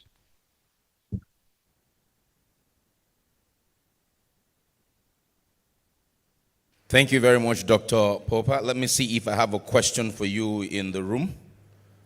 If I don't have a question for you in the room, then we'll have to thank you again for your time. Okay, please get a microphone at the, give Mike the mic. Don't leave me. I know, right? Don't leave me. See him at the back there. Okay. So, Dr. Popper, I have a question for you. Just hold on. Okay. Thank you very much, Dr. Popper, for a very bespoke presentation. Just one of your slides caught my attention, the roadmap towards the NETA agenda. So I just wanted to find out, where do you think Nigeria is in that roadmap? There was Pillar 1, Pillar 2, 3, 4, and 5. So as part of our transition or our journey towards that expectation, where do you think we are? Pillar 1, 2, or anywhere between? Thank you. Yes, very good question.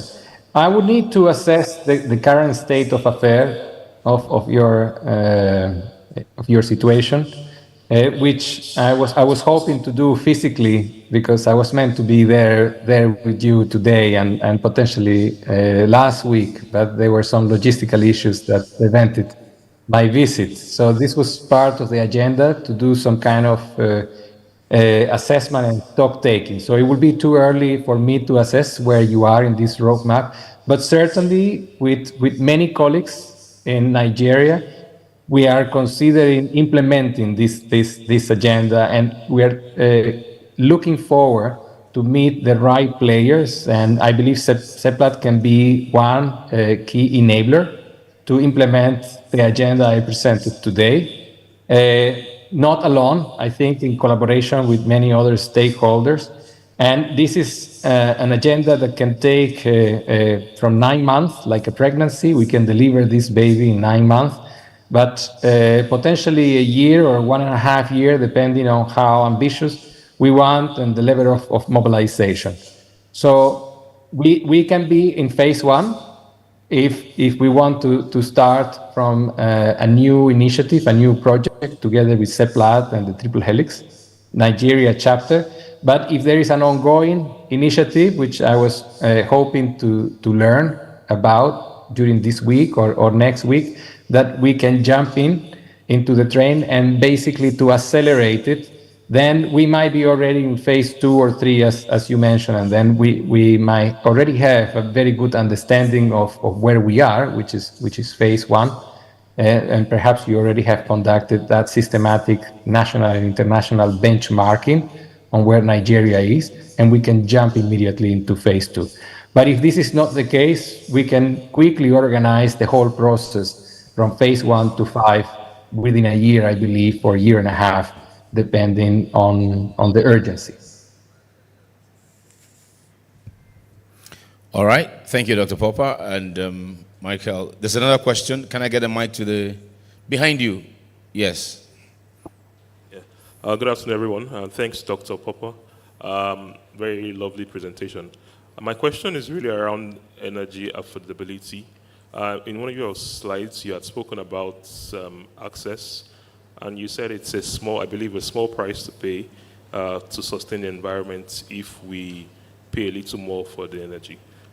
What do you think the right thing will be, or the best thing will be, to have cheaper, cleaner energy before, to have that to Nigerians, or to have the cost be cheaper first, and then people can go for it?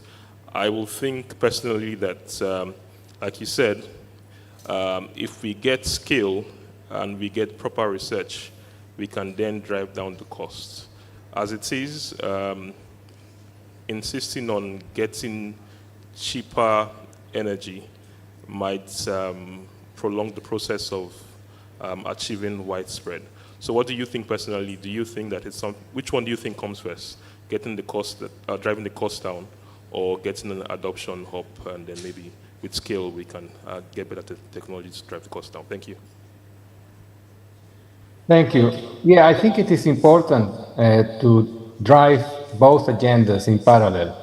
I think the additional costs can also be shared with those players in the ecosystem, in the innovation ecosystem, initially, the large corporations and government, national and regional governments can take some of the additional costs at the beginning, while at the same time create job opportunities and share some of the important economic growth elements of the renewable energy transition.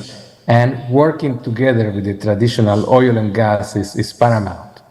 So I think both agendas, the capacity building and the creating the jobs opportunities, and recognizing that in the long run, some of these renewable energy solutions, especially solar panels and wind solutions, will create some kind of self-sufficiency for villages, for rural areas.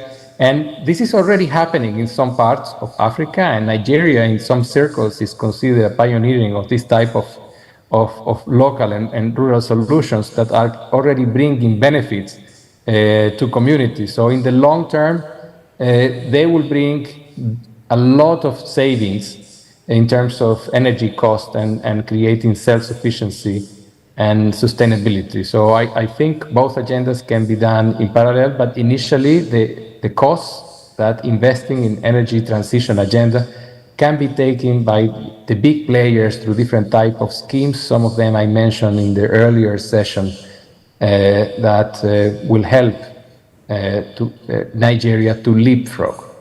But once again, I think it is important to do that stock taking, the phase one, and to recognize where we are and what type of scenarios we can see we continue where we are right now, some extrapolation of the current situation.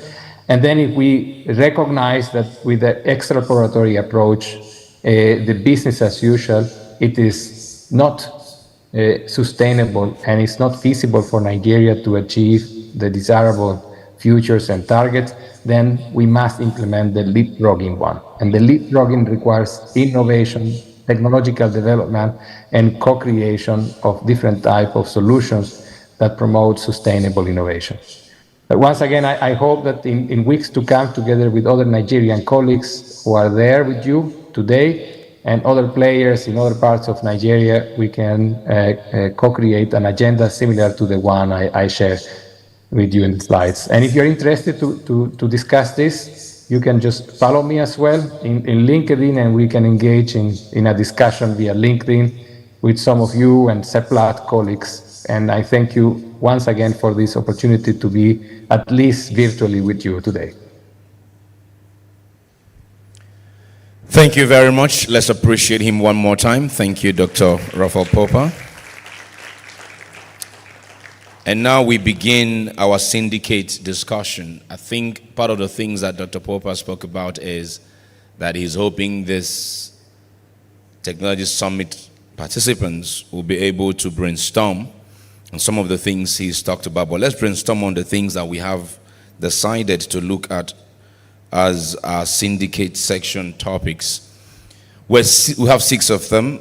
Again, if at the end of the day we have too many people around one topic, my advice would be, if you're one of the later people to join that table, kindly just go somewhere else. We're trying to see that we'll have a robust conversation in the time that we have, right? So I'm standing in front of a table that has production optimization. If that is your interest, can you come this way? If production optimization is your interest, can you come this way? Production optimization. If it's your interest, please come this way. If production optimization is your interest, please come this way.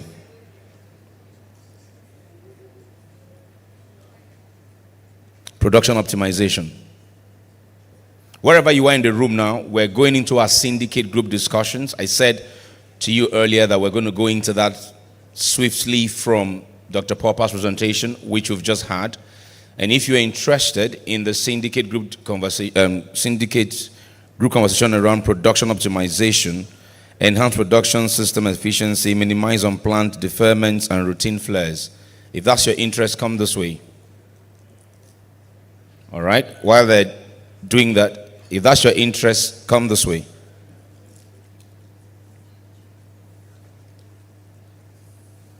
Come this way if that's your interest.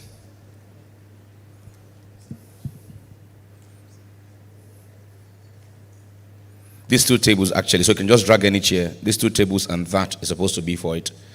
So just, yeah, drag the chair. These two tables is part of it. There's a space there. All right. This is the last thing where, okay.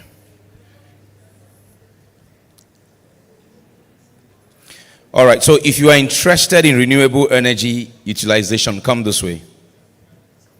Renewable energy utilization, if that is your interest, capture, harness, and utilize renewable energy efficiently. If that is your interest, come this way. If that is your interest, come this way, to this table here. Come this way. If that is your interest, come this way. Renewable energy. Renewable energy utilization. If that is your interest, come here. Come here if that's your interest. Come here. Come here if that's your interest. If you have your stuff on any table where we are having a topic you're not interested in, you can just move to a table where we're discussing your interest. Renewable energy, come this way. Your renewable energy, just turn your chairs this way. I'm trying to put as much distance as I can from each group. You understand? They are there. If you are here, you're a bit too close to them. You understand? I'm trying to put as much distance as I can. Please bear with me. Just turn this way. Thank you. Just turn that way. You can drag your chairs. Just drag your chairs. Drag your chairs and just join them. Thank you very much. I'm trying to put as much distance as I can on each table. What subject is this? Sorry, 1 second. Heavy oil. This is heavy oil as well, right? So if you're interested in heavy oil, please come to this table. If you're interested in heavy oil, please come here. Heavy oil. Heavy oil. Heavy oil extraction, cost-effective development of heavy oil. If that's your interest, come to where I'm standing, please. Is that your interest as well? Yeah? Say again. You're heavy oil as well. Okay, cool. Are you heavy oil? Heavy oil, heavy oil. Heavy oil, please come this way. Heavy oil. So, if this... Okay, can you just take this seat, please? So that you understand. So, what I'm trying to do is from each table as I can. So that you don't distract each other when you're talking. You understand? As much as I can to put us. Heavy oil, this is you here. This is you. This is you. This is you. I think this is as well. But let's use those two. Yeah, this is as well. But let's deal with this and this, yeah? You can still sit there. Yeah. So you're heavy oil. Yeah, just these two tables. You're heavy oil. But if you don't mind to just move your chairs so that you hear each other, you understand? Yeah, so that you hear each other. All right, thank you very much. This is heavy oil. Okay. What do I have here? Well delivery efficiency. That's well delivery, right? Okay, well delivery, please come this way. Well delivery efficiency, please come here. Well delivery efficiency, please come here. Well delivery efficiency, please come here. Can I please get a hotel, one of their waiters, to help me clear some of the empty bottles? Somebody give me an hotel waiter, two or them or so. Let them clear some empty bottles and glasses for us. This is well delivery efficiency. Reduce the time and cost associated with well delivery. You're here. This is the same thing this table has. Right? What's there? Okay, I'm coming. This is well delivery. This is.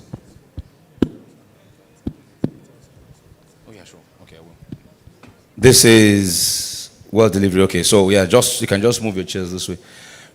Exhibitors, you are part of this. Those inside and outside, you are part of this. You can come and sit around any table of your topic interest as well. And that as well. Okay, fantastic. Which is this? What is on this table? Digitalization. 1, 2, 3, 4. What is this table? Please, can we come this way? I'm trying to move them. Please come. I'm trying to move you from them so you can hear each other. So just come here. Reservoir characterization, right? Yeah, reservoir characterization. Please come this way. So that I'll put a bit of distance between the tables. That's all I'm trying to do. So you're not distracting each other when you're speaking, right? Please come here. Please come here. Right there. This is reservoir characterization. Yeah. Are they part of this topic? This is what we're doing now. If they're part of the topic, please sit down. Just sit. Don't worry. Reservoir characterization, enhanced subsurface data acquisition for field development. Please take your seat there. Digitalization, please come here. Digitalization, please come this way. Digitalization, please come this way. Digitalization, please come this way. Digitalization, please come this way. Digitalization, please come this way. That's digitalization. Yes. Yeah, please come this way. Yes, sir. Thank you, sir. Please come this way. Thank you for your understanding. Thank you. Please, whatever movement you are making, move with your personal belongings, so I beg you. Please, move with your personal belongings. Don't leave them somewhere. Digitalization here. Yes, sir. Please, go ahead. Yeah, just, this table is part of you, so you can just turn the chairs here. Make the chairs. Ma? Digitalization is this way. Okay. Now, please, if you want to speak within your syndicate group, just raise your hand, and the subject matter expert of Seplat, I see they're already talking to you, would call you up to speak. While you're doing this, kindly do the best you can. It might be difficult to speak at a volume where you're not distracting the next group. That's why we've tried to put as much distance between your respective groups as possible. Okay? My time now says 13:46. We're terminating everything we're doing here, including your feedback report, at 12, I say 12, 14:36, that's 2:46, right? We have 1 hour for... We have 1 hour for all of this. Now, we have the subject matter experts from Seplat, as I said. You now decide amongst yourself who will speak on behalf of each group when I bring the microphone to you at the end of the session. Now, there's also someone from Seplat who will collect all that you're saying, and to be going to a database I spoke to you about earlier. Our vendors in the exhibition booth, please, you are part of this. We want you in the groups of your interests. Our vendors in the exhibition booth, we want you in the topics of your interest. Please, you've seen all these topics. We want you to be part of this. Those vendors outside, those of you inside, we want you to be part of this. All right, ladies and gentlemen, you have the next 45 minutes, 30, 45 minutes to discuss. If you finish in less than 45, that's fine. You can then further deliberate and do the upload to the portal. This SME with you will tell you. And when I'm ready for you in another 1 hour, in another 45 minutes rather, you would give us feedback from each group. Enjoy your conversations, and I will come back to you in 45 minutes time.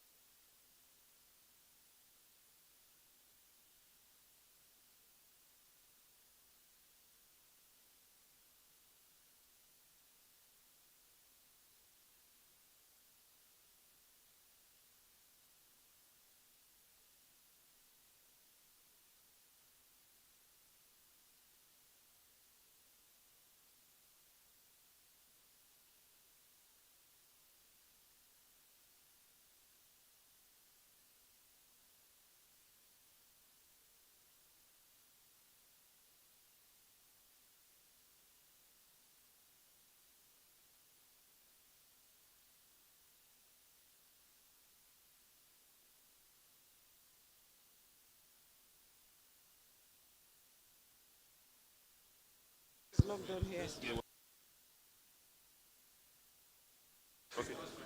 Yeah, you can hear me line.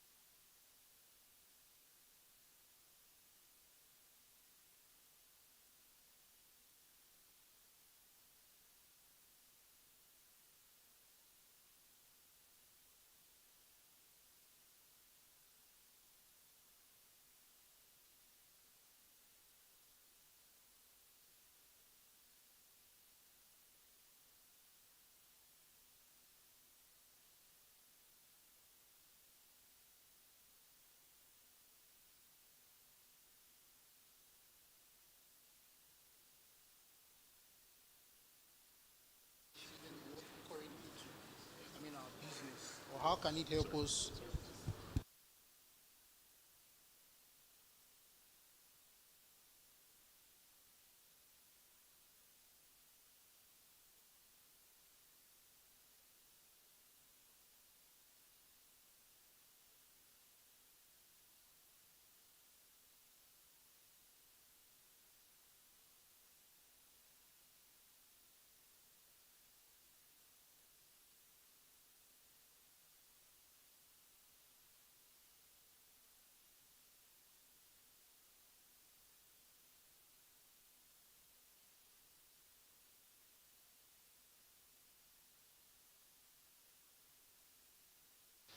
Solar.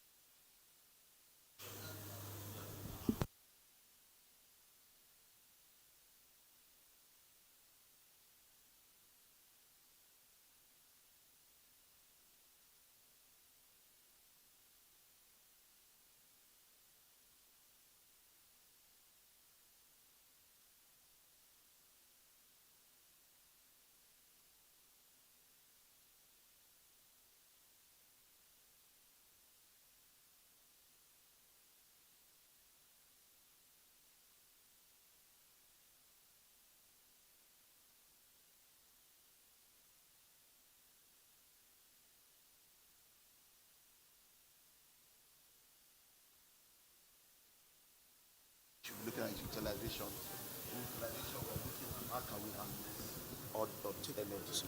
And one thing that is mostly common is using of smart grids. I think smart grid can help us. I think during the discussion, we should be looking at how we can incorporate into the existing grid that we have, so that if we're able to utilize renewable very well, it then free up the national grid for others to use. Let's assume if most of the home have solar, and then you're able to utilize your solar very well during the day, it then means you're freeing a lot of energy that is coming from our national grid for others to use. Just like we can make our home very smart in terms of utilization of renewable.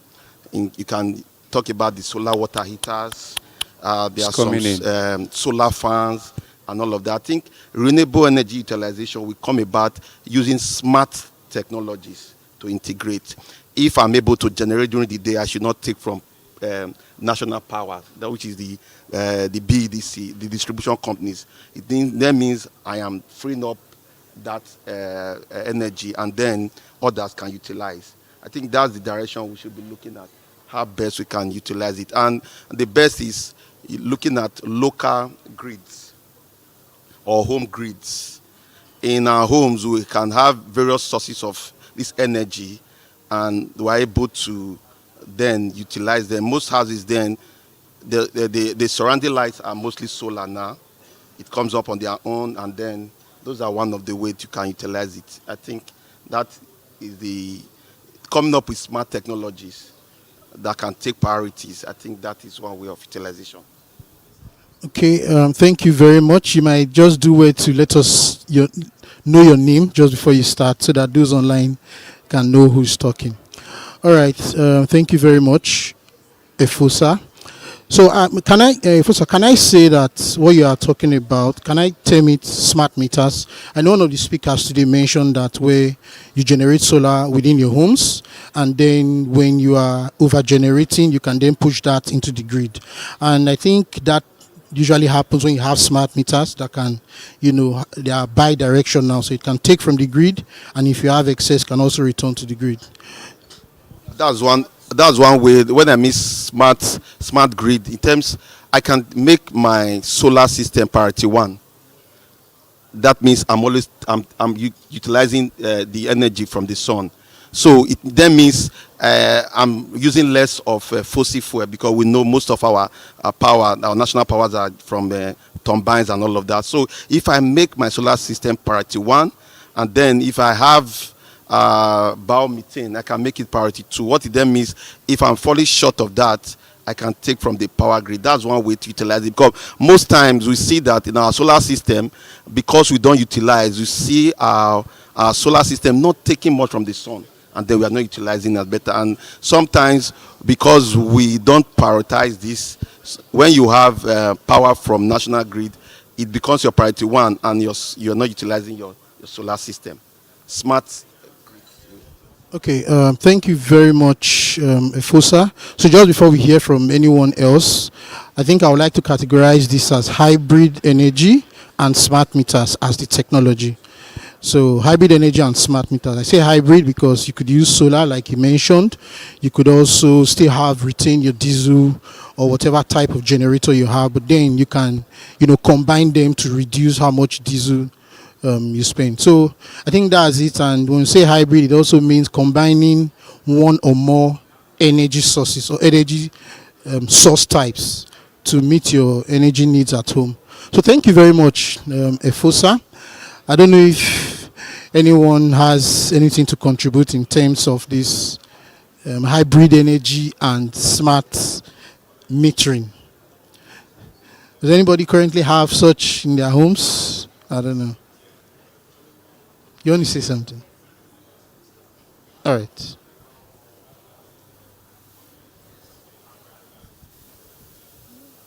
Good afternoon, everybody. Just away from what he said, I would also like to talk about biomass. That's using steam turbines. So where you are using like waste wood, you burn it up, it converts to chemical energy, and this is then in turn used to generate electricity. So that's a different one that obviously Nigeria not started yet, but in countries like in Texas, Oklahoma, in the US, yeah, definitely that's what they're currently doing now. So yeah, maybe something that Seplat can look into. Yeah. Okay, my name is Elizabeth Iwayan from Ano Gas Processing Company. Yeah. All right, thank you, Elizabeth. So if you permit me, because we would love to take it technology by technology for the purpose of the summary after now. So I've just noted it, biomass. So before we come back to it again, I just wanted us to go through the smart metering we talked about. So I think we did talk about the hybrid energy and the smart metering. I think the key features, or some of the key features, is that when you have excess energy, you can return it back to the grid, and then it reduces your unit cost of power, since it's renewables anyway. So those are the key features, those are the benefits. Then can anyone say anything about the risk of EFOSA? So what are the risks associated with such hybrid energy situations? I mean, is it all rosy? Are there high capital costs? I know, for example, at night there's no power. So what do you think? Do you have anything to say on the risk? Thank you very much. One of the challenges that we have in renewables, as highlighted, because it is energy, the energy is highly cost efficiency. Okay. To set up a renewable energy, and also storage is another challenge. So most of the time, weather effects also affect how you generate, and is dependent on so many other factors. But outside that, what we're looking at is trying to optimization.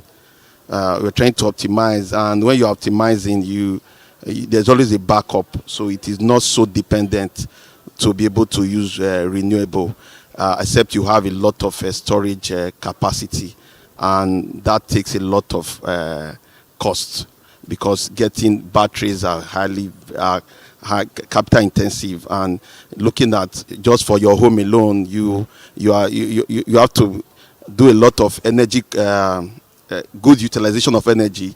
Most time when people use solar, they don't use their air conditioners and all of that. So power management come into place. So one of the downside in renewable energy, because it's not able to give you certain good amount of energy. So you are good with trying to rationalize how you use your power.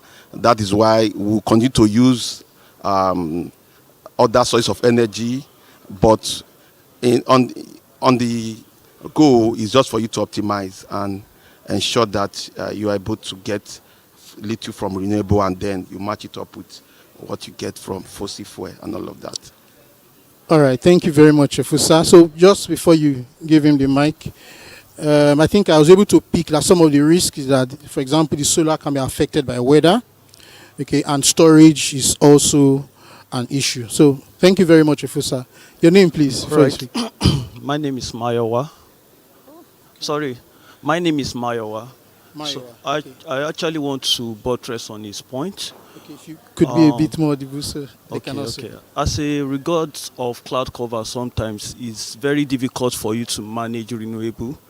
When we are talking about cloud cover, you know, there are some certain period of time where you will not see sunlight coming out very well. But thank God for AI technology now that actually try to look at the trend based on seasonal fluctuation. You can be able to look at your load to consumption. So you can use that one also to balance the mix between renewable and fossil fuel. I think that's what they are using in Mozambique and other Africa countries now. The technology is coming down to Africa gradually. I believe in the next future we'll be able to see that playing in renewable market. Thank you. All right, thank you very much. So he has buttressed, tried to buttress some of the things Efusa had talked about, and in addition, he had mentioned some case studies, Mozambique, where this is currently in use. I know in most of the Western world as well, they have these smart meters already currently in use. So thank you very much. I think we can move on to biomass if there are no other questions on that now. Okay, so on biomass, do we have anyone who wants to share? She did mention that really it's currently being used. New York, did you say? Okay, so in different places in the US, Oklahoma, Texas, and all. So is it something we think we can also do in Nigeria? Do we have those resources? Do we have those technologies? Are they even, if we don't have, are they something maybe in the pipeline? Are people already working on it? I don't know if there's anyone that has anything to share on that. Biomass.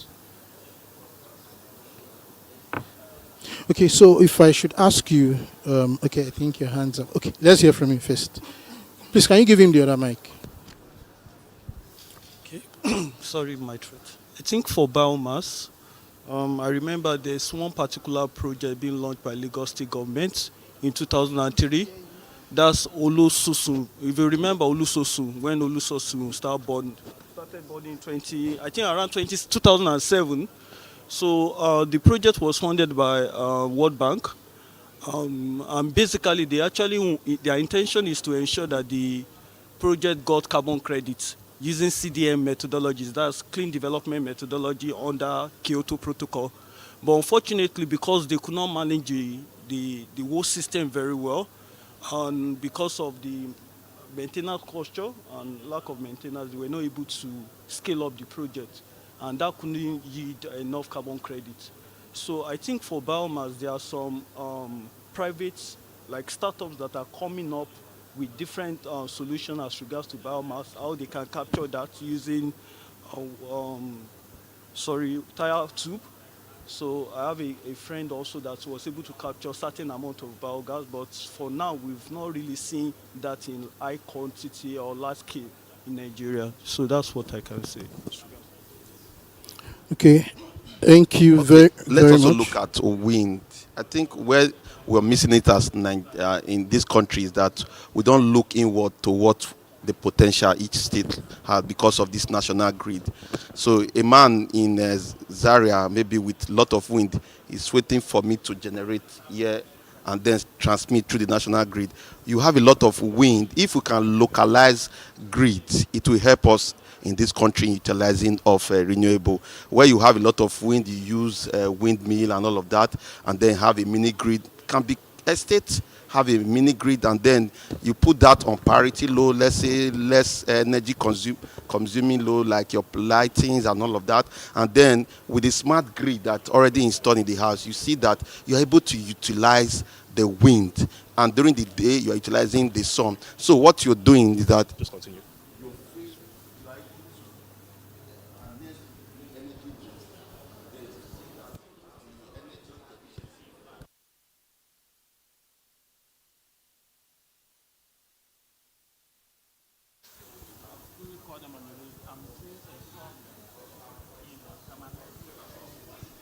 All right, so we have here with us the Syndicate for Well Delivery Efficiency Enhancement. The guys are talking around new technology that can save costs and reduce time taken to drill our wells.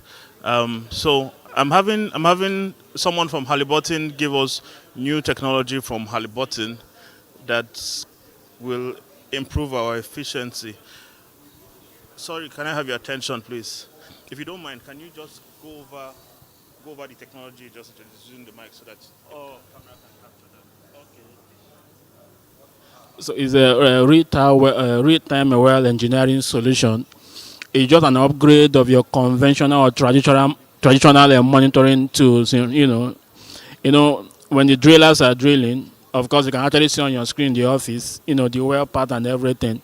But many a times you may not be able to tell if challenges might come in the process. Basically, I just tell you lithology. Maybe it's passing from shade, it's passing from here. You can see some drilling, fluid information and co. But the question is that what do you do with those data? But with real-time well engineering, you can actually predict the possibility of challenges you might likely have in that hole. So they start planning for mitigations so they don't get stuck in hole. For example, the example you gave, that's a typical example of what this solution can actually help you to prevent. Instead of you spending hours or days trying to mitigate that, you can plan ahead. An operation that might take you 5 days to mitigate, when you plan ahead, it might take you 2 days, which means you have saved 3 days. So you have where we have used it. Total is actively using it today. First, we have used it. I think they use it in 3 of their offshore wells and 1 shallow offshore. In fact, one of the deep offshore wells, they drilled their fastest well in history. The record is there. You can actually, you can. I don't have the information, but they drilled their fastest well in history. If you have any friends in Total and drilling, you can reach out to them to actually validate the information. Currently, we have some couple of clients we are trying to deploy that for. NEPL is part of it. We have Aircrest and First AMP, which we have actually showed them the proof of concept, and they are willing to deploy the solution. But the success story we have in country, we have every other place in the region, but in country is Total. Yeah. With respect to Total, which is the case study in country, we don't. In fact, we have that in the UAE, Saudi Aramco, Petronas. It's not really okay. I want to point out this. It's actually dependent on your internet as well, because if your internet is very strong, it helps you to see this information in real time. So most times, I think there was I won't mention name, a client that we are trying to deploy it, but I don't know what happened. The internet was, we have worked back and forth and stuff like that. We couldn't progress. So one of the things we advise, anybody or any client that want to use it, to make sure that you have good internet on the rig, because it's very, very important. If not, the purpose is defeated.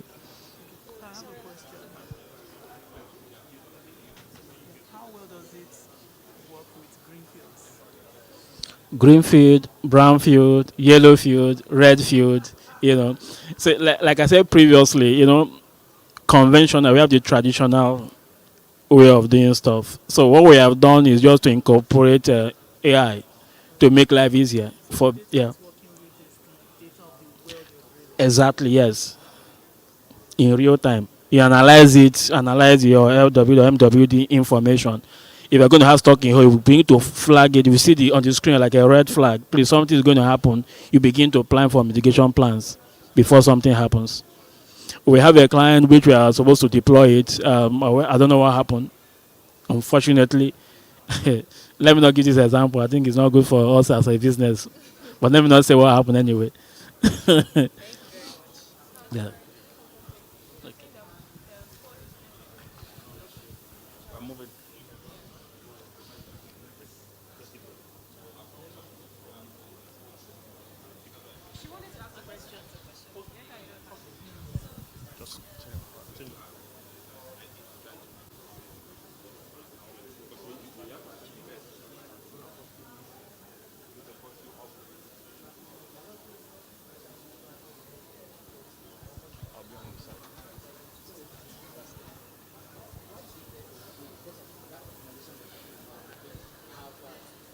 So over here we have the techies. The techies are talking around digitization. Please go ahead.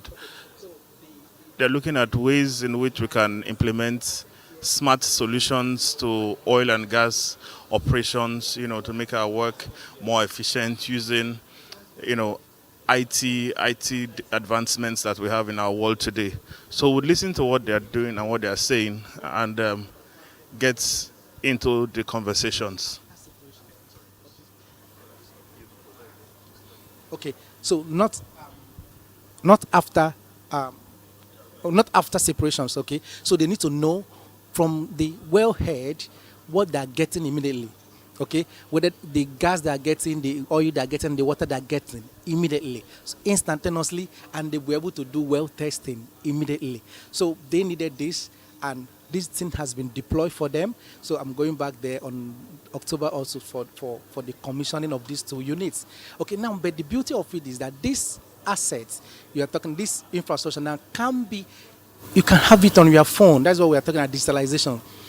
The managers, they don't need to come over to APSOs or the offshore platform to be able to see their well, how their well is producing, how their well is doing.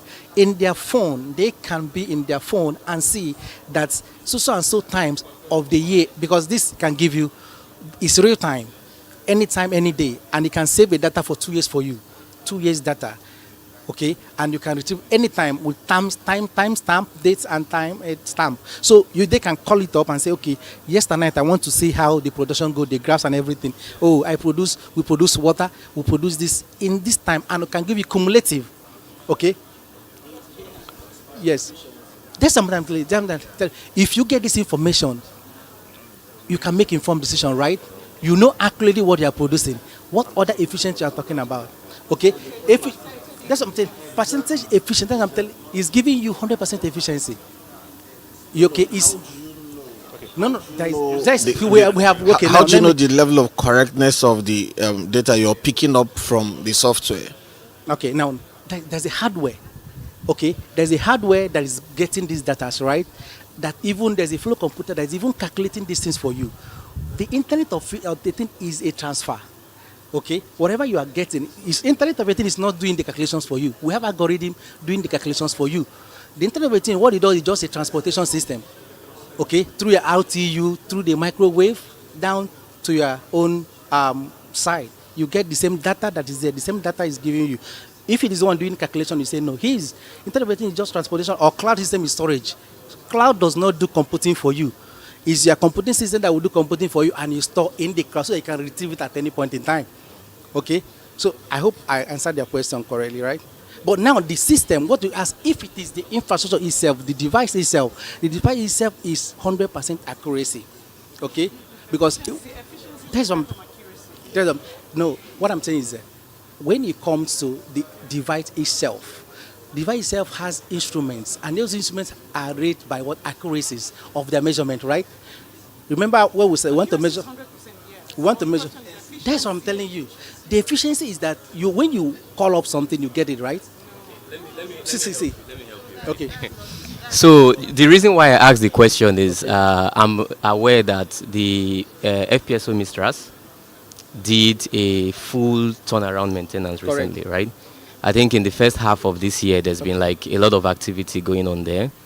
I am not aware of this deployment. It's possible it happened, but I'm just not aware of it. And the specific question I'm asking is, supposing before the deployment, production was 2,000 barrels per day, and post-deployment, we are able to realize and record improved production of maybe 3,000 barrels per day, then we'll see that, okay, the deployment actually made an impact, right? So that's what I'm asking, but I don't know. Now, because that is where we get it. The first solution I said is what?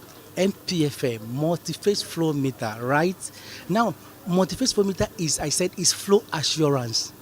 It's for you to know what you are producing. It is not an artificial lift system.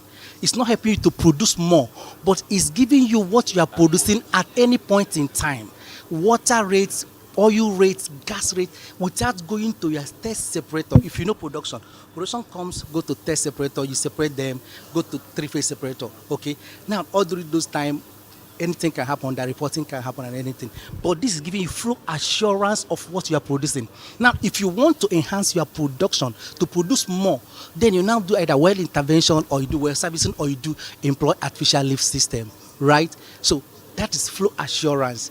This EPFM give you flow assurance. It does not increase your flow, but it tell you whatever you are producing, this is the rate of these three phases you are producing. All right, so we're just getting ready to move on to another syndicate. I can see heavy oil extraction over there. They're having some very interesting conversations over there. Join me, we're moving on to heavy oil extraction.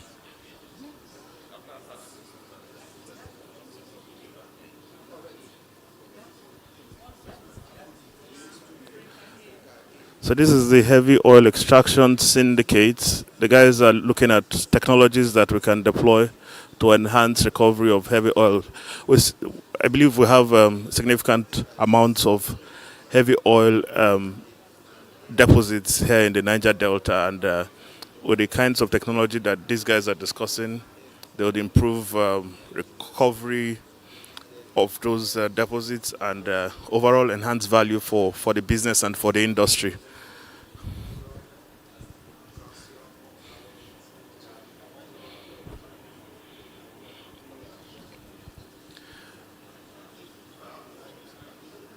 So we're hoping you can just give us a very brief run-through of what you've been discussing in the past couple of minutes so that the people online get a feel of your discussions around heavy oil extraction. Okay. Hello, good afternoon. Please, this session is all about heavy oil extraction, and the syndicate class is ongoing. We have been talking about various technology for heavy oil extraction, and we have been able to highlight micro emulsion breaker as one of the technology. The second technology that has been highlighted is PGVRL and PGVRS. We talk more on key features, the benefits, the risks, and the case study with respect to the conclusion as regard to the challenge, the solution, and the benefit. I think that is all from now. Thank you. Well, thank you very much. If you don't mind, do you want to say one or two words in addition to what you've been discussing out here in the syndicates? Well, what I will add is that we're still going through. We still have more technologies that we want to add. We've talked about the first one, which is to lower the viscosity of the oil so that it can easily flow, and the second one is to remove the impairment in the near wellbore so that the heavy oil can flow easily into the wellbore. Now we're going to talk about another kind of artificial lift system to help it to come to surface. So. That's fantastic work. Thank you very much, heavy oil extraction. I'm moving on to see what other syndicates are doing. Keep up the good work. Thank you, guys.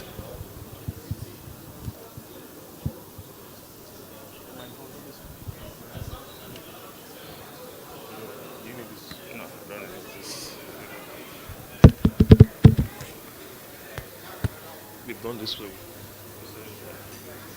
All right, I see production optimization, discussing technology to enhance our production, our assets, ensuring that there are no defilements. We want to minimize gas flaring, if possible, eliminate routine flaring. And I'm just going to quickly get into some of the discussions that's going on in that syndicate right away.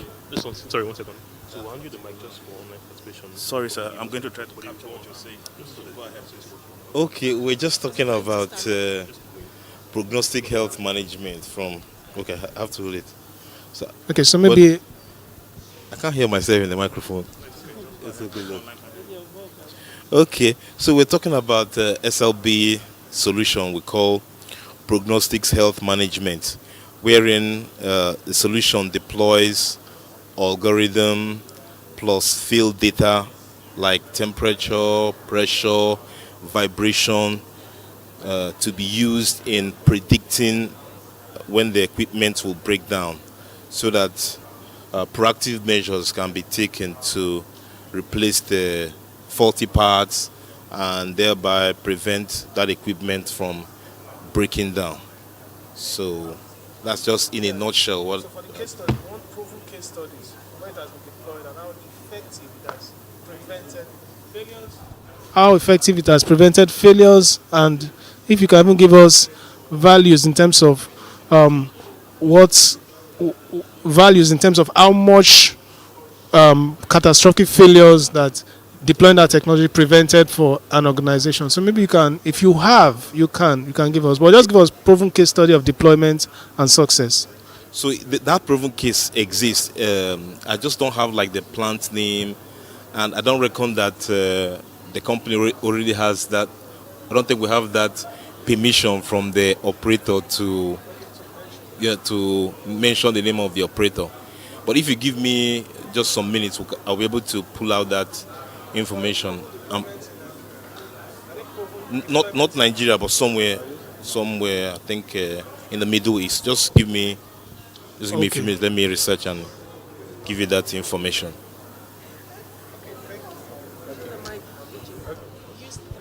Okay, thanks very much. Any other contribution to this solution for predictive analytics on and secondly, it's for rotating equipment, like we said. This one is for rotating equipment. Okay. Additionally, it depends on what equipment is of interest to you. We have also been able to do wellhead parameters monitoring.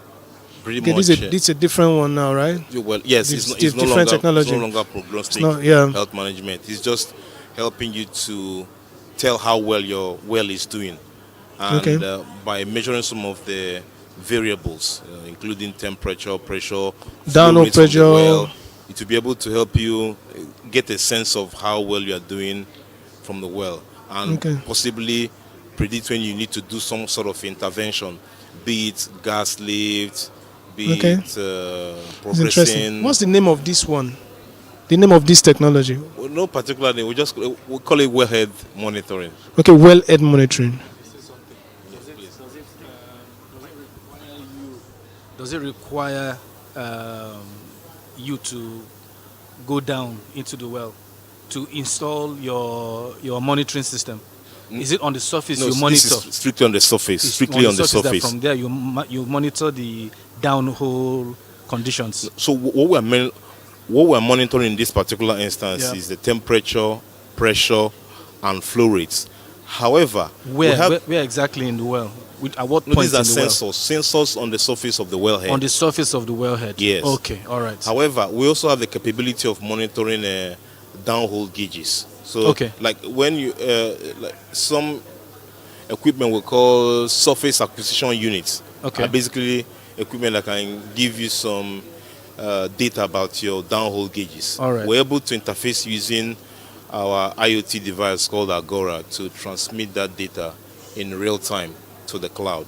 But your system should be able to replace the downhole gauges so that there will be no need for downhole gauges anymore, since your system can already monitor everything that is going on in the well. Then what's the use of downhole gauges? Well, that's a good point. We're going to consider that as a business. But let me say this.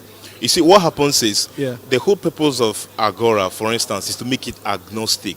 That means it's capable of liaising with equipment from even competitors. Okay. So we understand the fact that somebody may not want everything to be SLB. And so if you choose to install wellheads from other vendors, that's fine. We don't mind. That data coming from the downhole, we are still able to liaise with it and obtain the necessary downhole information. Why I'm saying this is because anytime there's an issue with your downhole gauges, you have to do some sort of work on your well to have them replaced. So but with your system, you shouldn't be worried about changing downhole gauges anymore if they go bad, because you're already monitoring everything from the surface.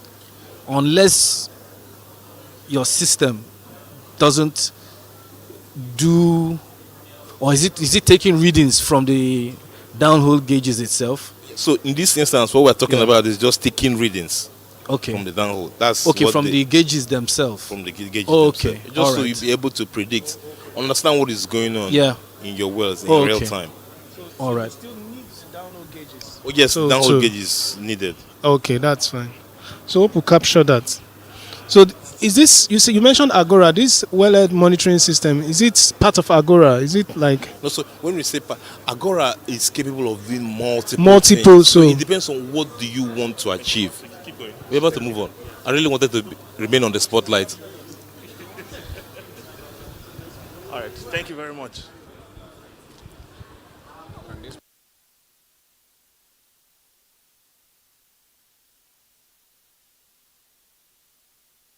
Right, so we've just looked at production optimization. These guys are looking at the things on surface, how we're enhancing our production. We're now going to go to the subsurface people to see what they're talking around the subsurface. The next syndicate we're visiting is over that way.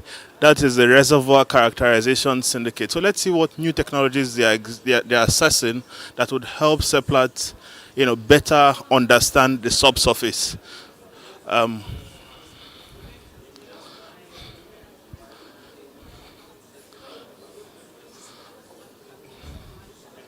Hello. Hello, good afternoon. So this is the Syndicate for Reservoir Characterization, yeah? So if you guys don't mind, please just give us a quick summary of some of the key discussions you've been having so far, so that the people online can benefit from your conversations. Who wants to go on with? Okay, use that. You can use this.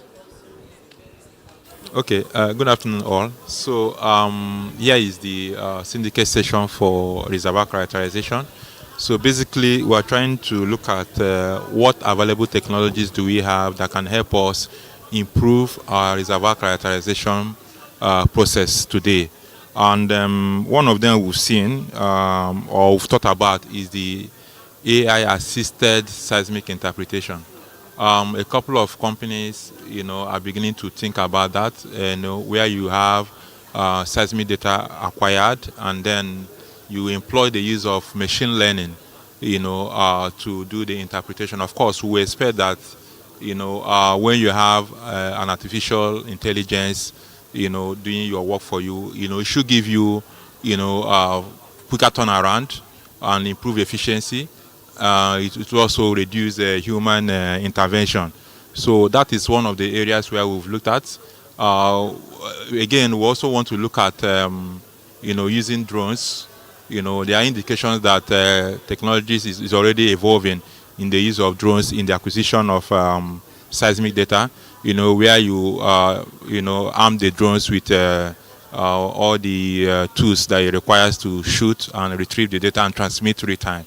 So those are the discussions that are already ongoing, and we'll be able to, digest some of them and then, come up with some of the solutions that are available.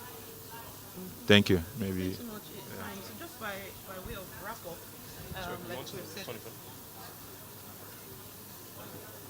All right.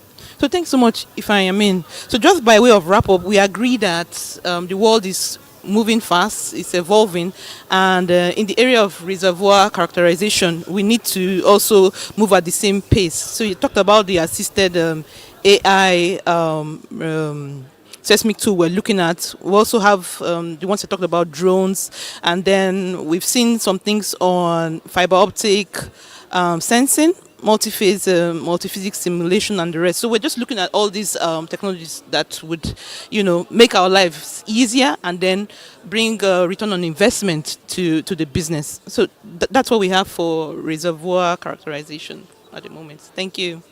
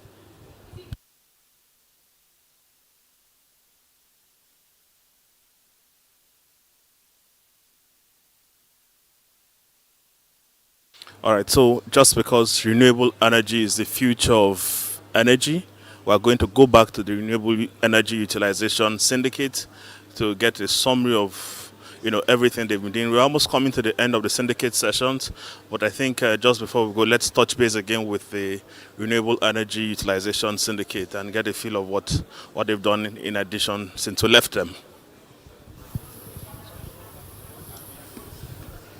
How's it going, guys? Yes, it's going fine. So, are you telling us it's time up? No, no, please. Just to get a feel of a summary of all that you've been discussing. We're getting to time up, but not yet. Just let's continue the conversations. Just more or less summary statements on all the things that we've been doing so far here in the syndicate. All right. Okay. So, just before we go ahead, like he has advised us to do. So, I think today we've talked about solar power generation. And when we say solar power generation as part of hybrid energy, and an enabler for that is smart meters that can enable the power you are generating to go back to the grid and also come back. So we did mention that. We had also mentioned biomass, the use of biomass to generate gas, fuel, and even power that can be used, for homes, for the grids, and I believe can also be applied to our production systems. The sewage you talked about, for example, we actually have sewage in production plants as well. And then just recently, we also talked about concentrated solar, where we can use the heat by, directing the heat from all the mirrors to a certain location to generate steam. And then that steam can help for enhanced oil recovery, for example, in heavy crude oil situations. So I think those are the three major areas we've talked about so far in terms of renewable energy utilization. Okay, so just so that I understand renewable energy is pretty new, especially in this part of the world. All right. So what, do we have So any case studies where some things have been done and we can probably learn from those good cases? Are there any such examples from our discussion so far? Yes, there have been case studies. So I don't know if you want to hear the case studies, but yes, there have been case studies across. Okay, so is there anyone that wants to talk about a case study? I'm Isaac. In South Africa, there's this automated biodiesel machine. I mentioned it earlier. So they use it. They use it to process some biomass, vegetable-based biomass, and they use it to produce clean fuel. I really don't know how the process works or how to go about it, but there's even a company that do like a retail for those kind of machines, and they are currently even in Lagos now looking for. So I don't know if Seplat has already looked towards that line, and there's a machine already on board in the system like that. I don't know, but it's already something that I think if it's not, it could be looked into and it could work. She also talked about biomass, right? Cited some areas. All right, distinguished participants, we've got into 45. You can take the next 5-10 minutes, start collecting your respective reports, and the subject matter experts, you can start uploading on the app. At the same time, the person that would speak on your behalf start getting ready. I will come back to you in another 15 minutes or less. Actually less, say in another 10 minutes, to start gathering your feedback from the respective groups. Okay, I want to say something. I'm sure you've had a robust conversation. Chip in something. I have followed some of your conversations online, and I've seen some of it in the room, so start getting ready to wind down. Okay, what I want to chip in is on this renewable energy utilization. Renewable energy is expensive to get, and we're talking about our industry. In our industry, you talked about geothermal heat. We flare, and we produce heat from there. We can design a system whereby that heat generated from flaring can be directed, and we use it to produce power. So you can generate a plant whereby you flare, you produce heat. Once you get your heat and it gives you energy, gives you power, then you can stop your flaring. We can do that. It's an idea. We can work on that. Like cogeneration. No, like. All right. So I think what he's trying to say is basically making our process more efficient because flaring is basically waste. Yes. Right. So you want to cut that waste and see how you can convert that waste into something else. For example, generation of steam, and then you can still use that steam to generate power or do something. No, no. So he's talking about the utilization of the heat from our flame. It's different from cogen. I think for management of such things, you follow a process. You use, reuse. When you can't use is when you burn, because first of all, you want to eliminate you generating carbon CO2. I think that gas can be channeled to another source of energy instead of burning. I think that will not fly in terms of policy, in terms of environmental concern, and all of that. Instead of it to flare, you can use that gas for power generation direct as fuel. So I think in the case where there are no options, like where you have your waste management incinerators, those can work. After you've recycled, you've done your selection, you've reused those that does not fit into those space can then be incinerated. That can work. You can use your incinerator to generate electricity and all of that. Hold on, guys. So we will need you at some point to assign someone to give a 3-minute summary of what you've discussed. I see that we've had a very good time. We will need one person at some point when your group is called to give a 3-minute summary. I'll leave that with Oyomata to manage. Thank you. All right, thank you. Are you taking me? Thank you.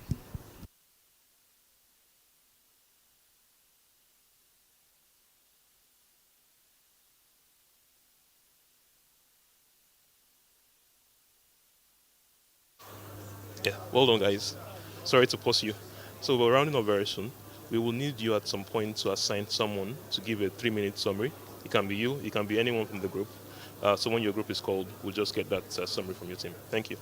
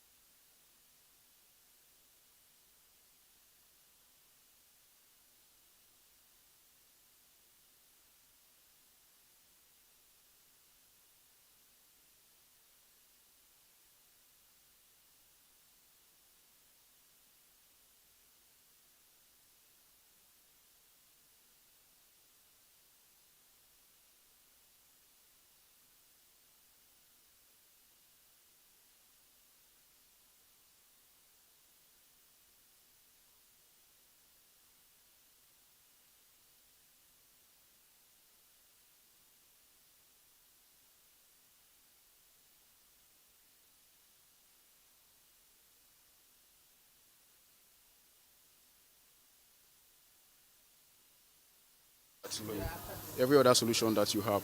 But for this session, so that we have what we want to present, let's just capture the few that you've pitched, and then we can have someone present it for us.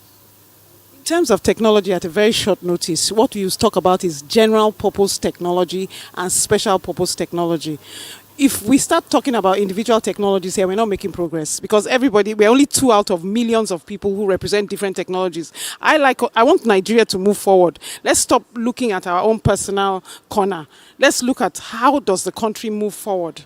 Let's talk about general purpose technology, special purpose technology, and how do we optimize technology as a country and as a nation to move the oil and gas industry forward. That's my own point. Because if you need the technology in specifics, then run a survey of all your contractors and all the contractors that provide technologies and analyze what is appropriate for Seplat. Exactly. Let's just summarize it. So I think I don't have a very. Go on, So what I think is we should be so short-sighted. we should be careful so that it doesn't look like we are teaching. Exactly. That's why I was saying, let's just summarize it, not going to different. Exactly. Okay. The record they have, they can keep it. Okay. Those different people don't. We should run a survey. We should run a survey of technologies. Let's just summarize it based on what we need as a country. Okay. Exactly. That is it. Okay. For me too.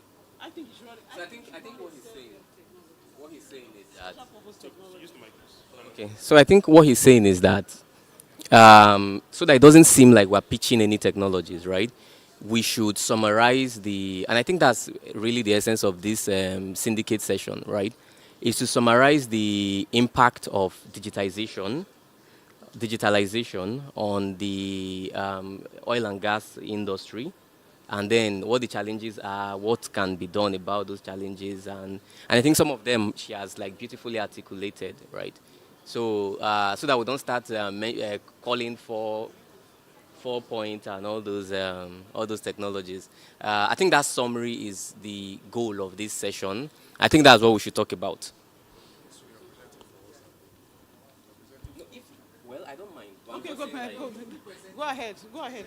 No, but I just think we should not dwell on anybody's technology because different people have their own preferences. So if you don't mind, what we want is a summary of what's been discussed, general ideas of what you've come up with, cover the entire scope of what you've discussed, not necessarily the technology, not companies, just to give a sense of what you've discussed. Thank you. Thank you.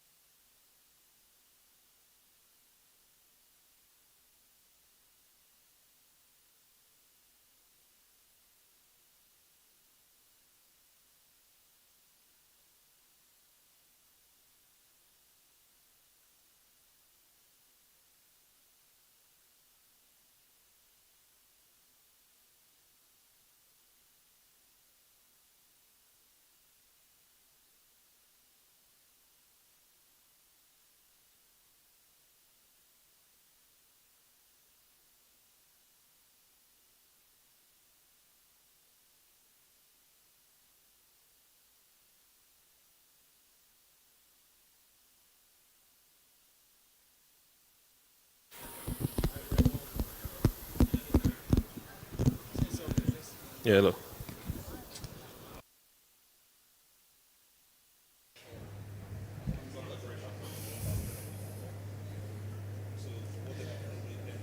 I hear this group calling dollar. Please, I have a dollar account. Should I send my account number?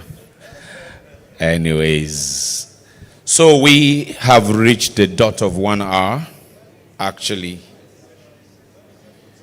we need to start taking feedback from you now. Emmanuel, heavy duty, heavy. God, I said heavy duty.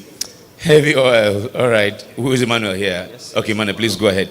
Emmanuel, you have 3 minutes. Okay. Thank you very much. All right. Let's listen to Emmanuel speaking on behalf of the Syndicate for Heavy Oil. Please go ahead. Okay, good afternoon, everybody. Yeah, okay, my name is Emmanuel Ajayi from the Heavy Oil Syndicate. So I'll be speaking on 3 technologies discussed this afternoon. First technology is from Calvante International. It's actually a chemical solution which is used to address heavy oil. And the solution works by generating heat and an ester when injected into the reservoir. And the heat and ester actually resolves the viscosity, making the crude flowable, and helping to recover production. So this solution actually improves productivity and also reduces the time, downtime that is required typically for such heavy oil recovery activities. The second solution is from Tual. Yeah, and it's okay. A minute, please. Thank you very much. Okay. Tual solution is a micro emulsion breaker. Name is 1625SC 162B breaker A. It is used to remove filter cake and near wellbore impairment to improve the flow of heavy oil into the wellbore.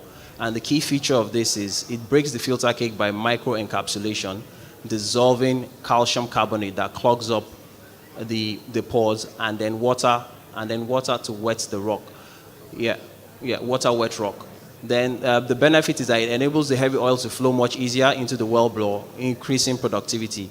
And the case study for this particular solution is NPDC case study SPE 217194MS. It enabled heavy oil reservoir to become very economical as it was able to flow by itself without using ESP pump. And going on to the last solution, progressing cavity pump PCP.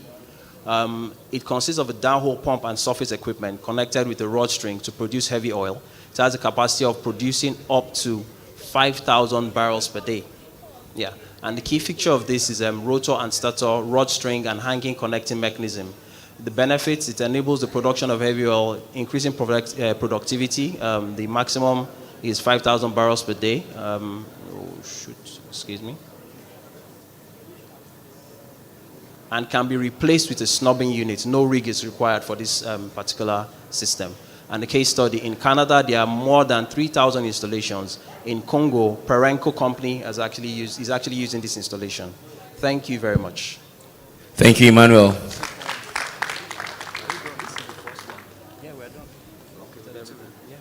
All right, we'll move our microphone over to digitalization. I hear Dozier is ready to be the mouthpiece, the digital mouthpiece of the group. Dozier, please go ahead. Okay. Do I have to? Dozier, please, before you speak, just give me a second. Ladies and gentlemen, we are not done. After Dozier is done, after the entire report is done, we will do a quick recap, brief recap, and then Ogati will do the vote of thanks, lunch will be served, and exhibition will continue after that. But for now, Dozier, 3 minutes. All right, so I don't know what Energy Technology Summit 5.0 will be, how it would work, or how it would go. But we do know that 6.0 will probably be attended by robots representing our various companies and us as delegates, because technology has come to stay and it's being integrated into virtually everything that we do. So my very wonderful Syndicate group, We discussed a lot around data flow, because we all do know that data is the lifeblood of organizations and of all the organizations sitting here. We talked about different technologies from the wellhead down to the office.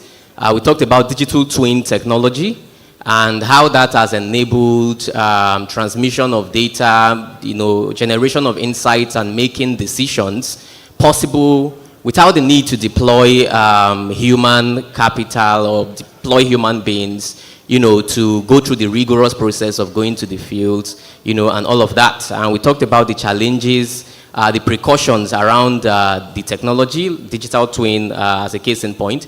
We talked about proper, redundancies in place. We talked about having, sufficient trainings for people using the technology and so on and so forth. We also talked about different other technologies like, we talked about the SCADA software, the foresight that, Weatherford has, and how that has enabled improved hydrocarbon accounting at the wellhead. And these things are all powered by technology. Today we talk about big data and a lot of possibilities that are enabled with the utilization of big data. I think one key thing, and this is where I'm going to wrap it up, and really I would like all companies sitting here to put their ears up. One key thing that we talked about in my session is training local content that will power the technology of Nigeria's future and Africa's future for that matter, right? So we import a lot of technologies. We have to start making those technologies in country. We import a lot of technologies. We have to start training and building competencies so that we do not have a lot of dependencies on external hands to help us run those technologies to drive and optimize our operations, because as we all know, companies are leaving and it's falling back to us as Nigerians and indigenous oil companies to take the future of this country in our hands. And we must learn how these technologies are created and operated by Nigerians, for Nigerians, and for Africa. So this is the summary of what we discussed. Thank you so much. Thank you, Otumba Dozie, and you spoke within my 3 minutes. Thank you so much. Over now to renewables. Efosa, I hear, is ready to talk to us. Efosa, hold on. He can stand if he wants to, if he sits, whatever works for him. Whatever makes you comfortable with Efosa. Efosa, your 3 minutes starts now. Okay, thank you very much. Can you hear me now? Very well. Okay, we look at 3 major sources of renewable energy. We looked at wind, bio, and solar. Looking at the wind energy, we talked about turbines. We talked about windmills that can be able to generate electricity. Biomass was in details looking at biofuel from waste. We also look at biofuel. Solar energy, we also look at solar energy. And in utilizing of all of these, we looked at the technology that can be deployed. One of them was smart grids. And these smart grids can be driven by AI, managing generation and utilization. Looking at the downside of renewable, they are not much in abundance, so we have to match it with smart grid, looking at what you get from your national grid, and also you take that from the renewable with smart, with AI coming very smart, you have smart grid. And we look at this grid like home grids, because that will enable us to drive utilization. If I have solar, if I have wind around me, I can then utilize it with the power from the national grid. We also look at geographical location. One thing about this nation is that we have abundance of these resources deposited at different locations. We look at the best way to utilize renewable is looking at what is close to you, because renewables are best utilized at source, because you then lose a lot of energy trying to transmit and distribute. So if you are in the places where you have a lot of wind, you can then look at using your windmill, and If you're in a temperate region where it's very hot, you can look at the solar energy. One thing that will also look very in detail is what policy. If you have good policy in place, this will drive utilization, where every home is being challenged, driven by policy, to be able to look at this energy mist, capture what is available, and you can then utilize it better. Thank you. Thank you very much, Efosa. Another good use of 3 minutes. Thank you so much. Let's put our hands together for a Renewable group as we did the others. Yes.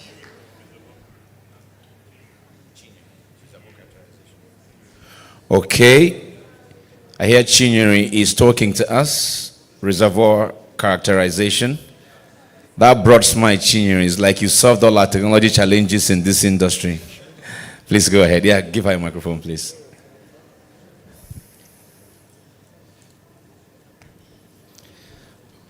All right, Chinyere, you ready? Yes, I am. Hold on 1 second, please. Your time starts now. Thank you very much. All right, thank you. Good afternoon, everyone. So for the reservoir characterization group, we came up with 3 technologies that could help in this aspect. The first is the AI-assisted seismic interpretation, and this will help with a better coverage of the field, increase the speed and accuracy of seismic data interpretation from the current 60% to 90% using AI. The key features for this technology, quick results, and also the use of machine learning.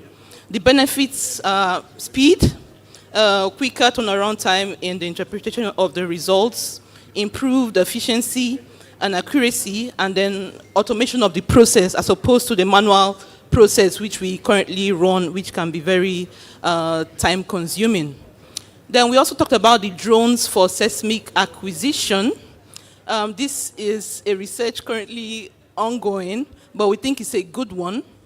The key features for this technology are remote monitoring of the seismic information, high resolution imaging, and then the autonomous nature of the drone for its operation. So I think this is a good technology we should also look at for this side of the business. The last but not least is the cluster technology implementation, cloud computing. So basically this talks about the cluster technology having a set of computers dedicated to these specific tasks. Key features, it improves the computing power of the computers which you currently use to run the seismic data. And then there's a higher level of data security. Benefits, it handles very complex models and improves data processing time, as well as it's relatively affordable. So it's something it's a quick win for us at the moment. Case studies where it's been used, so we have Shell and Total Energies in the Niger Delta region currently deploying this technology. So that's what we have for reservoir characterization. Thank you. Thank you very much. Can I get the microphone up this way? It's another, all this way, all the way to the front. Yes. Do you know why I'm believing the solutions you are all bringing forward? I'm believing it because your time management is spot on. So I believe that your technology is also spot on. I'm believing all of you. I gotta go for, what's this group again? Production optimization, yes. All right, good afternoon, everyone. So the group deliberated on possible technologies to look at production optimization from the wellhead all the way to the gathering facilities and on the and to export. So we started with a technology that can help us address declining wells, and it is called ITT Bowman. So this technology is basically a multi-phase pump that can help us continue producing from wells that are getting to the end of life. The advantage it has over regular gas lift is that irrespective of how remote the well is, this solution can help to lift the well and actually help to produce it to the facility. So it's a very interesting solution that has been deployed in Chevron, Macaraba, and the benefits that basically allow us to continue producing till real end of life of the well. Then we also have another solution called NetCool tech, NetTool technology. It's a solution that enables us to eliminate IBS and W from wells. So what it does is that from the well bore, it's able to ensure that we are able to address watering of the wells. So it has technology that can able to seal off zones that are increasing in water production. So you don't even have to produce the water to the facility. It's able to shut off water production and ensure that you keep producing wells that meet your defined BS and W limits. Then the next one, it has been deployed in North Sea and the Middle East. And the key features is that, yes, you can be able to analyze and see productivity index of the well. So it doesn't just help you to shut off zones, but it helps you to monitor the production as you keep producing.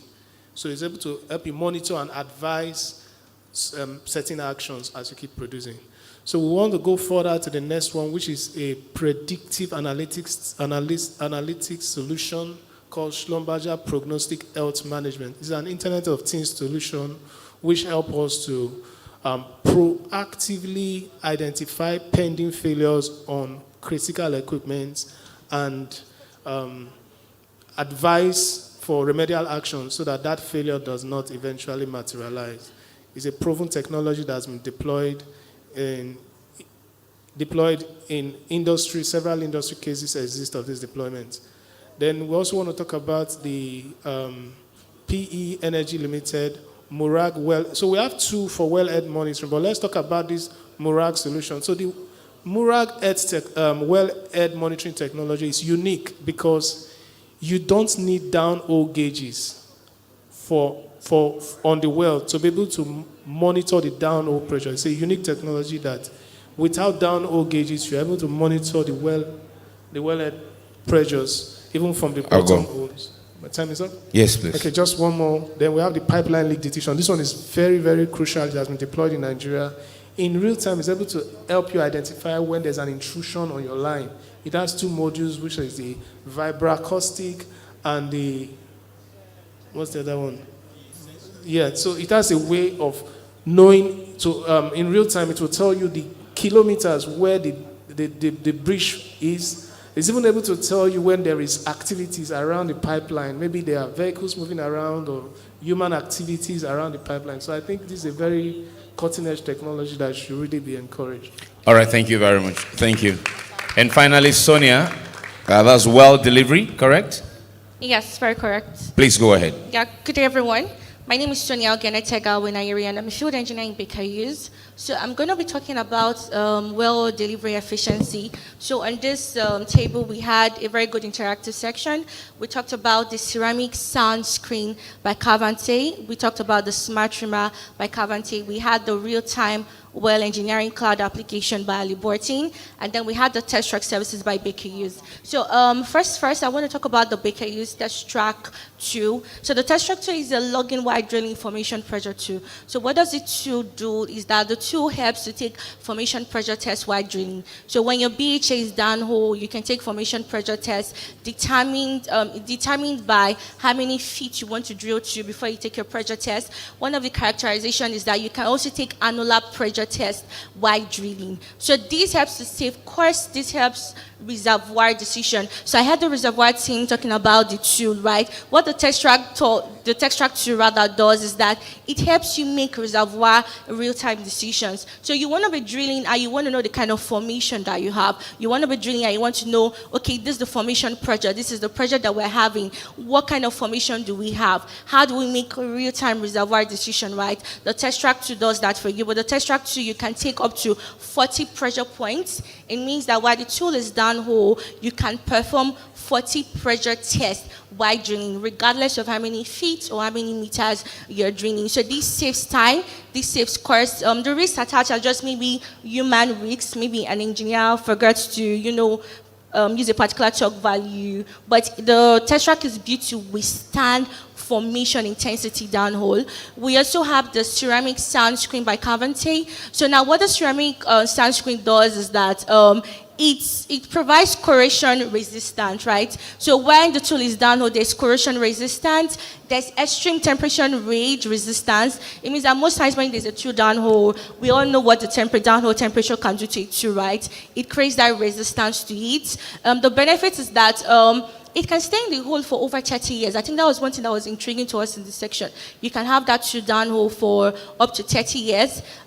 Case studies that it has been used in over 20 wells and 116 deployments within Nigeria. So we have the smart reamer that we talked about also by Cavante. The smart reamer replaces traditional mechanical reamers. So basically how does that operate is by, it uses an hydraulic system. So instead of traditional mechanical devices, we have an hydraulic system that the smart reamer does for us. Key features is 360-degree rotation downhole, PDC drillable, so it can be drilled by a PDC bit, and it's also non-mechanical. Benefits is that fast drill at time. You can drill out a casing very fast. Less can be rotated without rotating the casing string, which was really, really outstanding to us in this section. Then we also have the real-time well engineering cloud application by Alibertin. So basically what this does is to provide automatic detection of the station or situation in the rig. So you want to be in the rig and you are deploying your tool, you have your engineers on the rig and you're in the office, or whether you're in any branch in your office, but you want to be able to see what is going on downhole, right? So this is being deployed, you can see that. Sonia?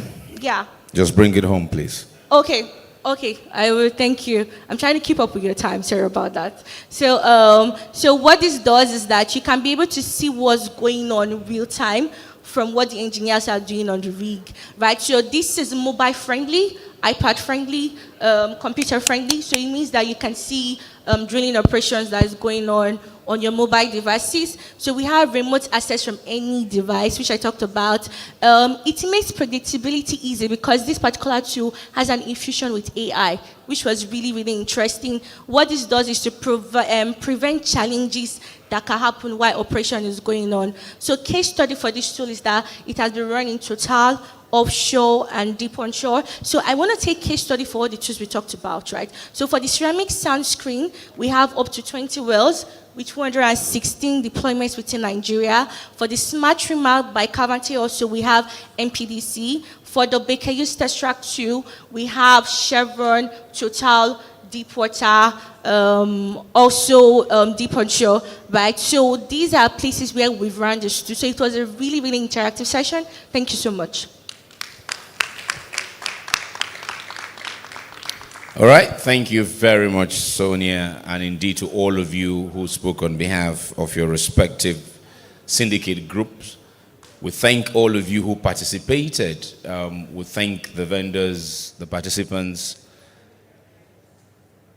When you consider the impact of what you've just done, I think it was the gentleman who spoke for the digitalization who was, making comments around whether AIs will be attending this as robots on behalf of companies. The point here is Seplat is truly committed to ensuring that not only is these technologies found where they exist, they are brought into the business to optimize production, to optimize costs, and ultimately help the industry in general embrace and accept this. Because one of the difficult things in the oil and gas industry is the level of acceptance of technology when they are first found. Many companies are hesitant to embrace it. But Seplat, as you've heard from yesterday and today, is committed to this cause. And I think they deserve a round of applause, Seplat Energy PLC. I was chatting with Adjola, I think it was Agogo as well earlier, and she was saying how this is truly solving problems. And that is what a truly Nigerian integrated company like Seplat is committed to doing. I remember very well that your former CEO used to say, it's not about owning the resources on the ground. It's about what you do with it and what is the economic impact of that resource at the end of the day. So when all of these are developed, deployed where they already exist, the economic impact, of course, is cost optimization and helping the environment a lot more better. Okay, so let me just briefly, because your lunch is getting cold, let me just briefly go through a recap. I will not run through the entire thing. I will just try and keep it as brief as possible. So we began this morning with the Chief Executive Officer's remarks represented by Mrs. Ibiada Itotoy. And after that, we took the technical presentation, industry perspectives on digital transformation and future outlook. Patrick, Ngwesen was the person who spoke to us there, production tech sales for SLB. His focus was on the edge computing, data analytics, and implementation of IoT, AI, machine learning in workforce, be it on field machinery or in office applications. Then he spoke to us about Agora Edge Intelligence Platform, which boasts of multiple levels of AI functionality, level 1 being data acquisition and all. I think I also like the fact that he spoke about the willingness of SLB to take on any company's representatives who is willing to learn how we can use AI to improve our workforce and workflows in general. Then we moved on from there to a panel session where we looked at innovations in renewable energy, integration and sustainability. Alonge did drive that conversation for us, and some of the points that came out of that is the integration of renewable energy into existing grid solutions continues to face a challenge. Now, the loss of power due to distance between power productions and end users is also a challenge. I think from the renewable energy, the gentleman who spoke there was talking around how we need to domicile renewable sources around where they are available. You were saying something around the cost of moving it there might just be way too much. So the panel did touch, on that as well. And then we're reminded in that panel that shutting down the production of oil and gas will send any economy into a spin. And what is needed is to increase the production of sustainable, clean, and decarbonized energy, which is what your respective syndicate discussions has focused on. We're also joined by Dr. Raphael Popa and, on that particular panel. Mr. Balawunti spoke to us about the good guy, bad guy, scenario, and reminded us of why they're pushing us to clean, affordable, and reliable energy, but reiterating the fact that we need to find the best way around technology to solve our own problem and ultimately get ourselves out of where we are, which is energy poverty. All right? I did say I would not take so much time on that. Spoke about the distribution of capital to the industry and how technology can help us refine what we do and attract those capitals. Because at the end of the day, capital is looking for, he said, where it will bring the maximum return. And if we put the right things in place, then most certainly we will attract those capital at the end of the day. Two technical presentations from G Automations and from Dr. Popa followed as well. G telling us of what they are doing in terms of helping reduce carbon emissions and the off-grid solutions they are providing in places like Edo State. And Dr. Popa, Raphael Popa, did focus on sustainable energy, developing foresight and innovation management frameworks to co-create an energy transition agenda for Nigeria. Well, he gave us a whole lot of scenarios and cases, what we need to do, what we should be focusing on, and why we need to partner with others. But I think that we already have an energy transition office of the government. What he has put forward is something he's saying collaboration across all stakeholders to achieve one front in that regard. Well, not to make the lunch get more cold than it already is, I'd like to now welcome, before I bring him up, we have winners for those who followed Seplat and then did a hashtag with Seplat on Instagram and Twitter. I hope you are in the room. I hear we are giving you a renewable power solution to help your phone stay alive wherever you go. That's the gift we're giving you. It's a unique gift. Even in the abroad, people use that gift. All right, Emmy Keys. Is this Tamalicious? See why your handles should be names that if it's called in a business place, we will not struggle, right? Then there's favorite underscore 231. There's treasure underscore 325. There's Nifi. There's Chidera. All on IG. Are they here? These people, are they here? What's your handle? Are you the Tamalicious? Sorry, it's not you. Okay. Which one is you? Emmy Keys. Which of the keys do you play? I thought as much. You play the piano. Is there any piano here? Let's get entertained. But hey, where is my usher? Emmy Keys is over there. Just key him a power bank piano. This piano can power your piano. So when you are playing piano and it goes off, just plug this power bank. You'll be fine. Favorite underscore 231. Is favorite here? Okay, favorite. Favorite is over there. Let's get favorite. Favorite, it's like your phone wants to die, Abby. Don't worry, it will not die again. I'm here. I got you. On behalf of Seplat, your phone is strengthened. Okay, treasure 325. Treasure. We have more. Look, it's not just power bank. There's something beautiful I see in that bag. It's not just power bank. Interesting. Charity is. Treasure likes this gift too. It's like you've been praying for this power bank since. God can answer prayer. Anyways, treasure is not here, right? Treasure is not here. Okay. Nifi. It's Nifi. That's Nifi over there. Nifi, I won't give you power bank. Let me give you something else. The way you laughed is like you have power bank. It's like I have it already. I heard you. Take something else. I won't even tell them what I'm giving you. So nobody will escort you out to think you will share it with them. Just secret between me and you. Keep it.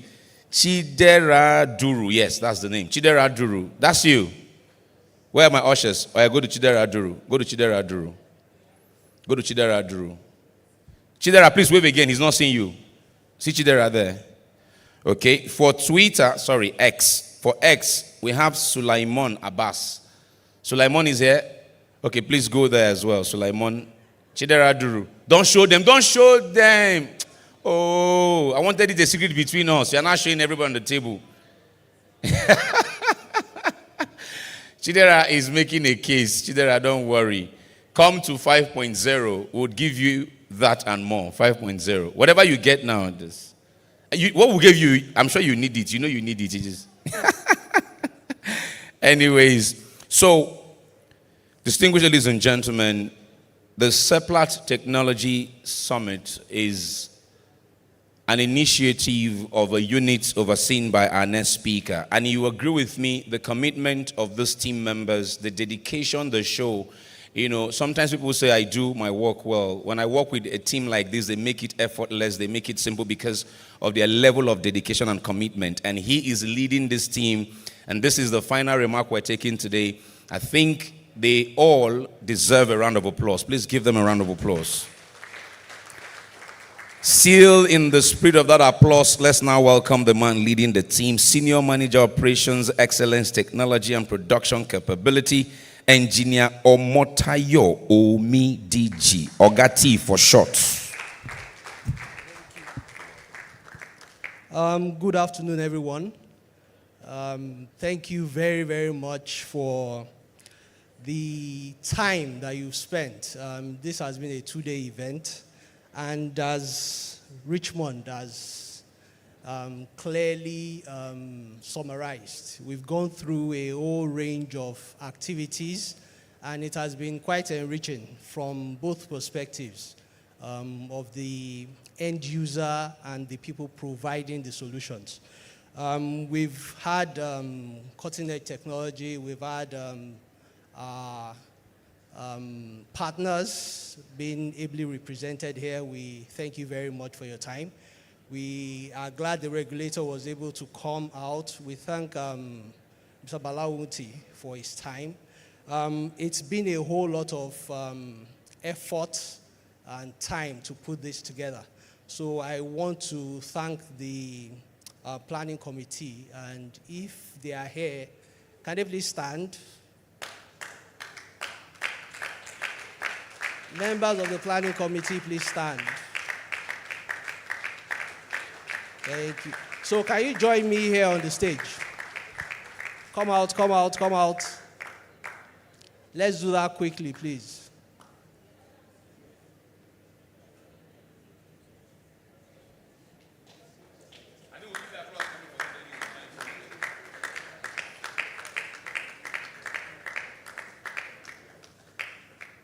So the reason I'm calling them out is because if I attempt to mention names, I'll surely forget one person's name or two. So it's better you guys see them and we appreciate them together. So I've heard comments since yesterday that it's been a hugely successful event. And I definitely couldn't have done all this alone. It's because of these ladies and gentlemen that have spent a lot of their time. So all these guys have their day jobs, including myself, but you know, this falls right in my remit. But many of these guys have taken extra time out to provide this remarkable event. So thank you guys for all the time and efforts that you have put in. And so what reward do you guys want? Open check. Okay, said promotion. So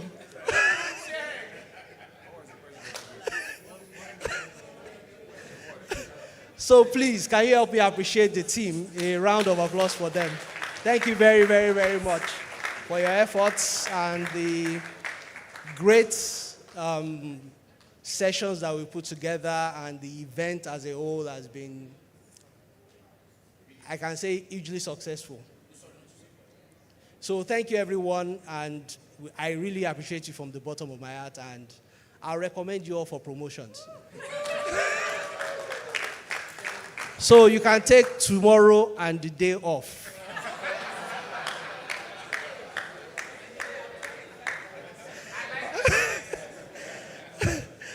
All right, so, coming back to the event, we have said a lot of things here, but the conversations are just starting. For all this to crystallize into efforts, we all need to take advantage of the collaboration that started here and then build on them coming forth after this event. So we welcome all the engagements that will come after this event, but again, we need to stress, it is what delivers value to Seplat as an end user that we will take. We are glad that you can showcase your solutions to us, and we are glad to even receive them and evaluate them. But at the end of the day, what delivers value to Seplat is what will go forth in our funnel and get to execution mode. So, in conclusion, once again, I thank you all, and we look forward to welcoming you at the next edition. Thank you very much, and God bless.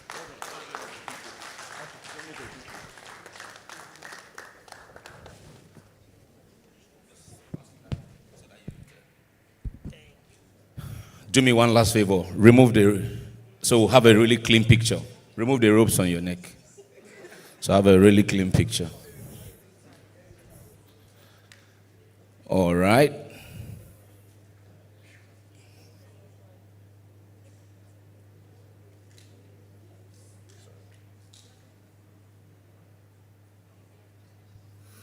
I think they deserve a better round of applause, ladies and gentlemen. They do.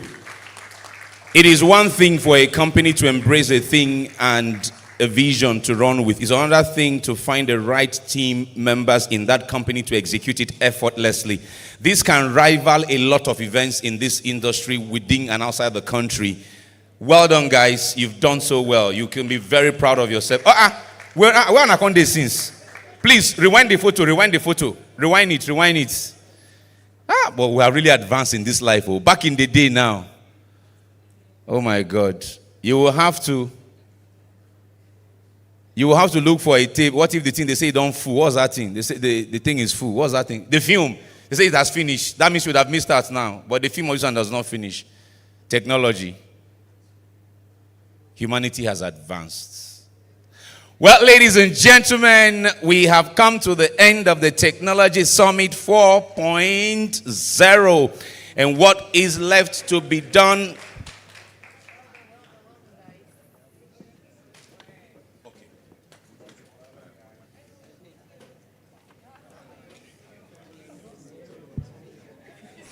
Okay, just remain seated. Remain seated 1 second. We have one of our guys who will talk to us on behalf of our CFO. And once he's done talking, I will then tell you, please go, get up for lunch. But for now, please, just a few more minutes, I beg you. Thank you. Just remain seated. Thank you.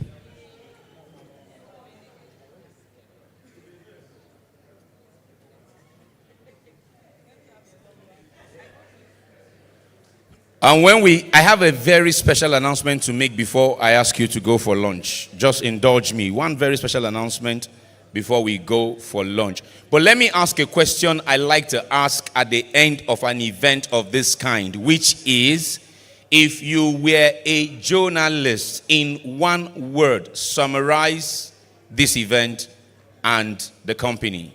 One word or one phrase. Any takers?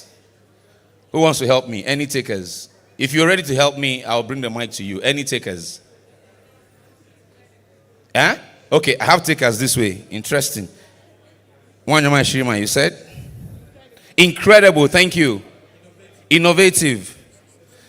Incredible, innovative, successful. Who else? Yes, this way. This way. Excellent. Insightful. Informative. Impactful. Okay. Enlightening. Enlightening. I'm liking. Huh? Educative. Entertaining. I'm liking this. Huh? Phenomenal. The Phenomenal 4.0 Tech Summit. I like it. Huh?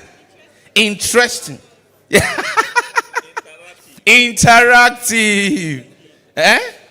Challenging. I like that. You see, the syndicate thing really engaged all of us, and I see you're all loving it. Fantastic. Please give yourselves a round of applause. Amazing. Amazing stuff. So we're looking forward to 4 point. Please move this thing back this way for me, Tochi, just right here. Rewarding. More like, yeah? Rewarding. Thank you. Right here. Okay, so real quick, I will now invite to speak on behalf of the CFO of Seplat, Mrs. Adara Mrs. Elena Adara, on behalf of her, will take one of our GMs, Mr. Val Agu, who will come talk to us. Please put your hands together and welcome Mr. Val Agu. Where's Oga? Ogati, this man does not age you. You're welcome, sir. Thank you. Thank you, Richmond. And good afternoon, gentlemen and ladies. Good afternoon.